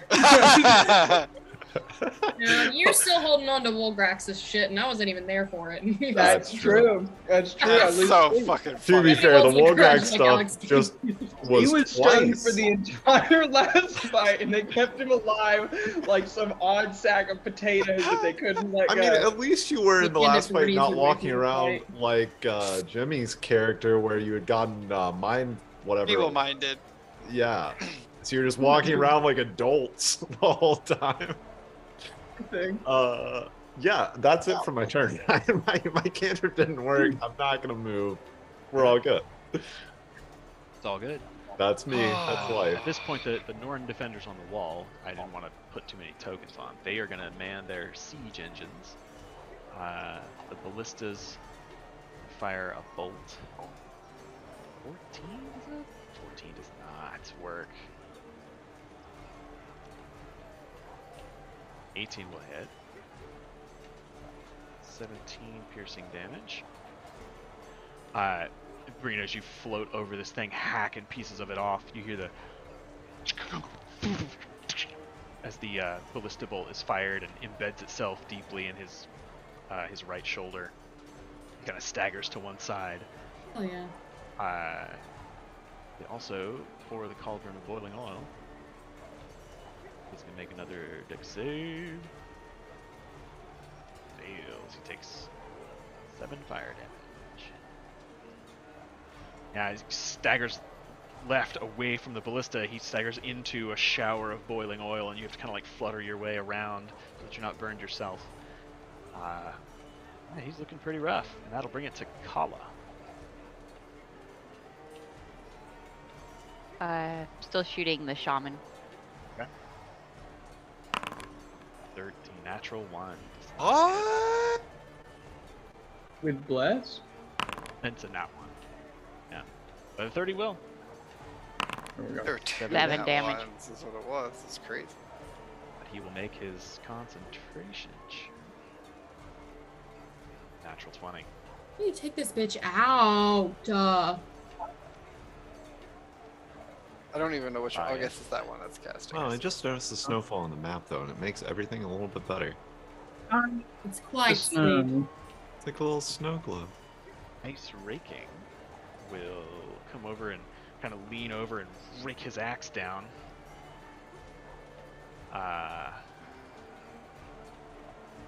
Actually, at this point, Ice Raking is gonna leap off the edge. It's gonna take a couple of points of bludgeoning damage. Oh, hell yeah, shorty.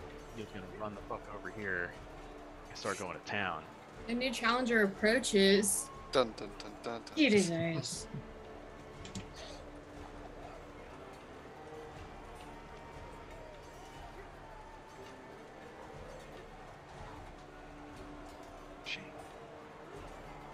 Yeah, so there's just this bellowing roar as he leaps over the edge and sprints over and just sort of burying his axe in him.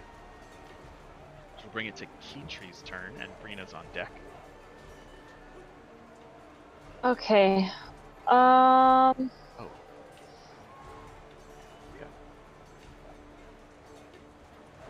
Yeah, how far would it be to try and make my way down off the wall? So the Like cliff distance wise? is 30 feet high. So you have to Uh-huh. climb down either 30 feet or you'd have to drop and take some damage.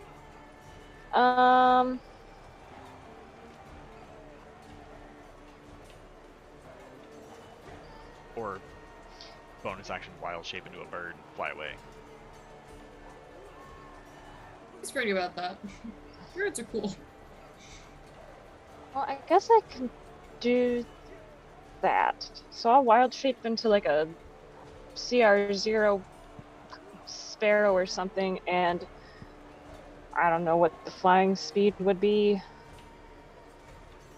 Could I just go? I have an owl, an eagle. Could I be an owl, and could I land like next to Galatar, like right here? There's more than enough speed for that. They are flying speed 60. So super Okay. eagle. Can you cast so if spells I- in beast form? Now I can. Okay. I have beast spell casting or whatever it's called. That was my one thing for 18th level. Nice. That You and can- not aging. You can bonus action wild shape back into Key Tree next turn, Yes. but you can And- cast spells, so it's dope. So that was my bonus action movement.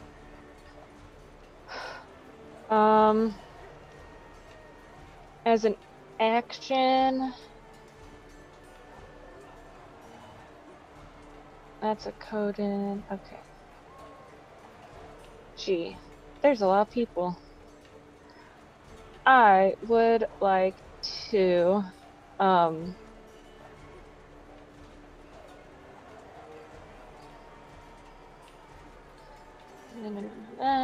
6 feet. Yeah, I'm clicking the wrong thing.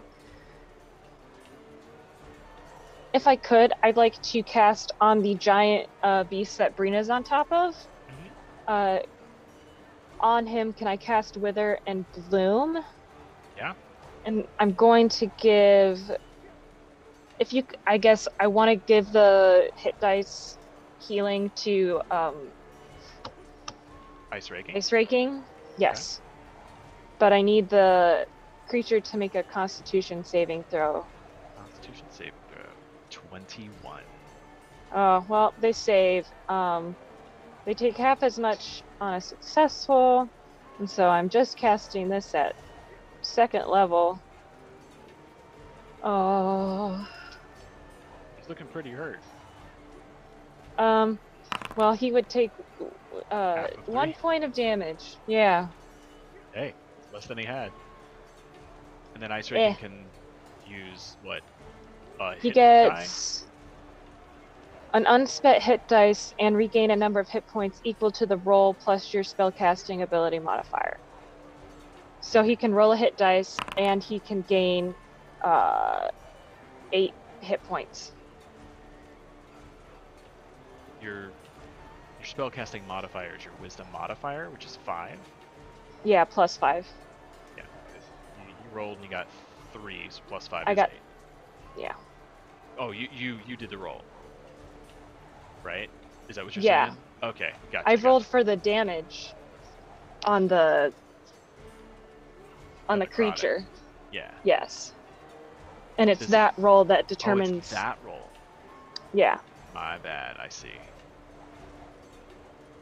Yeah, it just says regain a number of hit points equal to the roll. Roll. So I'm assuming it no, means so the- no, that's. I'm sorry. That's so he can spend one of his unspent hit dice. And Oh, he just gets plus 5 to whatever he roll. Yeah. Okay. But it's the same because he Okay. rolled a 3, so it's all good. No. Worked out. It's a neat spell. I like the kind of give and take of it, and he appreciates the balance of it. Hey. And that's my turn. Woo. At this point, all these motherfuckers. They take some acid damage. Yes, they does. I believe it was 10 as I. Yes, 10 acid damage. Guys, 10. They're looking pretty hurt. Come on, come on.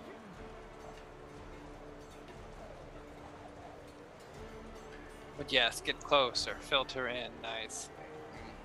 Yes, they start to make progress. Excellent. Come straight into my trap. Ice raking, coolest guy out here. My number one. Right.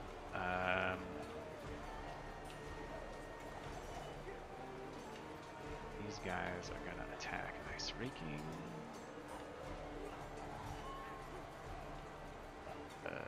So, yeah, that'll hit for 20. These guys will also attack him. That'll hit. They do less damage because there are less of them. He is looking hurt though. These two swarms kind of sandwich ice raking, and you guys all watch as they just start to rip into him. The big abomination's kind of tussling back and forth and keeping him off his feet a little. Let's see, that Icebeard Shaman is good. This one's gonna move up here.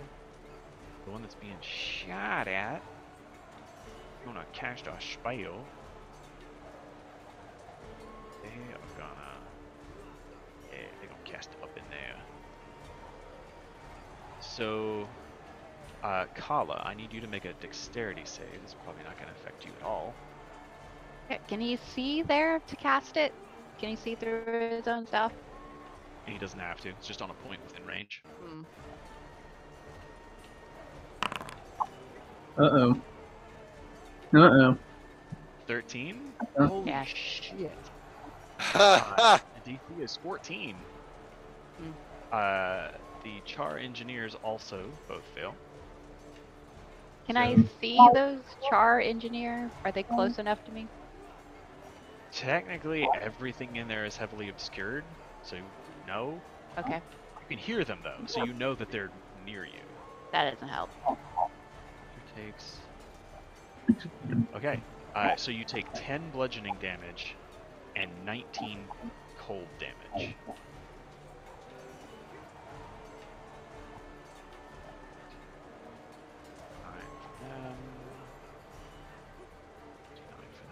Is that still halved because of evasion?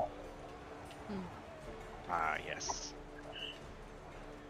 Let's see, the other guy. He's just coming up in here. He is going to cast Sleet Storm on the other ones. So Alexa and your two Char Engineers, you guys are enveloped once again in a cloud. They're providing air support.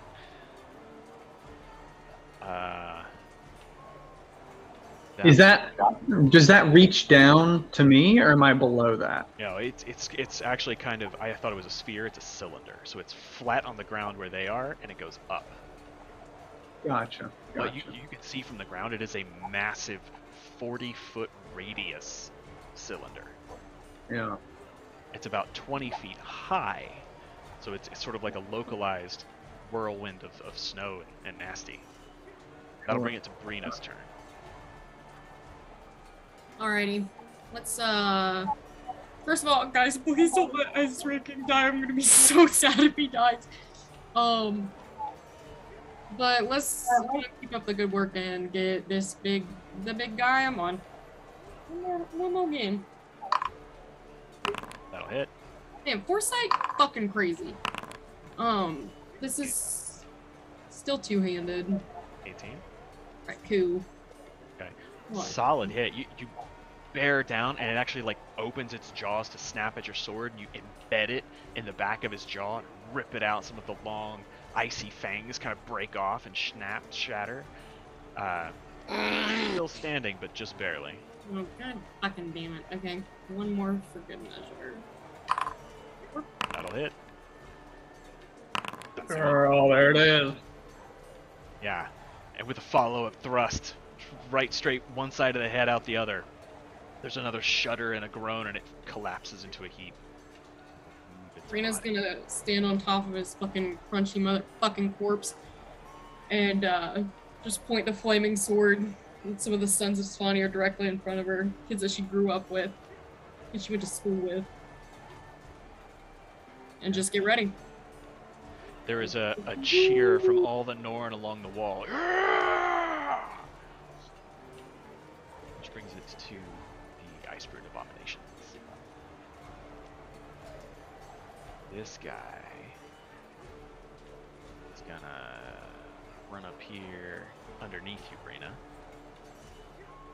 And he is going to slam that gate. Can I make it? Well, does it count as a sentinel attack if he makes it? Well, he's attacking a target other than me. Is a target other than you? Cool. I use my reaction to make an attack Yes, you can. against him. Does he take acid damage at the start of his turn, Jimmy? Got This a little guy marker does. on me. Sorry, that's my bad. I should. Oh, I should yeah. I already gave. I kind of thought you already did. That's why I didn't say anything. But yeah, you can go ahead and just take the Bad markers part off. about markers is I can't automatically remove them. Yeah. There we go. 23 will hit. Period. 24 damage. Nice. Nice. Righto.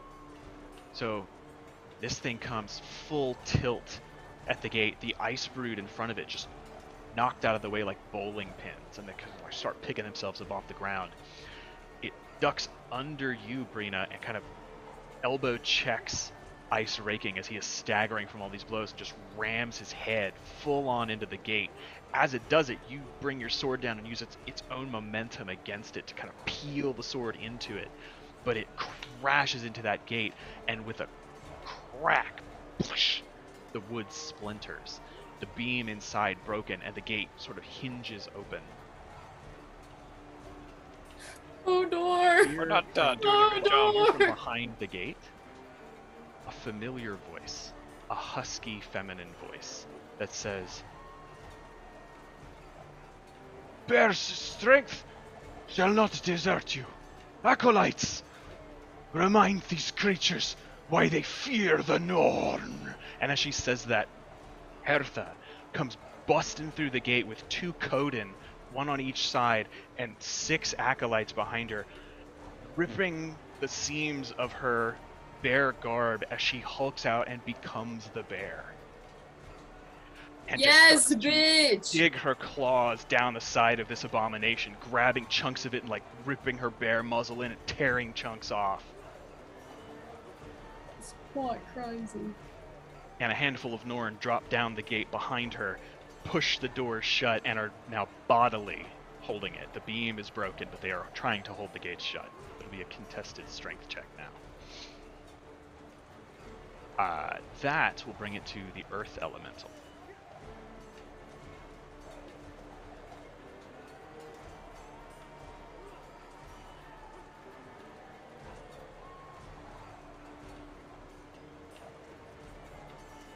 Sorry. The elemental. Mm-hmm. There's a shaman pretty close to it. I think he can get there.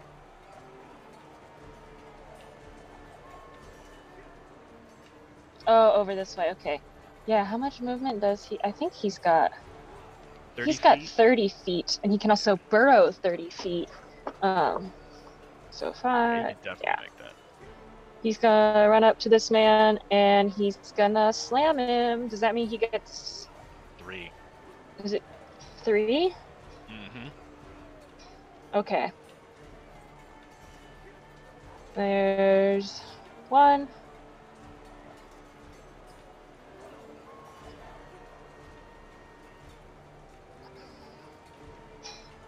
Here's 2. And here's 3. Woof! Those will all hit. Damn. So 27.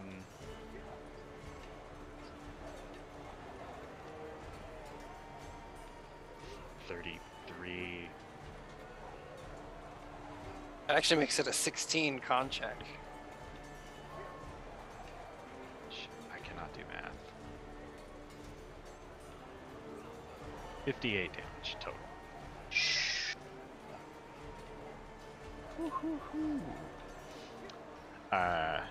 What was the con check, Jimmy? He 2 10s and a 16. 2 10s and a 16. Save Constitution. Makes the 10. Fails the second 10. Oh, that's hot. So you are no longer froze as that spell ends. That makes me happy. So I think I have a good plan. That will bring it to Bertie.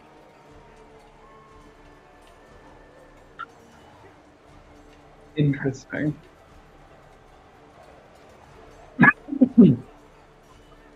So this.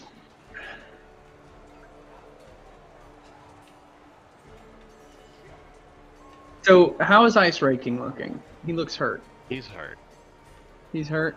Yeah, Does he he's look getting- bad he's hurt getting or regular battered hurt? around. Like he's bloodied. He's bloodied. kind of staggered around. He's not on death's door. He's got some fight in him, but he's looking hurt. Hertha and her acolytes have just come out of the gate. I don't have a bunch of tokens for them, but they're sort of clustered between him and the gate at this point. And 2 Coden have come out with her.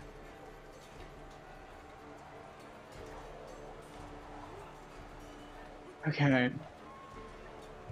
I don't know how hard I should go for it. Okay. I tell you what I'm gonna do is I'm gonna move. Well, I'm just gonna go ahead and hit this guy. I think Ice Raking is gonna be okay for one more round. I'm hoping. What are you doing? Heat of battle. All right, I'll heal Ice Raking. We'll hit him. Guilted. Yeah, I feel bad for him. It's my job. You don't is have healer. to. What would your character do? Obviously, Well, here's the thing. fine. Okay. So, is there another side to this map where, like, the people? I guess what I'm asking. Would it be possible? Like, where is the other side of this gate? Essentially, like, I know this map, but like, There's a similar pass to what you're looking at for like a couple dozen yards in the other direction before it kind of opens out into Holbrack town. okay.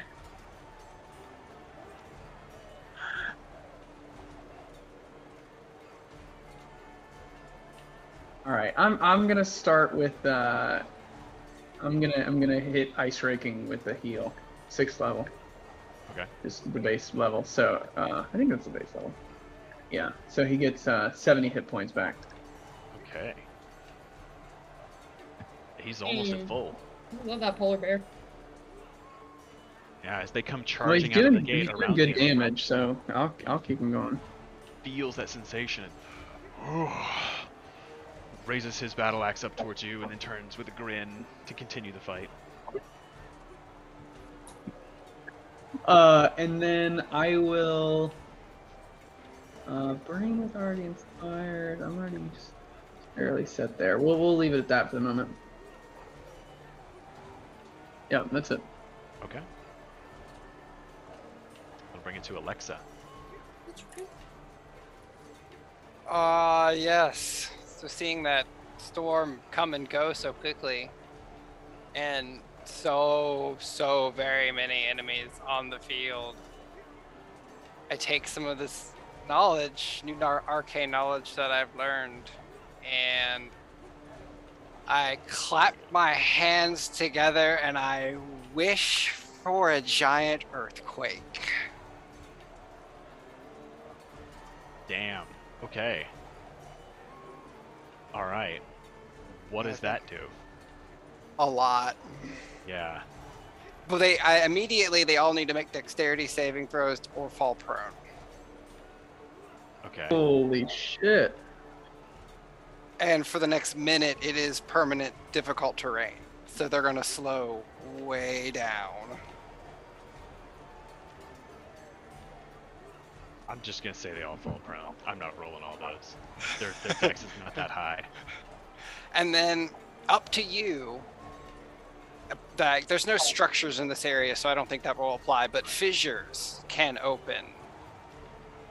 A total of 1d6 fissures can open in the chosen locations by the GM. Each is 1d10 feet deep, feet wide, yada yada. A creature standing in the spot must save a dexterity throw or fall in. And nothing takes damage. Everything's just about falling prone and making difficult terrain.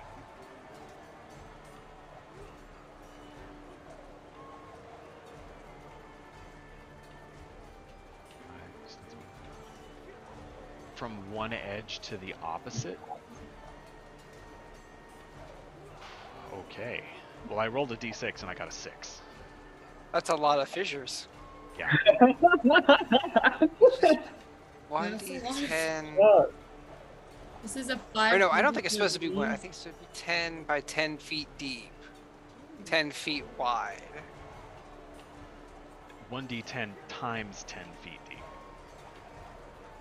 So, like, Oh! potentially 100 feet deep. Yes, I had to switch back to the You're fucking my page day just to up. make sure Never I was. mind. I Shit, did. never 10 mind. feet wide, okay. So I can do a ray. If you want to delete your I area can. here, I think I can do this.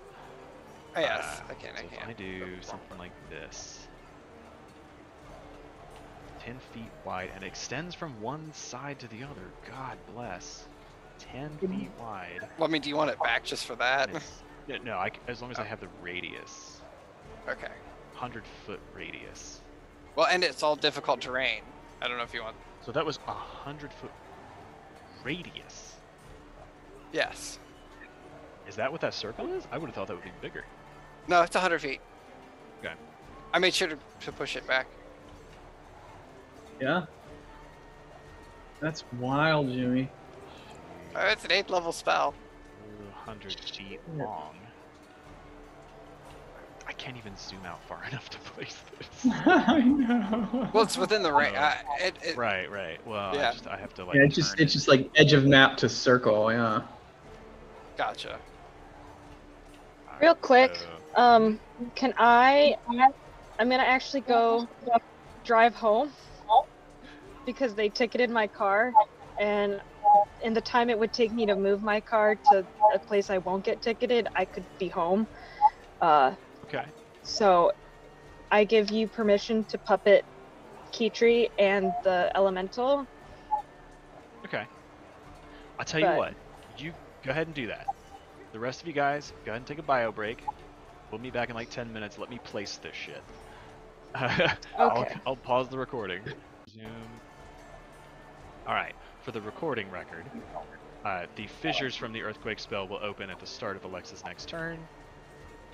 One of them is 10 feet deep, one is 30 feet deep, one is 70, one is 60, another is 70, and the final is 100 feet deep. That's They fucking crazy. crisscross the area entirely. Yeah, they're 200 feet long, and I'll have to read up on that before we start the next session because we're I have going to end here terraformed my momentarily. home. But that is my most powerful spell. Gone. Top of the round. Air, who has been trying to call out targets but has been pretty well blinded each round, finally manages to clear the snow and the sleet from her eyes. And you hear her call out above the din of battle. By the spirits! What is that? She's pointing towards a pair of big evergreens on the north shelf.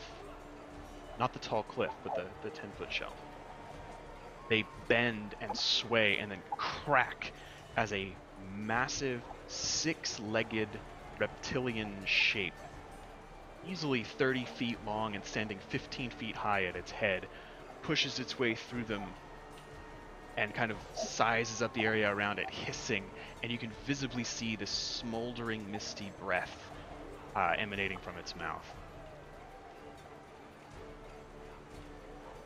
A Norn man in ceremonial furs, with a dark staff in one hand, It's riding upon its back, the staff kind of planted firmly in front of one of its legs, shouting commands to the ice brood and gesturing towards the gate imperiously with this big antlered helm.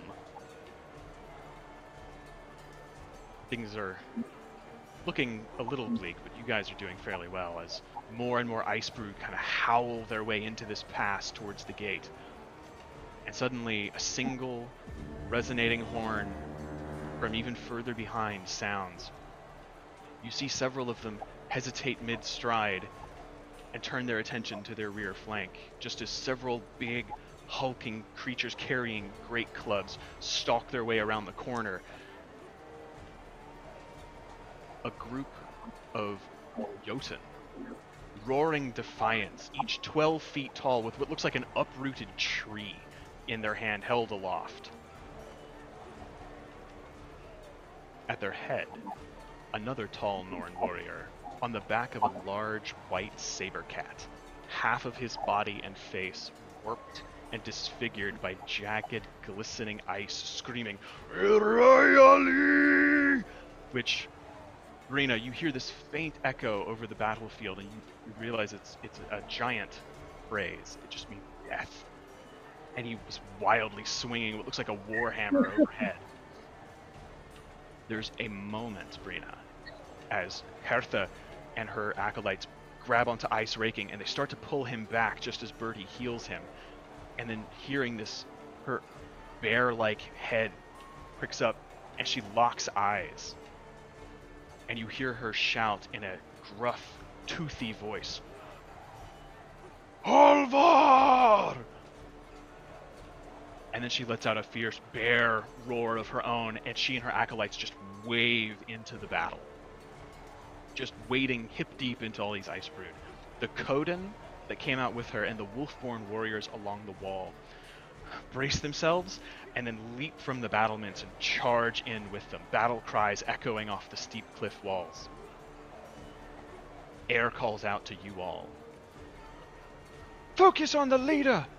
The Svanir are cowards! Even the strength of Jormag can't give you true courage. Cut him down, and the rest will roll over like dogs," as she draws her bow and fires, streaking a couple of arrows into the nearest abomination as it rushes towards the gates and begins to intercept these Kodan and Norn warriors. Whoa. These guys. Where's But your still could have answered our call. Very rude. I can see like Just a a police quick, like, alarm, I'll and be it right doesn't there. respond. What is that? Just like a, hey, I'm on the way. Quick battle strategy. Hold out for 20 minutes and I'll be there. Holy I shit. don't know if you Very guys can all scary. see that. Yeah. That's, Oh, I is see this enough. the giant fight? Oh, damn. He's very scary. He's very scary. Oh my That god. It's is so where we're gonna go big. tonight. Oh It my is. gosh, Ryan. This is so fucking cool, though, dude. Ryan, what's that man concentrating on? What is That's a that good concentration question. symbol for, Ryan? Well, he'll have to roll about it Oh, at the end God. of his turn, Oh, he will. That's true. because he's now in the earthquake zone.